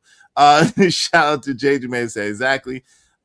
Mega Band said, being a content creator doesn't come with health insurance, a pension, and a 1099 isn't being filed out of that pays 12% of the earnings of Social Security. They are playing themselves. Well, this is the thing. Man, let me read that. Let's hold on. It said, being a content creator doesn't come with health insurance, a pension, or a 1099 isn't being filled out that pays 12% of the earnings of social. Actually, you do get you do get a 1099. You do, but let me. But they're saying what they're saying is that they're saying that with the 1099, Social Security is not coming out the 1099. Yo, family, Social Security pays right now $1,000 a month. It's Social Security right now in America. Well, let me correct him because he doesn't know what he's talking about. So number one, when you're a YouTuber and you're part of the partner program, you fill out all of the information. You either can fill it out as an individual, sole proprietor, or you can fill it out if you have an LLC. They do send you a 1099. When you file your taxes, you do pay Social Security tax. Fact. As far as health insurance, see, the only reason you get health insurance at your job is because the higher ups in that company purchases that health insurance and they get a better deal on it because it's so many people in that company that can partake of it. When you're a independent contractor, you purchase your own health insurance. And I know that because I just paid for my new plan of health insurance because the old health insurance that I had, they actually doing away with it. So no, it's first of all, it's not YouTube's responsibility to get you health insurance. But let's talk about this mentality real quick. I wanted to go here real quick. So what you're talking about, Mega Band, what you don't understand is you're talking about the difference between an employee and a corporation or a business owner, right? Yeah. You're talking about the difference. This is the difference in mentality, right? So where you are looking for a corporation or a company to take care of you, and there's nothing inherently wrong with that if that's what you want to do, right? You are downing people who know and understand that profits, shout out to Jim Rome, are better than wages, right? So if you only have 24 hours in a day, and let's just say you're a hard worker, you work 20 of those hours, which is not really maintainable after a while, but let's just say you work 20 of those hours, so you get all the overtime that you could. We see part of what Donald Trump was saying is if you work harder on a job, you get taxed more. Yeah, and your overtime, you come to a higher tax limit, your overtime gets taxed, and you get taxed more. You get taxed at a higher tax rate. And what he's not understanding, which is really crazy, and it boils back down to black folks just want to be taken care of. Because like y'all would be willing to be slaves again if you could be slaves minus the butt whoopings. Right, and the grape. Yeah, and that crazy stuff, right? So here's the thing. The only difference between a person that's a business owner or an independent contractor and an employee is that an employee, they take the money out of your check before you get it to pay Social Security tax, right? When you're an independent contractor, you make your money first and then you pay your taxes. That's the only difference, because the business owner that you work for is just doing all of the stuff for you that you would do if you were a business owner. No doubt, but there's a bigger difference too. There's a cap on how much you can make on a job because you only have 24 hours a day. There's no cap on how much we can earn or how much we can make. So like at the end of the day, listen, if you want to work a job and be a worker, that's fine. I don't have no problem with it. But you're telling us as content creators what we do, what we get, how much we get. Yo, if I showed you my daggone merch, how much is sitting in my merch account right now for how much my merch got, you'd be pissed off. So like, yo, you got to relax. And, like and then if you want to talk about a 401k, that's the goofiest shit in the world, because the only thing a 401k is, this is not financial advice, by the way. Yeah, the only thing a 401k is the company that you work for is taking the money that y'all are making and they're investing it in the S&P 500, which is something you can do yourself. You can set up your own 401k yourself. Without brokerage fees, without the monthly maintenance fees, whatever the case. But again, it's fine. But this is the point that we're making. You guys poo-poo on, you're here, you're enjoying the entertainment, you're enjoying the information, but instead of just taking the information, if you don't agree with it, fine, let it go. You want to speak out and try to discredit us, and you don't have no idea. Like yo, they allegedly show what Angry Man make, but I'm sure Angry Man, that ain't even close to what Angry Man make, and that's more than most of y'all get put together. So relax, relax. Don't worry about it. We're okay. Let me just put it like that. We're all right. We're gonna be okay. It's gonna be all right. If you don't understand that Mr. Beast is a content creator and is now the highest paid person in America right now, one of the highest paid people in America right now, I don't know what to tell you. If you haven't seen what I Show Speed or Casanat is doing and realizing that they're YouTubers, content creators, I don't know what to tell you. If you, even the dude that was talking junk the other day, what's that dumb dude's name? The white dude that was talking junk. That makes about $500,000 a month or something crazy like Wilson, right? Wilson something, but yeah. Nah, I forgot his name. Yeah, but and he makes $500,000 a month. So y'all gotta relax. Y'all gotta relax. You got somebody in the chat room saying I have an LLC, and what you're saying is BS, and Mega Band is right. No, actually, you have an LLC, but you don't make no damn money. This Black and Proud. Black and Proud is just a contract. That's Black Hawk. Black and Proud is the same person as Black Hawk that just be running around hating. It's the same person. So he don't know what he's talking about, right? And I'm not sure if it's a girl or a guy, to be honest. I don't know. He say he's a guy. I don't know. They don't know what they're talking about. They don't know what they're talking about. They have absolutely no earthly idea what they're talking about. At all. Like, yo, fam, again, if y'all really knew how much people made, y'all be mad. If you really knew how much people made off this stuff, y'all be upset. Y'all be pissed off. See, just relax. It's ownership versus being owned. And unfortunately for our people, we're only comfortable being owned. And that's the main reason why you'll hear our people say stuff like, "You get a real job." See, to them, who's not making $500,000 a year?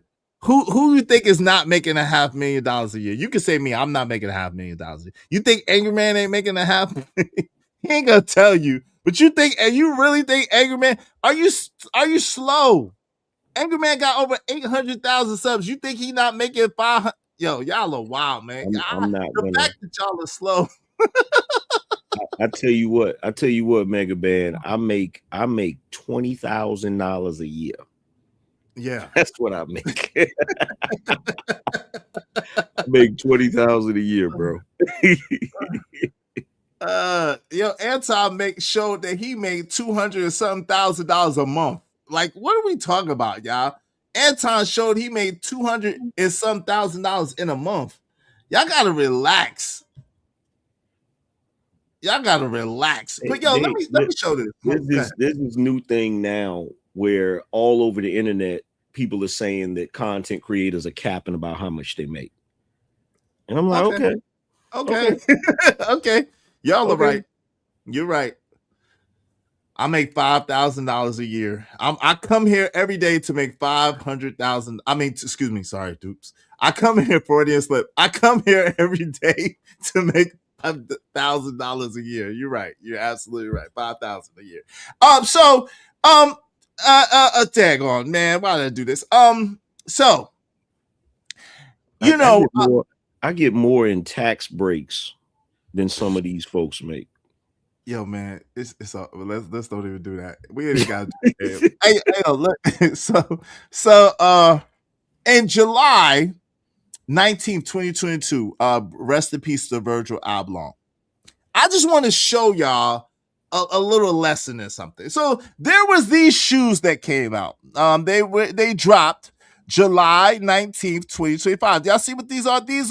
These are Louis Vuitton Air Force Ones. And these Louis Vuitton Air Force Ones, they cost an average of about $3,500 a piece. Okay. These Louis Vuitton, someone would say, "Damn, Izzy, you will pay $3,500 for a pair of Louis Vuitton." And let's just say, I happen to have borrowed something from the bank, and I happen to have bought 3 pairs of these shoes at an average of $3,500 a piece. Then we know that that's about, after taxes, that would be about $11,400, something like that, $11,400, something like that.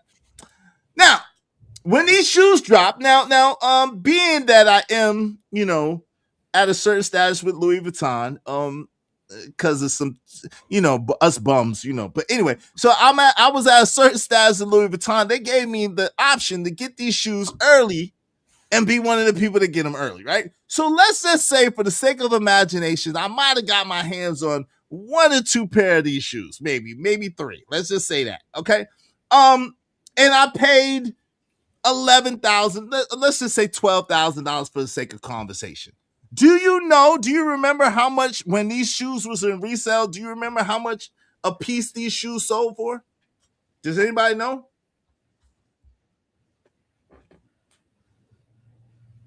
Anybody know?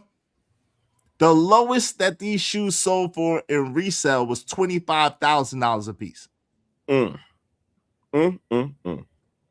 These Virgil Abloh Louis Vuitton Air Force Ones, the lowest when it came to resale, the lowest that you could get a pair of these from on the resale market was $25,000 a piece. The most they went for was $100,000. This pair right here,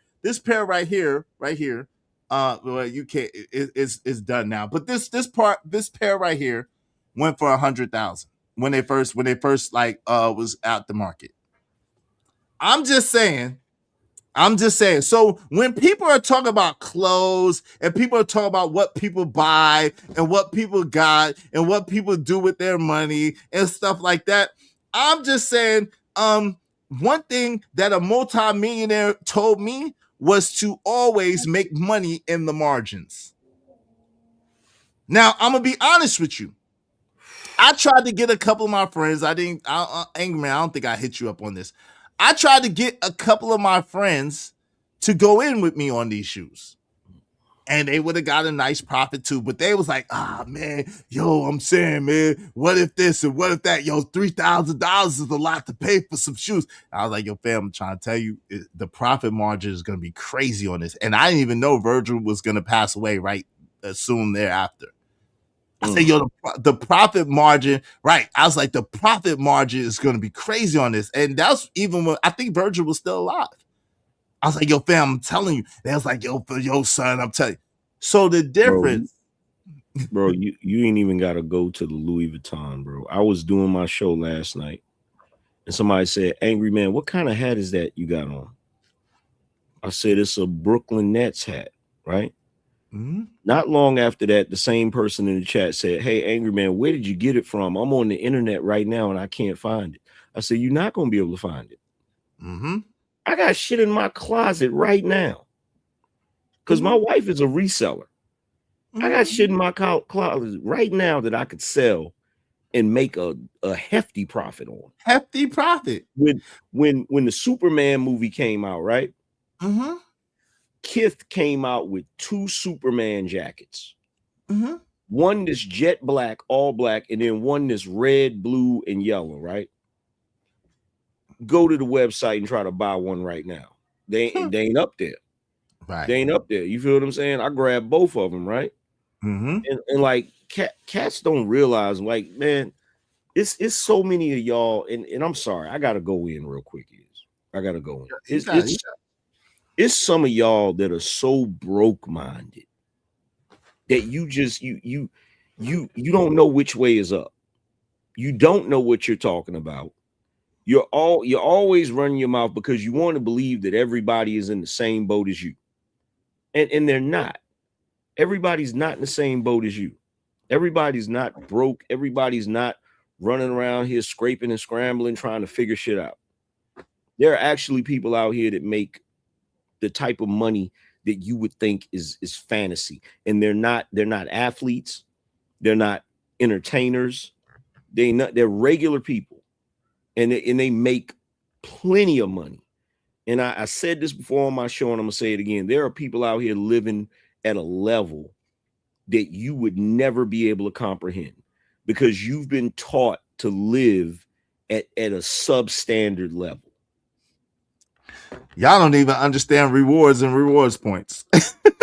Y'all don't even understand rewards and rewards points. Y'all don't even understand basic leverage, some of you. Basic leverage and leveraging your credit and being able to leverage it to buy something to be able to get much more bang for your buck. Let's just say, for the sake of argument, I bought these shoes and I bought these shoes with a rewards credit card. Let's just say that means I'm getting money coming and going. Yeah, I spent $12,000, but what was the profit margin in between that? See, this is what y'all, bro. Every day. Look, when I buy stuff, when I buy regular stuff, like if I buy food or whatever, right, on a daily basis, right, I could use my debit card. I could use my Chase card or my Bank of America card, right? Mm-hmm. What I do is I use my Apple Pay.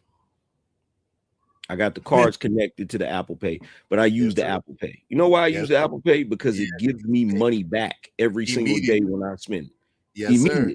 Right? Immediately. Yes, it does. Yes, it does, sir. Immediately. You feel Yes, what I'm it does. saying? Yes, it And does. it's like you have so many things like that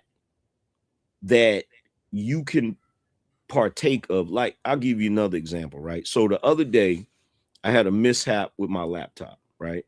With my MacBook. So I think a little bit of soda or something got on it, right? And so the space bar was sticking. So I go to Best Buy to get it taken care of because I got Apple Care and all of that stuff, right?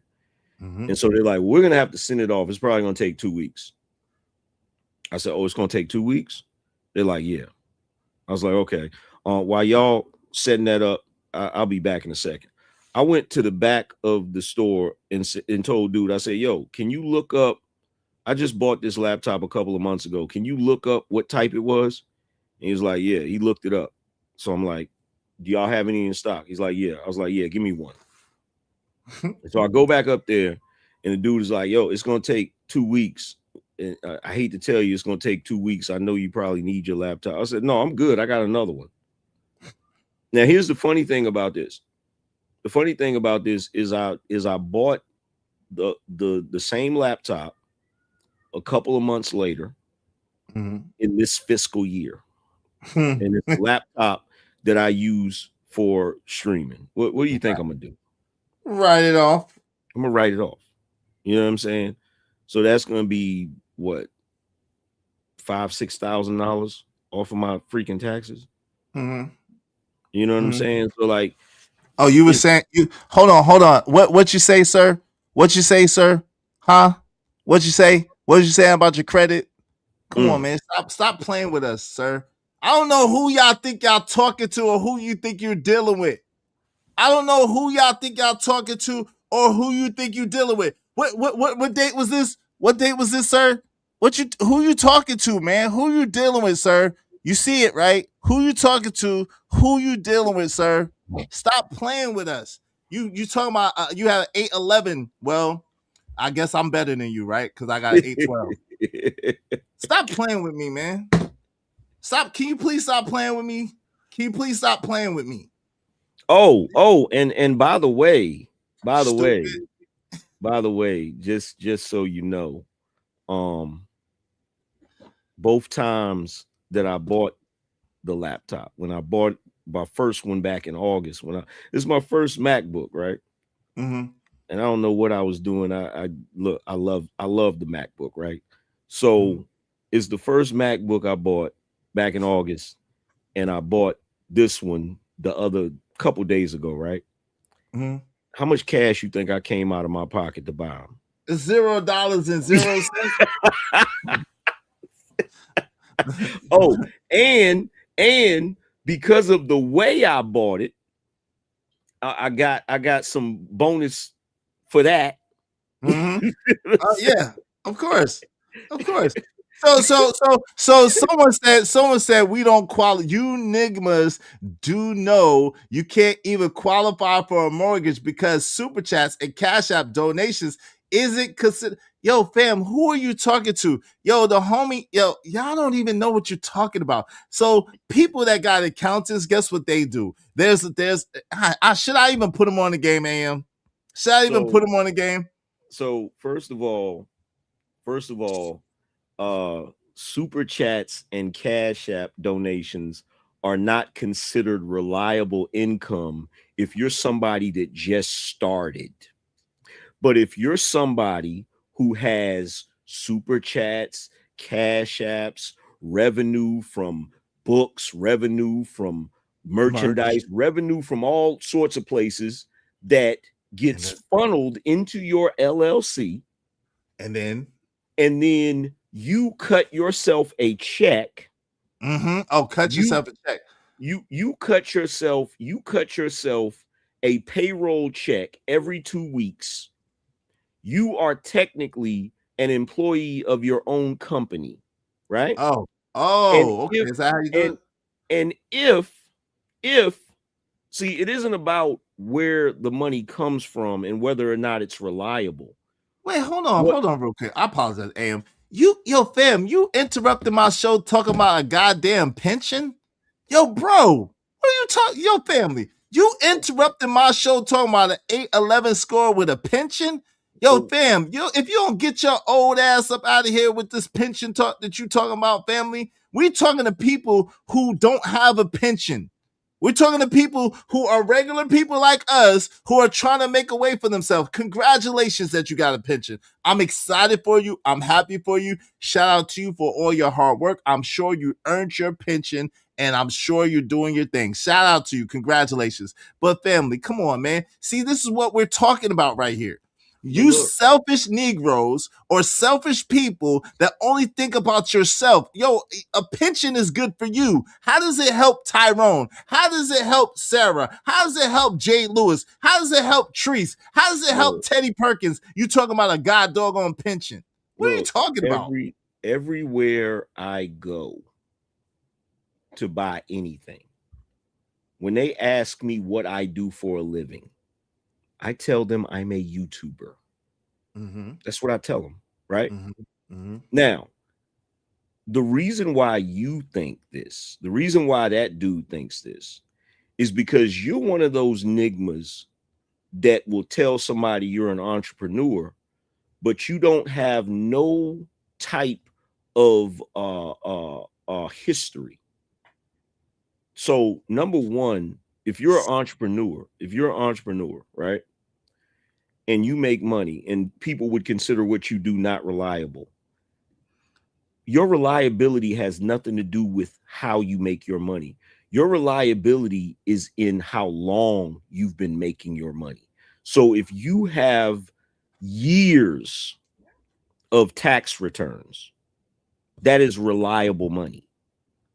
If you can show that you've been doing this for 5 years and your tax returns show consistent income, ain't nobody gonna say, hey, super chat money is not reliable money. You don't know what you're talking about because you're a person.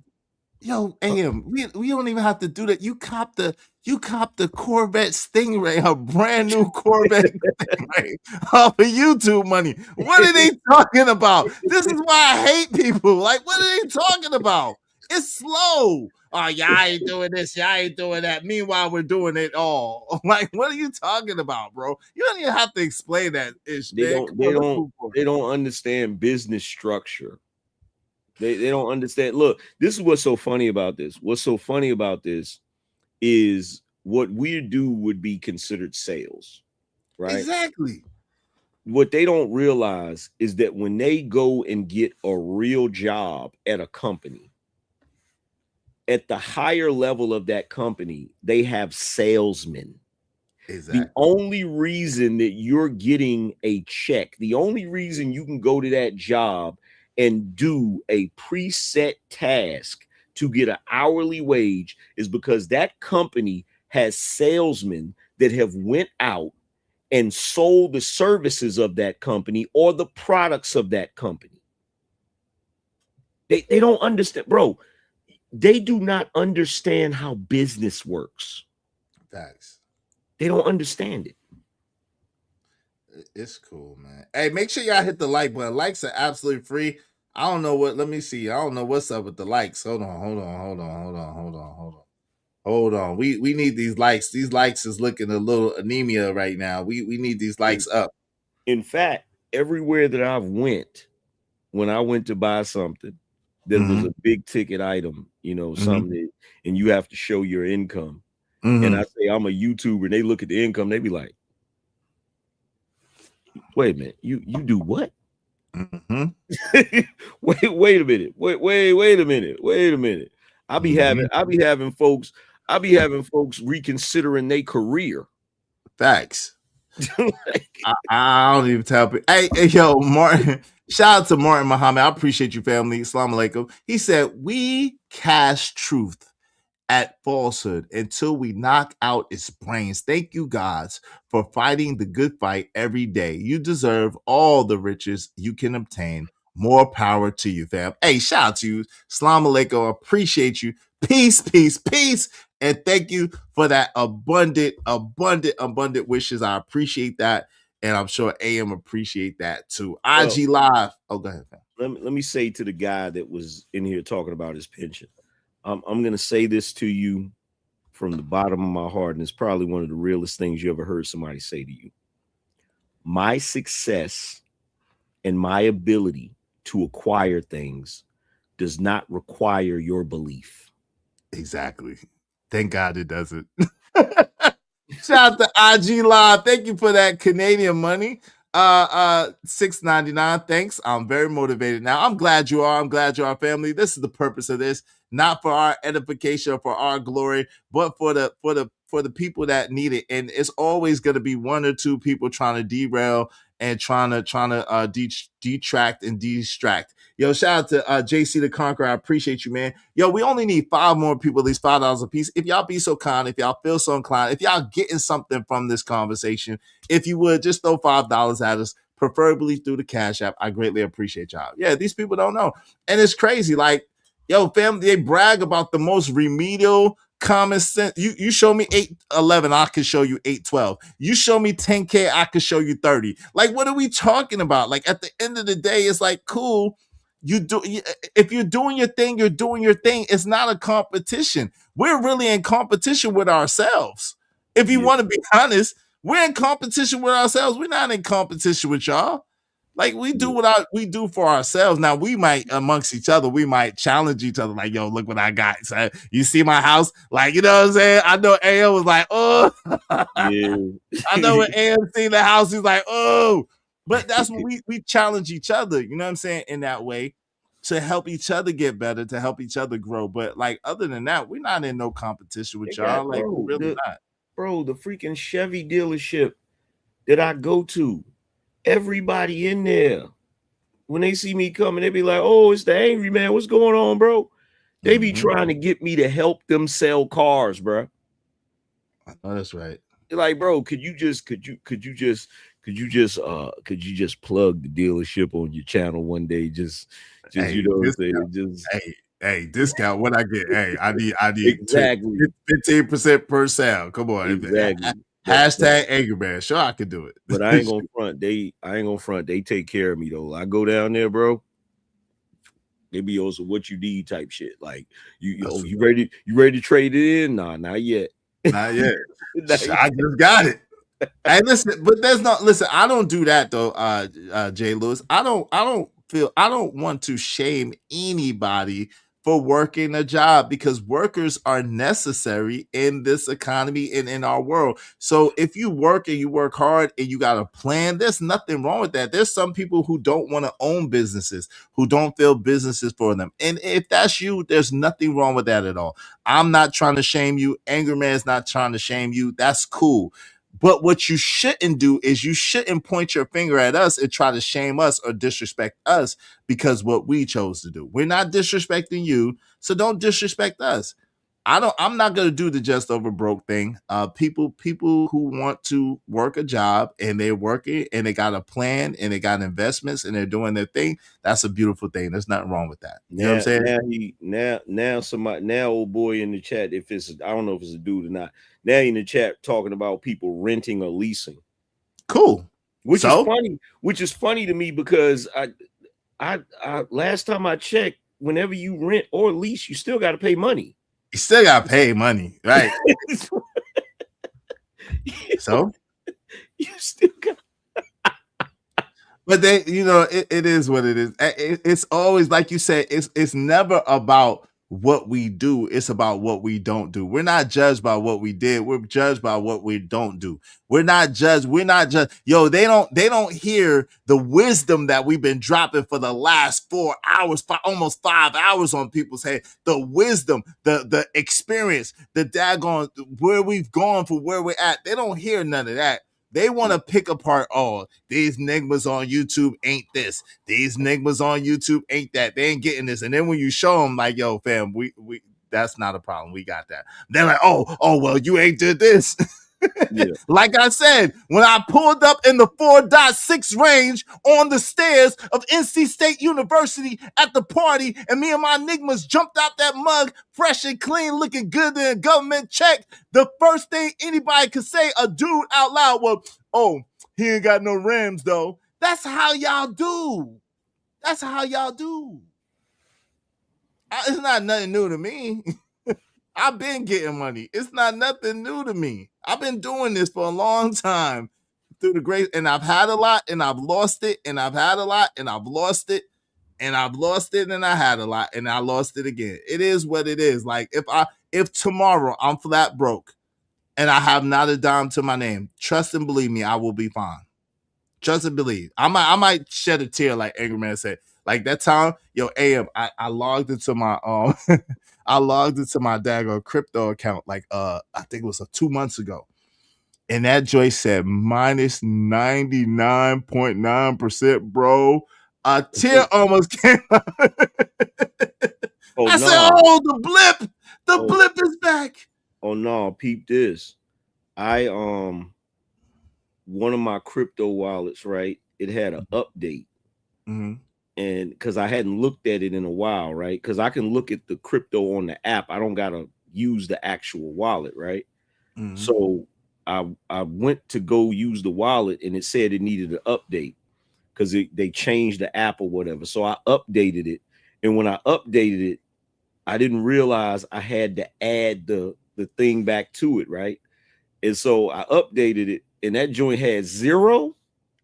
Mm-hmm. You talk about somebody panicking? Thick. I said, yo. I said, oh, hell no. I done did something wrong. Sick. It did, bro. My stomach dropped, bro. It was on the floor. And then I was like, I'm looking at it, and then I'm like, oh, I forgot I gotta because it's still in the blockchain. I gotta add it back to the thing or whatever, right? So then it popped back up there. I was like, whoo. But yeah, bro, they look. I don't know what to say. I don't know what to say because you can't convince some people of anything. Like they just believe that everybody's situation is the same. Leonard, is that you? Leonard Roy, is that you? That's you, Leonard? Is this you, Leonard? Leonard, is Mega banned you, bro? Come on, bro. You ain't learned coming against me. Leonard, are you coming against me on another channel? Is this you, Leonard Roy? Leonard Roy. Is this you? Is this you, Leonard Roy? Brother. This is Leonard Roy, man. Ain't that about nothing? Daggone it. Ain't that about that's Leonard Roy, Anger Man. I don't even know who that is. You don't know who Leonard is? This dude right here. You don't know Leonard? Leonard Roy, hold on. Anger Man, hold on real quick. It's Leonard Roy, man. I don't get it. Look, you man, if you don't get your extra Like yo, you know what? Leonard, that's you, boy. You ain't learned yet. You ain't learned about flexing credit scores and stuff, boy. Stop it, Leonard. Man, look. All I gotta say is this, brother. Matter of fact, I'm not even gonna say. I'm gonna be nice. I'm not even gonna say it. I felt like that was you. I felt in my spirit that was you, Leonard. I was like, who do I know that retire me bragging about dumb stuff like that? Leonard Roy. Shout out to my man Leonard. Why would you come in my chat trolling with me, brother? Leonard. I want to know this. Like, what happened to the world? Like, what happened? Like, y'all dudes is in here talking crazy. Like, bro, you can't talk crazy to me. You know why? When I drive down the street, bro, my engine is behind me. Hey, Leonard Roy Leonard Roy was in the military for like 20 some years, 30 years. He does pretty decent for himself. He has a decent credit score. He's taking advantage. He crazy, so he get most of his military, he gets like 100% military benefits, but he doesn't use them on his teeth. I told you, Leonard, use them on your teeth, yo. I told you what I was gonna do. You should have did the same thing. You get all the military benefits. You should have got your teeth fixed. Here's the thing: if you've been in the military for that long, You're supposed to be doing well. Yeah, he's doing decent for himself. He makes decent money, has a decent credit score. I don't know, brother. Angerman, are super chats write-offs for? I'm sure they might be, right? Right? No. They're not. Okay, super chats are not write-offs for give. Okay, No, because you're not in a service-based business. Okay, but are they write-offs for us when we give super chats to each other? I don't think so. Oh, okay. So, brother Muhammad, I don't know for sure. Angerman said no, but check with your CPA or your accountant. Yeah, I asked my CPA about that, and she said no. She said so he gets 100%. So Kojak, he gets 100% VA benefits, right? And I think they give him about $7,000 per month. You know what I'm saying? And he lives by himself and stuff like that.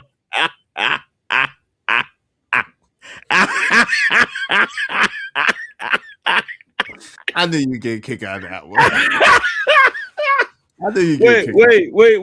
He gets about $7,000 a month. You know? He gets about $7,000 a month. That's decent money. That's decent money for a retirement.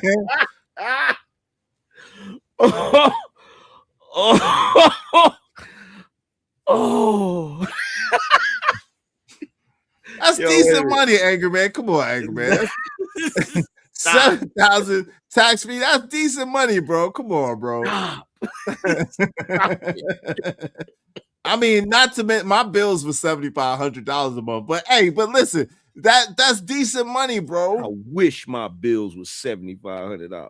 Yo, my bills was $7,500 a month. I ain't quite at your level yet, Angerman. You heard this conversation that we had where I said, what is going on with these $1,000 bills?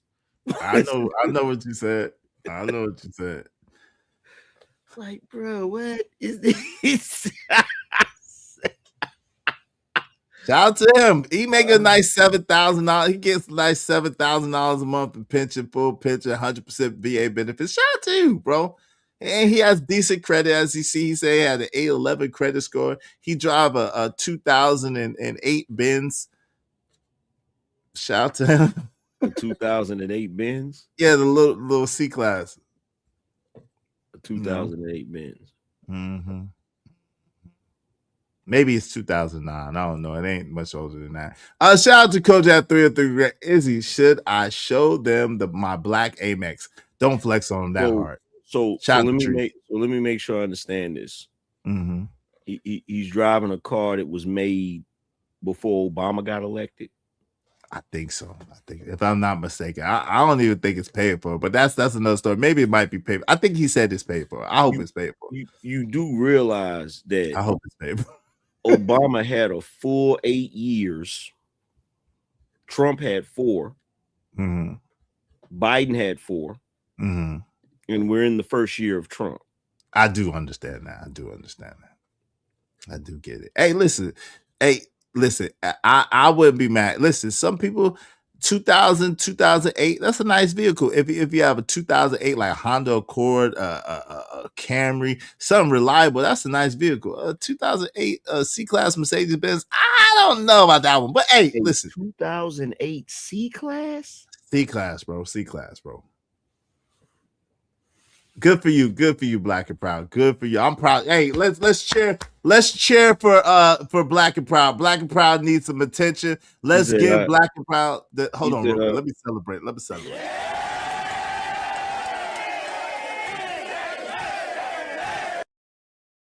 Congratulations, Black and Proud. It's not how much money you make; it's what you do with it. It is. That's true. But if you get a little bit more, you could do a little bit more, right? So I guess that means that if you were working as a fry cook at McDonald's, it wouldn't matter how much you're making because it's about what you do with it, right?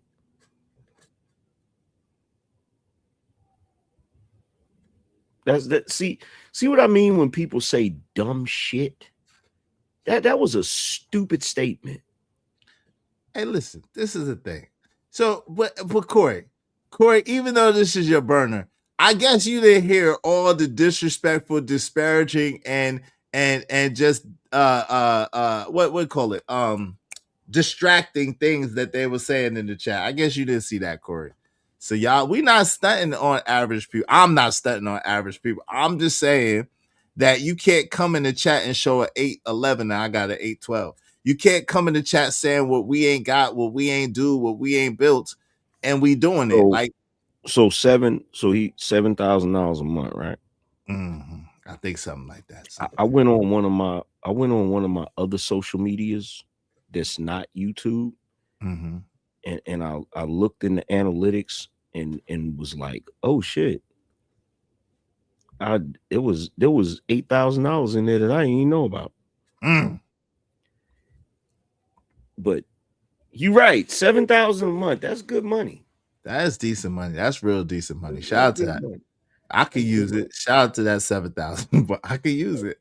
Hey, shout out to brother Martin Muhammad. Appreciate you. Because of brother Martin Muhammad, we just need four more people these $5 speech. Y'all support the show, Sports Streaming. I've been a worker all my life. I want to be an owner. So I pulled the curriculum for the CFA L1, which is equivalent to bachelor's in business. Does this make sense, or is this doing too much? No, brother. Listen, that's great. If you listen, brother, this is the thing. Do what you believe or what you research and believe is going to get you closer to your goal. That's what you should do. So if that's going to get you closer to your goal and what you see, Earl Nightingale says success is the progressive realization of a worthy ideal. And that's subjective, right? If your goal is to become a business owner and you are successful, you become a business owner, you are successful, my brother. We never see, this is the thing. And this is what kind of upsets us, because we never poo-poo on the little person. It's people that come in and try to derail and distract and disrespect the conversation that we're having. We're pouring out our heart and soul. We're telling you 30 years of blood, sweat, and tears, and God don't gonna struggle and striving to get to the place where we got to. And people want to poo-poo on that. So we not gonna allow that, but we don't never disrespect, brother. That's beautiful, man. It's beautiful. Go ahead, Am. You want to say something on that? Nah, I'm still thinking about that 7 racks. And boy, if you could only make 7 racks, you'd be doing real good. That'd be something, wouldn't it? You're doing awesome, bro. That'd be something, wouldn't it? It'd be something. That shit would be phenomenal.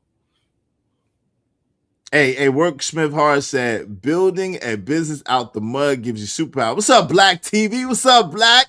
What's going on, man? He said, shout out to Izzy and Anchorman. Shout out to my guy, Black. Good to see you, family. Yeah, but listen, like, and that's the thing. People catch a little bit of it and they think that we be braggadocious and we be trying to like brag or trying to like put people down because they don't got what you got or whatever. Like, it ain't nothing about that.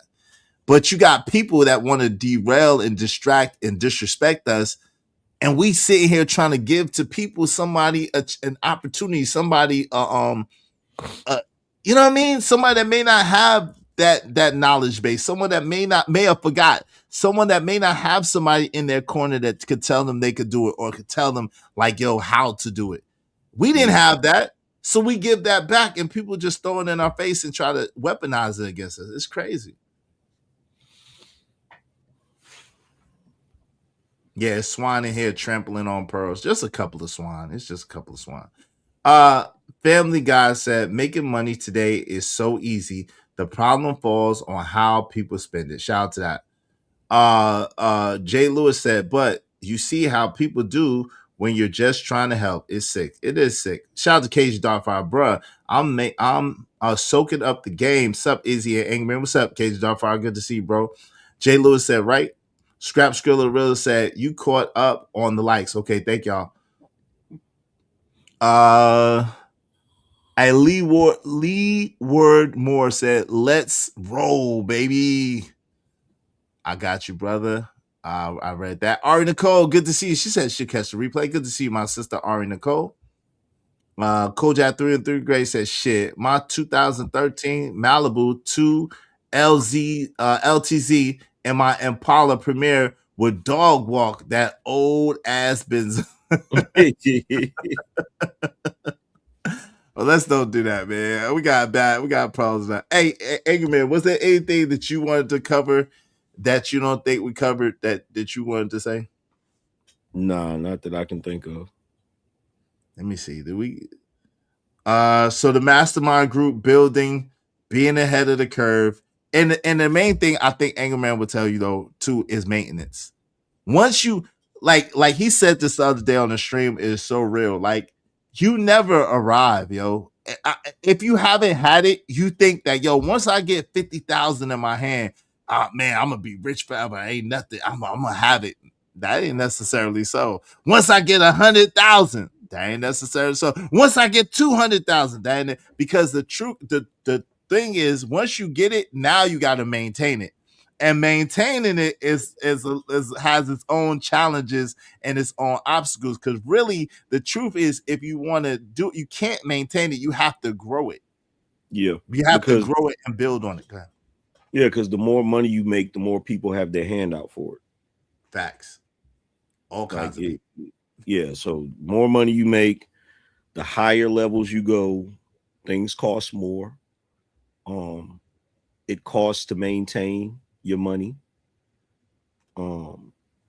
So every new level that you get to, you're presented with new things that you have to do. So, that's why when people say stuff, if somebody's talking crazy to me and they make, I don't know, say 7,000 a month, I'm not even trying to hear that, because we're not even part of the same conversation. And it's cool if that's what you make, that's cool. You feel what I'm saying? But you can't talk crazy to somebody that makes significantly more than that, because you don't understand the position they're in and the life that they're living. You know what I'm saying? Because see, here's the other thing that they don't talk about. They don't talk about the fact that you get to a certain level, making a certain amount of money, and you're one of the few people in your social group, and you have to take care of other people. Yep. You know what I'm saying? You have to maintain other people. So you become, that's especially us. Yeah. So you become the support system for everybody. You know what I'm saying? And so it's just like when I did my short with the Love Me clip, where I was saying basically, I have more to do because there are other people counting on it, not just me. You know what I'm saying? Because most of my money doesn't even go to me. Most of my money goes to me putting money aside, trying to grow and invest my money. And then the other portion goes towards maintaining and making sure my family's straight. Thanks. You know what I'm saying? So when people get up here and they want to talk crazy about you, they don't know you. Right. They don't know what you got going on. Or how many people are dependent on you, or how many people that you're looking out for, or how many people rely on you to be able to do this or to be able to do that. That's a fact. Mm-hmm. And they don't care neither, but it's okay. Shout out to Jay Lewis. She said, it's not what you make, it's what you keep. My VP told me that when I was on Wall Street. Shout out to that. Kojak 3 the Great said 100. With great power comes great responsibility. That's a fact. Shout out to Mo Love. She said, great dialogue between you two. Shout out to you. Appreciate you. Jerome said, bullseye is. Keon said, trades are awesome. Yes, they are. Wow, profound. Shout out to that. Jerome said, I like learning trades because just because you pay someone to do a job doesn't mean they're going to do it properly. I've had this problem from folks in general. That's a good point. That's a good point. King Rooster, what's up, King Rooster? I try my best not to work hard at all. Okay. I don't know about that, if that's a good philosophy or not. That's not what we're saying. You're actually supposed to work harder on your business than you would ever work on your job, but you're just supposed to work smarter, harder. Go ahead, Ayo. And that's really one of the biggest things in my opinion. One of the best things about reaching a certain level is when you can look around at the people around you, look around at your family, and you realize that had you not made it happen, they would have been in bad shape. And for them to not be in bad shape, it gives you a good feeling knowing that you're able to do it. No doubt. Shout out to Jerome. He said, I'm buying what the F I want. I go hard in the paint for those green rectangles. I'll be damned if all I do is work and pay bills and die. I know that's right, bro. I second that. Amen. Hallelujah. Yes, Lord. Hey, shout out to Jay Lewis. She said, LOL, I thought we only did that. I'm OCD. Jerome said, I like to deep clean my house. I feel good afterwards. Ain't nothing wrong with that. But again, if you got a maid coming in or somebody coming in, you let them do their job. Don't just throw shit on the floor for them, but let them do their job. Shout out to J Cos 39. Good to see you, fam. Long time no see. Invest your money in giving you crumbs. Shaking my head. Smart Hard said, what's the numbers? What's the numbers of what, family? How you got VA benefits but a yuck mouth? I asked that same question, family. That's diabolical. Shout out to Leonard. He know I love him, but I don't know why you came in here trying to troll, bro, on another account. I love you, bro. Why would you do that, though, bro? Fierce Soul said, I'm just reminding you about the drawing board. Oh, yeah. So the drawing board was where we would come together and we would bounce ideas off of each other, and it would be like a mastermind group. And so it was Angry Man, myself, and my brother. And sometimes we let our friend Naeem come. Shout out to Naeem. And sometimes we let my other brother come, or my sisters, or my brother's girl at the time. We let them come in sometimes. But mostly it was just AM, myself, and Life. You know what I'm saying? What do you know? What's up? What do you know? I just got an email from Meta. What did it say? What does it say? It says, hold on, let's see if it'll. Oh, there it is. I can't read it though. What is it? I can't see. What does it say? What it says is, dear payee, beginning in 2025 tax period, your U.S. withholding tax forms will be available on Facebook on the payouts tab, where you will see a tax form section. Please ensure you are signed into your account and your digital U.S. withholding tax forms can be found here. Meta will upload the forms 1099 and 1042S to qualifying payees as required by U.S. tax law.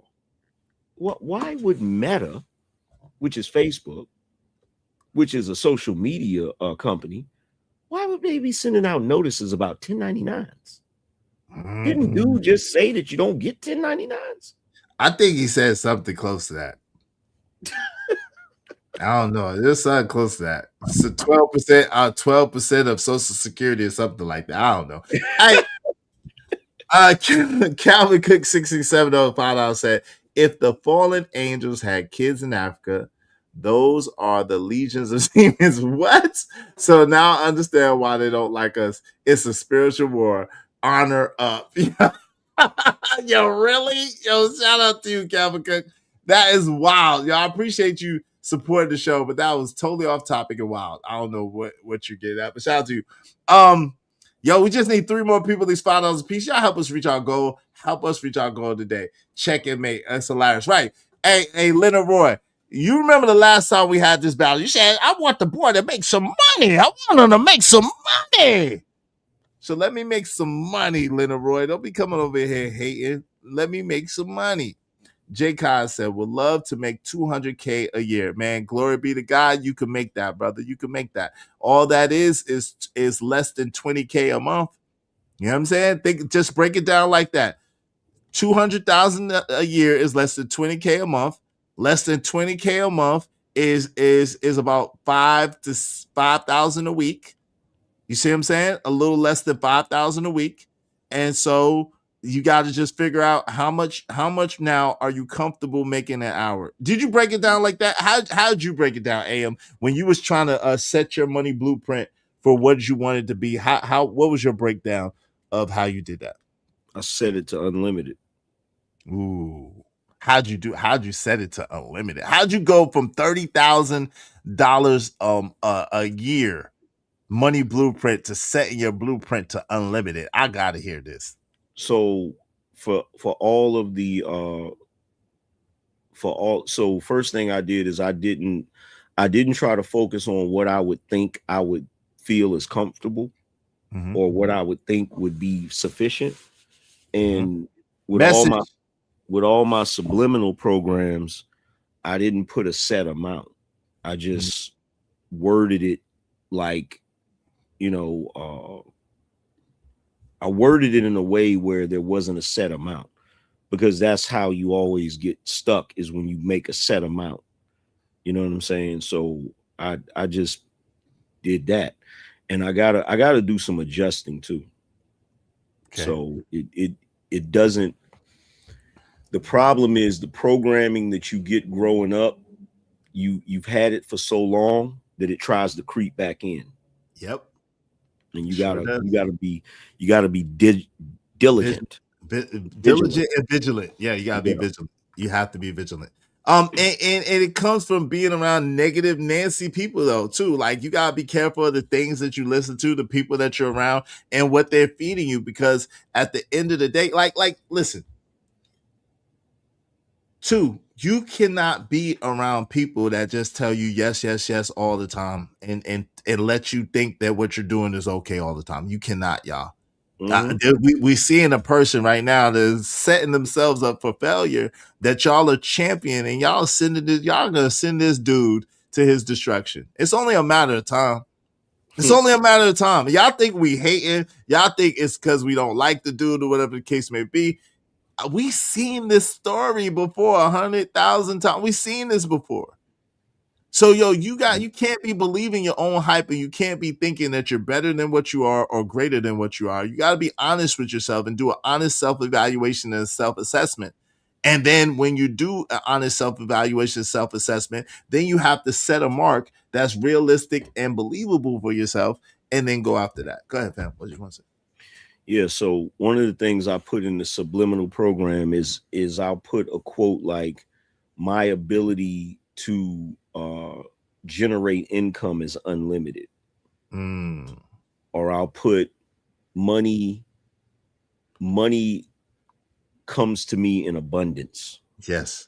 I got money comes to me quickly, easily, and in abundance, right? Money comes to me quickly, easily, and abundance. I believe I'm always divinely guided. I believe I'll always take the right turns of road. God will always make a way for me out of seemingly no way. Now, I don't have the subliminal program. I need to get that from you, if you don't mind. If you put me on to that, I need that. But I got little affirmations that I say to myself, or declarations really is what it is. Declarations that I say to myself, that I constantly work on my self-talk.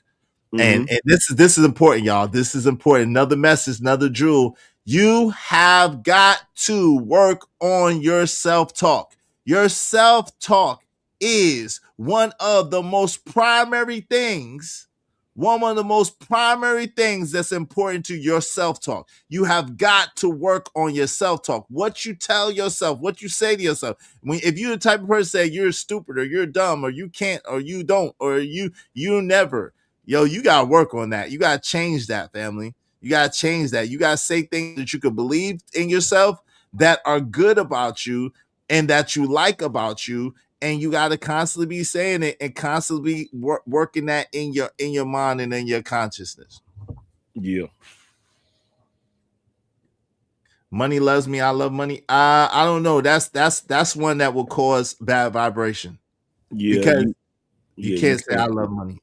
You can't say I love money because you've been conditioned, and socialized and programmed against the love of money. The love of money is the root of all evil. So and they got the ones on YouTube that say that, and that messes me up. So I stopped listening to that. Nah, I don't love money. You don't want to say money. Money could love you, but you can't love money. Like, because it causes a conflict in your subconscious. Yeah, and don't say things that. It's just like with your program, right? With your computer program, you can't you can't add a computer program. Like a computer has its BIOS, which is its basic bare bones system, right? Mm-hmm. You cannot put a program in there that conflicts with the core of it, right? Yes. So one thing that will conflict with the core of programming your subconscious mind is lying to it. Right. It will reject it immediately. So you can't do affirmations like I am a millionaire if you're not already a millionaire, because it'll reject that. You have to speak about it. You have to speak about it in the future tense as far as potential. So you could say something like, I am becoming a multimillionaire. I am becoming a multimillionaire. Yes, you say stuff like that. Yeah, I'm becoming. I believe that I will be a multimillionaire, and you gotta kind of be careful with that too, because you don't want to set it too far in the future either. But it got to be something that you, like Angerman saying, it has to be something that you can believe. It has to be something that you don't think is a lie, because if you do think it's a lie, you're constantly gonna be battling it, and that's why you don't really achieve what you want to achieve. And like I said, going back to the subliminal program, and the reason why I put that program on my laptop is because I'm staring at my laptop screen so much, right? Yes. Mm-hmm. So the way the program works is, and all you have to do is look up subliminal program. I'll show you which one it is, but you put it up there, and most of the time you don't even think it's working. Mm-hmm. But every once in a while, you'll be staring at the screen and your mind will catch it. You'll see it pop up. Mm-hmm. But how you know it's working is when you no longer see it. Mm-hmm. But it's there because it's only flashing for a millisecond. Will your audience see it too? Does your audience see it too? No, you only see it because it's a program that works no matter what screen you have up. Okay. So no matter what screen you're in, no matter what you're looking at, it's just a program that's a behind the scenes program that it flashes all of the affirmations. It flashes them in milliseconds, and it flashes the pictures too. So like with even though I wanted a C8 Corvette and I had the picture in there, I wasn't actively trying to get one. Mm-hmm. You feel me? That's how powerful it was. I wasn't actively trying to get one. One day, I just got a phone call from the people at Chevy, and it was like, we were calling to see if you wanted to trade in your Camaro. And I was like, well, do y'all have any Corvettes? And it was like, yeah. And that's how I ended up with one, right? Mm-hmm. But the crazy thing is, you'll be amazed. Like the human mind is so freaking powerful. It is. But the problem is we don't know how to tune it. We don't know how to train it, and you can train it with subliminal messages. Because you remember when back in 2008, when when I had the apartment that was over there near Brentwood Road. Mm-hmm. So I don't know if I told you this, but I had a program that I would play on my computer while I was asleep. So like it would just play. It would be somebody, I would have somebody talking like a Jim Ron or somebody. Mm-hmm. And I didn't have it loud. I would have it at a low volume to where you can hear it, but it's not loud enough to disrupt your sleep. You know what I'm saying? Mm-hmm. So, and I came at it from 3 angles. I had the subliminal program. I was listening to stuff while I was asleep, and I was saying the affirmations every day in the mirror. Yeah, and I did that. Do you do yours with tapping? I do mine with tapping. You do yours with tapping? I do tapping. What I do is I write it down. Mm-hmm. I write down the affirmations, and I keep the affirmations in my wallet. Mm-hmm. Oh, in your wallet? Yeah. Okay. I keep the affirmations in my wallet. And here's something else I do that my grandmother told me to do, which is crazy. My grandmother told me, said, write it in red ink.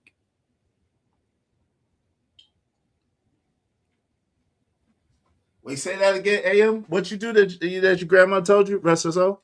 She said, write it in red ink. Yeah, you mean like this? Yeah. Yeah. That's what I was gonna get. Yeah. Yeah.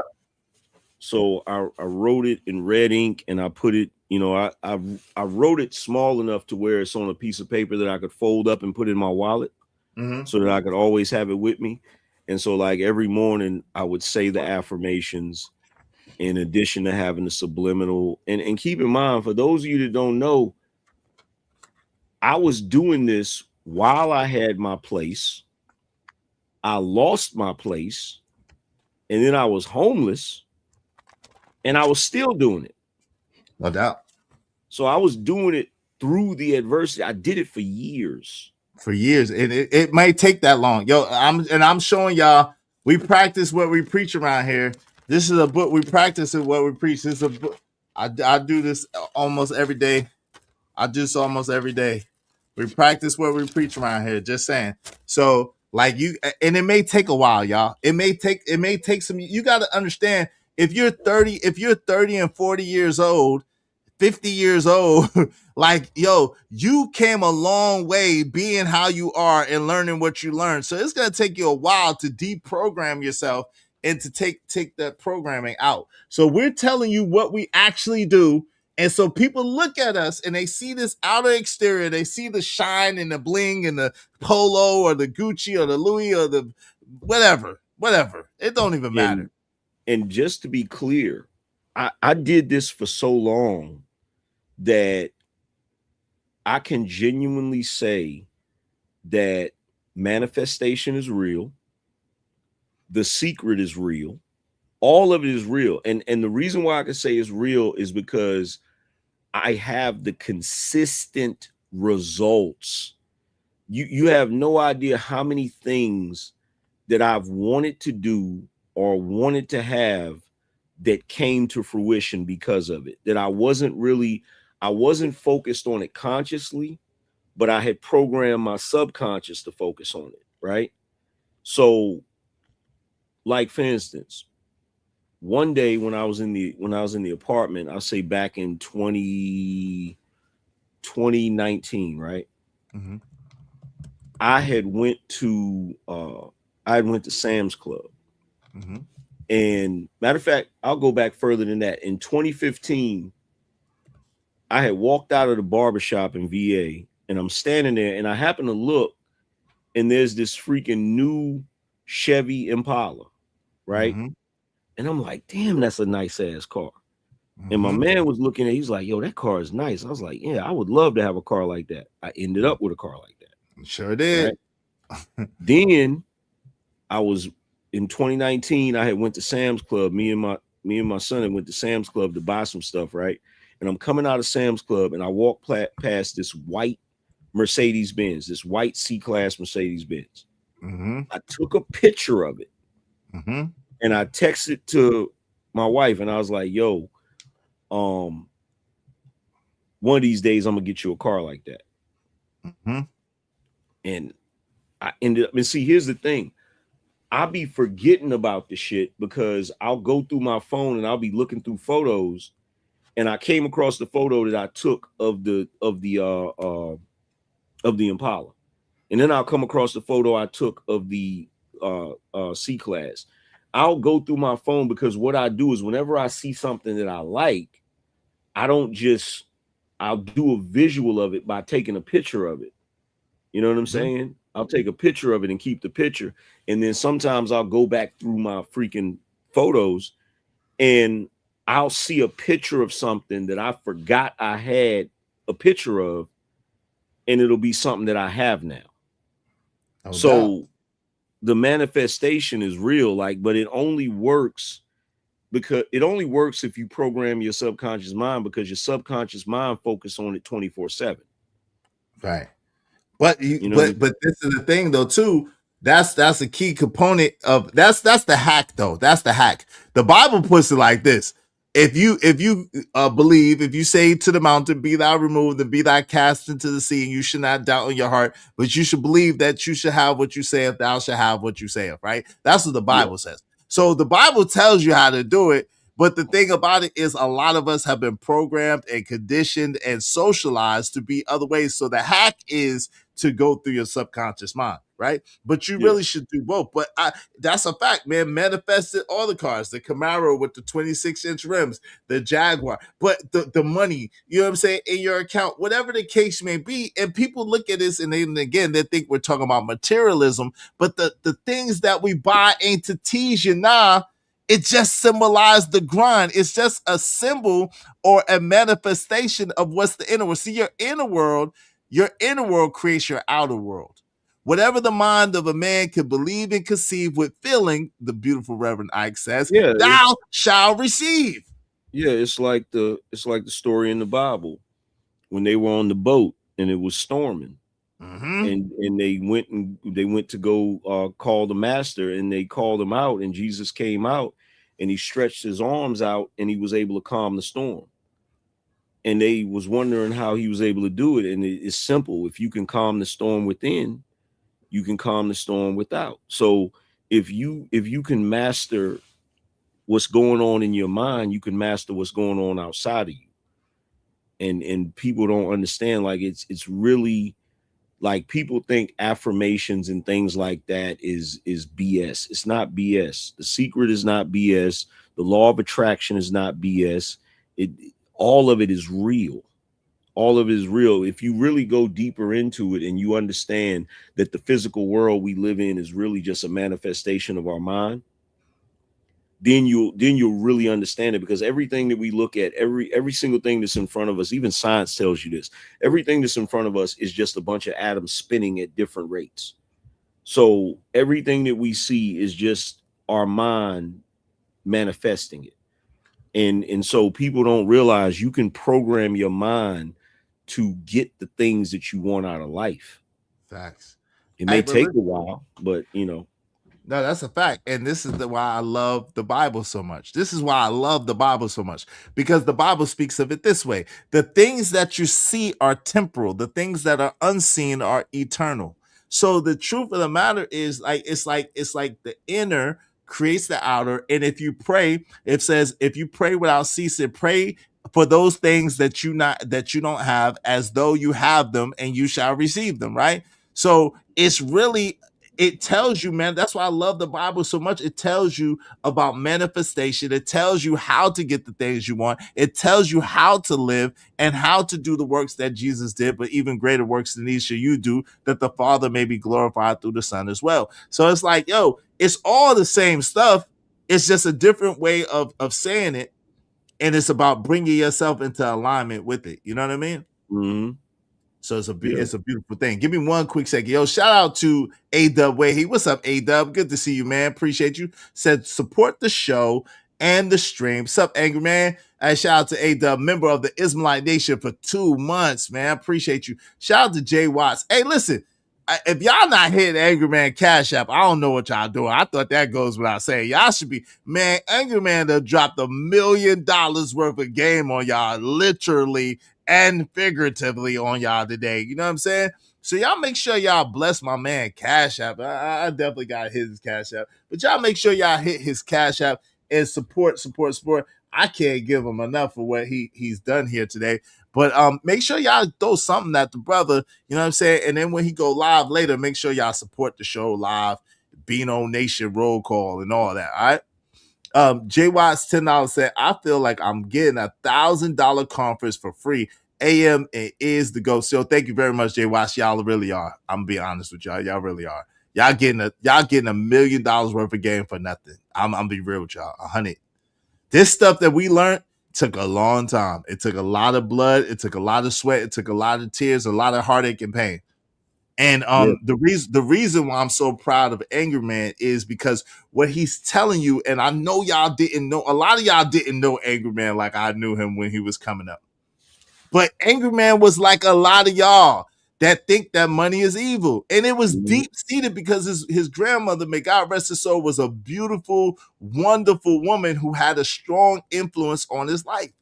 And so because of that, he listened to her because she always had his best interest at heart. And it makes sense. So because of that, if she taught him that, then that's automatically the truth. So do you understand how hard it is? You can Jay, y'all can if y'all can hit me and then I hit him, or either y'all can go to his channel and then do that. You know what I'm saying? But do you understand how hard it is to break from the person that you, one of the people that you love the most, one of the people that you admire the most, to break from what they taught you? Do y'all even have a clue how hard that is? How much battling you got to do, how much ingenuity and rigging that you got to do. And it's a constant thing. And I know he don't really talk about it a lot. He mentioned it, but it's a constant thing that he constantly has to battle. I constantly have to battle this, yo. I constantly got to battle my daggone desire to be, you know what I'm saying?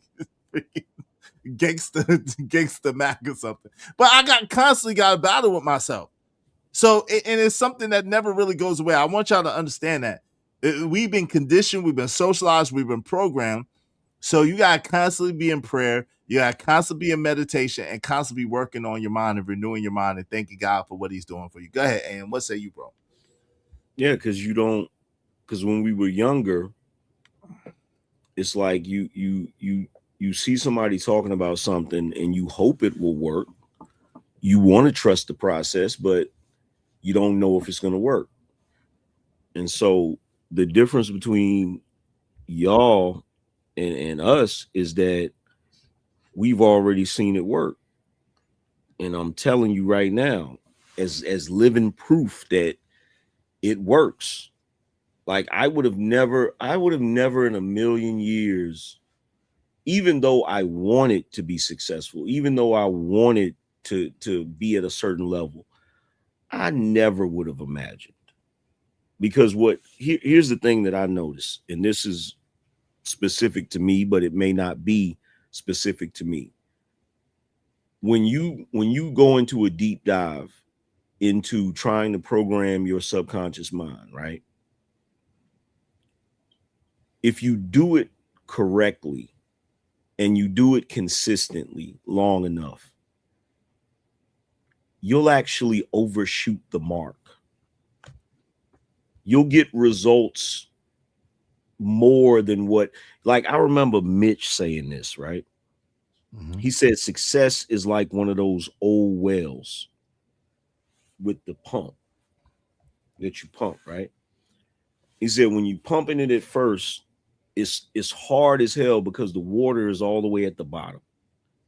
And so you just keep pumping it, and your arm feels like it's going to fall off because it's taking so long.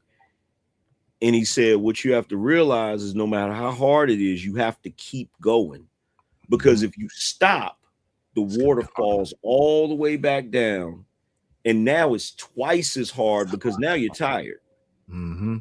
Because it takes forever. But the thing about that type of pump is once you finally get the water coming out, it gushes out. It's like it won't stop. You feel me? That's the way success is. You have to fight like hell in order to be successful. But by the time you actually gain the success, it usually ends up being more than what you expected. Because you go through life, you do things, you make mistakes, you fall on your face, you fail at stuff. You only got to be right once. You only got to get it right one time. Because once you get it right one time, you knew how you did it. You'll always be able to do it. Facts. That's the difference between earning it and having it given to you. That's the difference between going through the obstacles, the challenges, the trials and tribulations, and trying to take the easy way out. That's the difference. And that's why with people that take the easy way out, whatever it is, criminality, scheming, stealing, scamming, whatever the case may be, that stuff is short-lived and it's not long-lasting. But when you earned it, when you prime that well, as Angry Man said, and you keep priming the well, when you get it, if you lose it, you know how to get it again, because they can't take that knowledge, that wisdom, that understanding that you gained, right? Y'all getting some heavy gems. Yes, they are. Yes, they are. I am a money magnet. Shout out to that. You can believe that. Dub said, what up, Izzy? A-Dub said, what up, Izzy? What up, A-Dub? Yo, so family, we still got people in here. So listen, y'all, I see that y'all want attention. I don't know if I'm gonna give you attention, but I'm gonna address your comment without highlighting it. Y'all are silly, right? Y'all are silly. Let me tell you why. We spent almost 6 hours telling y'all about a mindset and about a mentality, a philosophy, and an ideology, about spirituality and being connected to the Creator.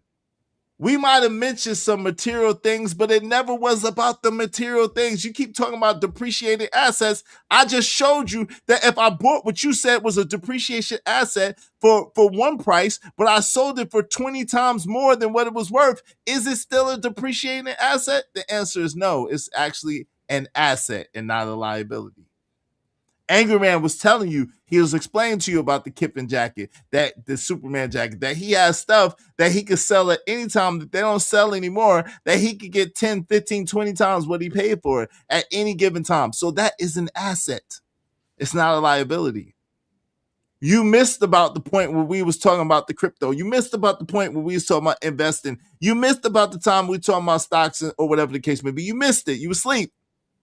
You want to keep focusing on clothes and cars and things that are the sizzle instead of really focusing on what we're really saying. But it's okay. I understand. It's okay. This is what you need to do, because y'all really be bugging. I'm gonna suggest some books for you. So of course I'm gonna suggest The Millionaire Mindset by T. Harv Eker. No, Secrets of the Millionaire Mind. Secrets of the Millionaire Mind. Secrets of the Millionaire Mindset, Stanley Johnson. Yeah, Secrets of the Millionaire Mind by T. Harv Eker. Thou Shalt Prosper by Rabbi Daniel Lapin. Total Money Makeover by Dave Ramsey. Let's see. Why Should White Guys Have All the Fun by Reginald F. Lewis. Let's see. What about I like I'm gonna throw one in here. Secrets of Success Through a Positive Mental Attitude by Napoleon Hill and W. Clement Stone. And then really you should get The Laws of Success by Napoleon Hill, but a lot of people like Think and Grow Rich. Go get Think and Grow Rich by Napoleon Hill. Yeah.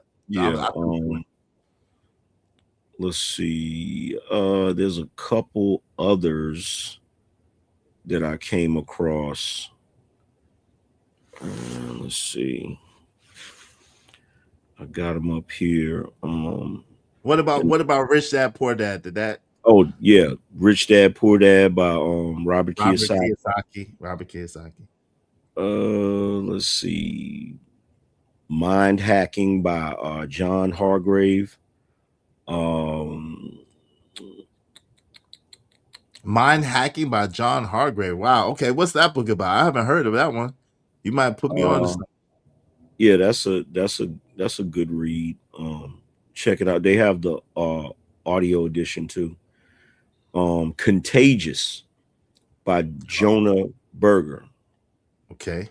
Contagious. That's actually one that Nipsey Hussle talked about a lot. That's the one that convinced him to sell his mixtape for $100. And he got that idea from the fact that in that book they talk about this one restaurant that was selling a $100 cheesesteak, and it broke down the psychology of it. Another one is The Power of Habit by Charles Duhigg. I think that's how you pronounce his name. But The Power of Habit, that's a really good one. The Subtle Art of Not Giving a F by Mark Manson. Let's see. People don't want. We would do a book club, but people don't want to read no books. People don't want to hear this stuff. Appreciate. Check your cash app, Angry Man. Appreciate you, bro. People don't want to read no. We would do a book club, but it's just like in this space, they barely want to hear this, and they have the daggone. Yo, Black and Proud. Relax, Black and Proud. Why do you want to detract? Yo, Black and Proud. If you are so, go ahead. The Millionaire Next Door. Yeah, by Stanley, Dr. Stanley Johnson. Yes, The Millionaire Next Door. Awesome book. Yeah. I listen, Black and Proud. If you love your people the way you claim you do, if you want for your people the way you claim you do, why would you be distracting for what we're saying? Nothing about what we're saying takes away from our people. Nothing from what we're saying is bad for our people. Everything we're saying is about the mentality and mindset of the people for them to change and for them to get better. Why would you get in the way of that? I don't understand. I know you got whatever feelings about AM. That's your business. Cool. And I guess you got whatever feelings about me because I'm affiliated with AM. That's your business. Cool. But why would you? Because he wants to be the one. That's why.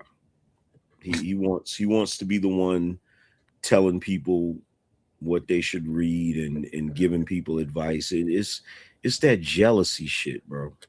Well, just do it then. If you want to be the one, just be the one, Black and Proud. Be the one. That he's one of those people that will see a person standing on a soapbox and there's 50 people surrounding that person, hanging on every word, and he's jealous because he wants to be that person. That's crazy. That's crazy. Shout out to my people's Dan George. Thank you for the 20. Salute to my OGs, Izzy Bands and Angry Man. Hearing your stories, I'm currently living the version of you from your early beginners. The grind don't stop. Keep that fire burn. Hey, listen, thank you, family. And you keep going, bro. Don't give up. You're going to get to the other side of it, bro. It don't seem like it. I know when we was in it, it didn't seem like we was ever going to see the other side of it. When we was grinding and going through it, it did never seem like things was going to get better. And trust and believe, it's still going to be challenges. It's still going to be obstacles. It's still going to be things that get in your way. But as long as you're bigger, you are bigger than any problems that you face, Dan George. You're bigger than any problems, any obstacles, anything that you face. And if the God in you is greater than anything that you face, then you don't really have no problems at all. Like my man said, if Anthony Robbins said this, if money is your problem, you really don't have no problems at all. Mm-hmm. You really don't have no problems at all. Jay Lewis said, I'm with it. No one is too old to learn. Don't say people won't read. That's not true. Well, okay. Well, y'all want to do the book club. We'll see. We'll see. Listen, y'all know me. I gauge what y'all are interested in by support. So I gauge what y'all interested in by support. So tomorrow, what I'm going to do, I'm going to tell you right now, tomorrow what I'm going to do is I'm going to put y'all to the test. I'm going to say, hey, if y'all want to do a book club, I'm going to know by how many people send me at least $5 and say they want a book club. That's what we're going to do. Okay. And Hustle Harder, Hustle Smarter by 50 Cent. 50 Cent. I like that one. Yeah, 50 Cent. I got that one too. I like that one. Shout out to JG437. Yo, I liked the real Jay Prince book too. That was deep, man. Real Jay Prince from Rap-A-Lot, his book, that was deep. Yeah, I actually have that one. I think it's called Respect. It's called Respect, right? Yeah, I think I got the physical copy. Me too. I haven't read it all yet though. Oh, it's good. You know who else got a good book too? A good story? Rich Paul. LeBron James' friend Rich Paul. That's a dope book too. I know you don't like Stephen A. Smith. I read Straight Shooter by Stephen A. Smith. That was decent too. Go ahead. You want to know who has a really good book, and I didn't even think he had a good book. Is Gucci Mane. Oh, word? I haven't looked at that yet. Yeah, he has a really good book. Like I read it, and I was surprised at how good it was. It's about his life. He's like breaking down, everything he went through, and his early career, how many people he influenced, and then he influenced a lot of people. A lot of people that's on today came through the Gucci Mane camp with Aunt Deb and all them. Yeah, Bendy and Aunt Deb. Shout out to them. Yeah, and he talked about what he went through, in the feds and all of that. Like he talked about all of it. It was a really good book, really good read. Absolutely. Hey, listen, we just need, because of Dan George, we just need one more person, at least $5 a piece. Y'all support the show, Sports Trade. Now, I mean, I dropped a little something in your cap from Jay Lewis and myself as well. Appreciate it. And no doubt. Shout out to Jay Lewis. Thank you so much, Jay Lewis. Appreciate you. I won already. I could do that. It's worth it. Shout out to that. Shout out to y'all. Shout out to y'all. So we listen, if y'all support it, I will do it. Cause I like as y'all know, I read a lot of books. Some are audio books, some are physical books. We read a lot of books. So if y'all are with it and y'all want to do it, we can do it. We'll pick one day to do it. But we need it to be supported. We can't I read Will Smith's book too. Oh, okay. I didn't have a chance to read that, but was that decent? Sad. Oh, it's sad. And I don't even think he intended for it to be sad. Word. Yeah. Because the stuff he's saying in it is like, and I read it because I was trying to understand why he did what he did with Chris Rock. Mm-hmm. And I'll put it to you like this. I was mad at him for what he did. And then after I read his book, I just felt bad for him. No doubt. AM, if you got PayPal, you can put it in the chat. I think he does have PayPal. You got PayPal, right, AM? Yeah, I don't know the link though. Okay. I don't have PayPal. I got it automated. You know what I'm saying? I don't know the link though. Hey, y'all could do Venmo or something like that. Oh, what the freak? Yo, my joint shit peak traffic on AI clips. Oh Lord, they just did some weird stuff. He has Venmo, but he don't know the link. I don't know. It's not just you. It's StreamYard doing it because it's on my screen too. Oh yeah, I was like, that was weird. Yo, listen, this is the thing, Jay Lewis. It's not speaking negatively. I'm saying, listen, if the people want to do it, the people have to support it, and that's all I'm gonna say. Y'all know me. Y'all know I say what I mean what I say. So if y'all want to do it, I will do it. But the way y'all show me that y'all want to do it is through money, not through words. It's through supporting and not the words. Okay. So tomorrow we're gonna revisit this again, and I'm gonna ask y'all to support, and we're gonna see what happens. All right. You have to watch What You Speak. I got you. I read that one. Hey, just me. Y'all need to do a book club. One book at a time. No, y'all saying that. All right, y'all pay for it. I have to hear that one again. Shout out to that overflow. Yes, sir. Yes, sir. It's real. She said, I can barely witness. I can bear witness. I think she's trying to say of the programming. I get whatever I want.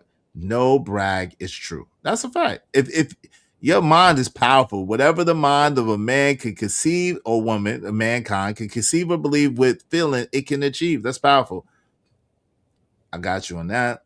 Jay Kaz said, would love to make. I got you on that. Damn, they keep putting that up there. Why do they keep doing that? Okay, I found it. Hold on, I got the link. What's that? Oh, to your PayPal? Yeah, I'll put it. All right, cool. Yeah, putting it. Let me see what's the name say. All right, that's Angry Man's PayPal. Yeah. Your word is good, but money is better. I love you.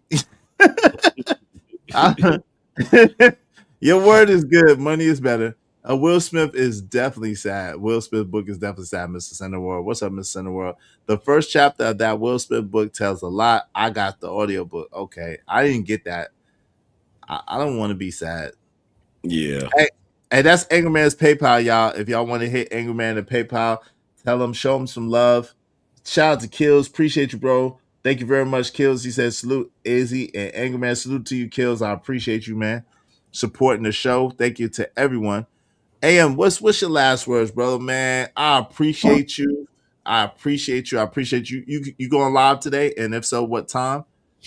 I don't know. I don't know if I'm gonna go live today. I'll probably take the day off, but no, the only thing I can say as far as my last word on the topic is people got to realize it's not about I had to understand, even though it is good to know certain things and to get certain knowledge and to work hard, all of that stuff is good. But if your mind is not programmed to achieve certain things, it doesn't matter what you do. It doesn't matter how much information you get. It doesn't matter how hard you work. That's why if you notice, there's a lot of people that know a lot of stuff and they work hard, but they're always struggling. They're always in bad circumstances. It's because it starts with the mind. It starts with the mind. Everything else comes after that. So any of y'all that want to accomplish certain things, you got to start with programming the mind. Your computer, if you got a 3D printer or any other type of hardware, it's not going to work right if your computer software doesn't work right. So you got to program the mind to, to operate a certain way in order to get what you want. That's actual factual. That's actual factual. Great show, awesome content. Thank you so much. I appreciate y'all support. Thank you to everybody that supported the show, Sports Street. Yo, Angerman, man. Yo, thank you so much for hanging out with me today. Yo, this was dope. I hope the people got a lot from this. Yo, this is the last time we're doing this for free. Yeah, y'all gonna have to holler at my man. Yo, and today's price is not tomorrow's price. I'm just telling y'all. It's the last time we're doing this for free. This is too much game, too much wisdom, too much that we paid for this, but we gave it to y'all for free out of love. Angerman give y'all a little bit every day out of love. I give y'all a little bit every day out of love. And if you support, you support. If you don't, you don't. But as far as just the whole blueprint, this is the last time. Next time, y'all gotta go check out my man's. He gonna be in the city near you. He gonna have the Angerman boot camp. What you gonna do, bro? Yeah, we're gonna try to do something. We're gonna try to do something that can, benefit folks. Absolutely. So be looking out for that. We make sure you cop the Angerman Standard. Cop the Angerman Standard. Get your copy today if you haven't already got a copy. But it's the holidays. That's a great book to get the young man or young woman in your life that is trying to figure it out, trying to see what they need to do to go to the next level as far as mating and getting to know and vetting. That's an awesome book for the holidays. It's a good read. It's an easy read. Get your people the Angerman Standard for the holidays today. Also, make sure you're subscribed here. Make sure you're subscribed to the Angerman Show. Tell them I sent you over there, man. Make sure y'all subscribe. All right. Jay Lewis said, for real, I pay hundreds of dollars for stuff like this. It's a fact. What's up, Marcus Evans? What's going on? A-Dub said, great show. Later, Izzy and Angerman. Later. Appreciate it. I'll definitely be on the replay bowl. Shout out to JD. Great show. Much needed info. Thank you. Listen, it's okay, man. It's okay. I hope that y'all got more than materialism from what we said. I pray that y'all shout out to Bridget. She said she sent you a PayPal. Thank you, Bridget. Okay. I pray that y'all got more than materialism for what we talked about. I pray that y'all really, really, remembered something. I know a lot of y'all know this information, but if you didn't, it's cool. It's nothing wrong with that. Use it for your benefit. Use it to elevate your life. And I pray that we really drove home. It's about the mentality and the mindset. And like Angerman was saying, work on your subconscious, especially if you're an older person who's been conditioned a certain way, who's been programmed a certain way. Work on your subconscious mind. Work on, do the things like listen to things subliminally. Read books. Don't let these stupid people tell you, oh, it's a white man and dick and books. Like, what?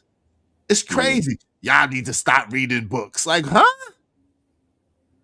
Books could take you to a place that you've never been. Books could take you on an exploration that you couldn't imagine. Books could give you friends that you never knew that you needed. Word. You know what I'm saying? Books are your best friend. Y'all better get you some good books. Books are your best friend. I'm trying to tell you. Word. But shit, bro, I'm about to get out of here so I can go grab me something to eat. Me too. But I'm gonna holler at you too on the jack though. But all right, man. Okay. Appreciate you, bro. Thank you very much, man. Peace. Shout out to Bridget M that sent money to my man, the Angerman. Shout out to Jay Lewis, sent money, Angerman. Shout out to James Kills, to JC the Conqueror, to Mr. Low Key, to Ian W, to Tracy, to Jay Watts. Appreciate you. Shout out to Angerman, supported the show. Jay Jermaine, man, almost sponsored the show, very close, if not.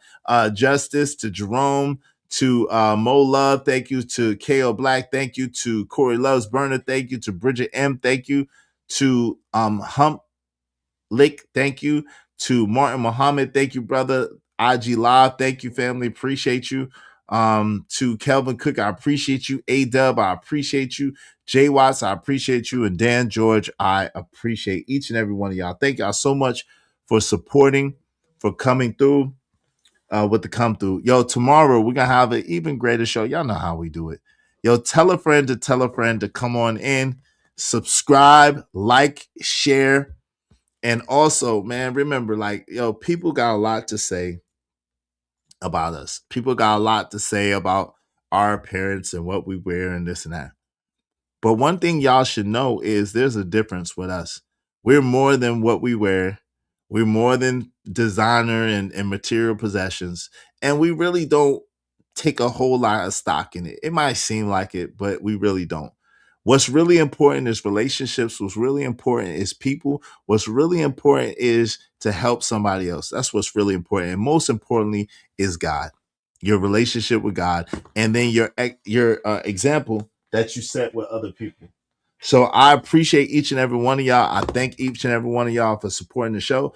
P, what's up? Some books contain false knowledge too. Yeah, that's true. But the books that we gave y'all or to read, if you read them for yourself, take what you can use and what benefits you and just throw out the rest.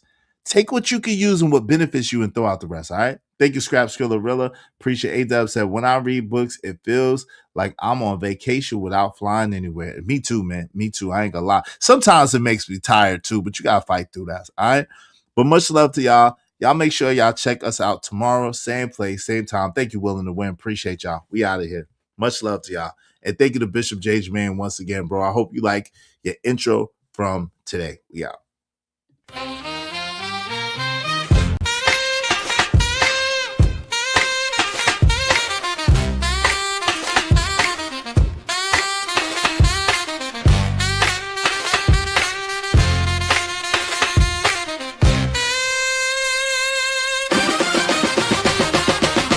It's your mans, it's a bands, you know how we do.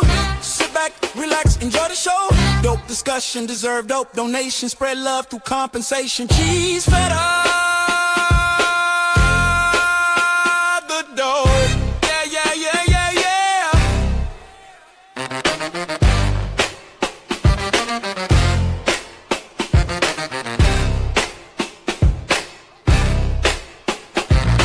Don't forget to like, share, and subscribe. Yo, that's hilarious, Justice. Yo, really? At the end of all that, but thank you for supporting Justice. I appreciate you. Omega Dreads Gaming Channel. Thank you, bro. That's hilarious. You said I'm inspired to hate more money more now. That's crazy. Yeah, I appreciate you. Y'all be easy, man. Have a great day. Yo, I'ma holla at y'all later. Peace.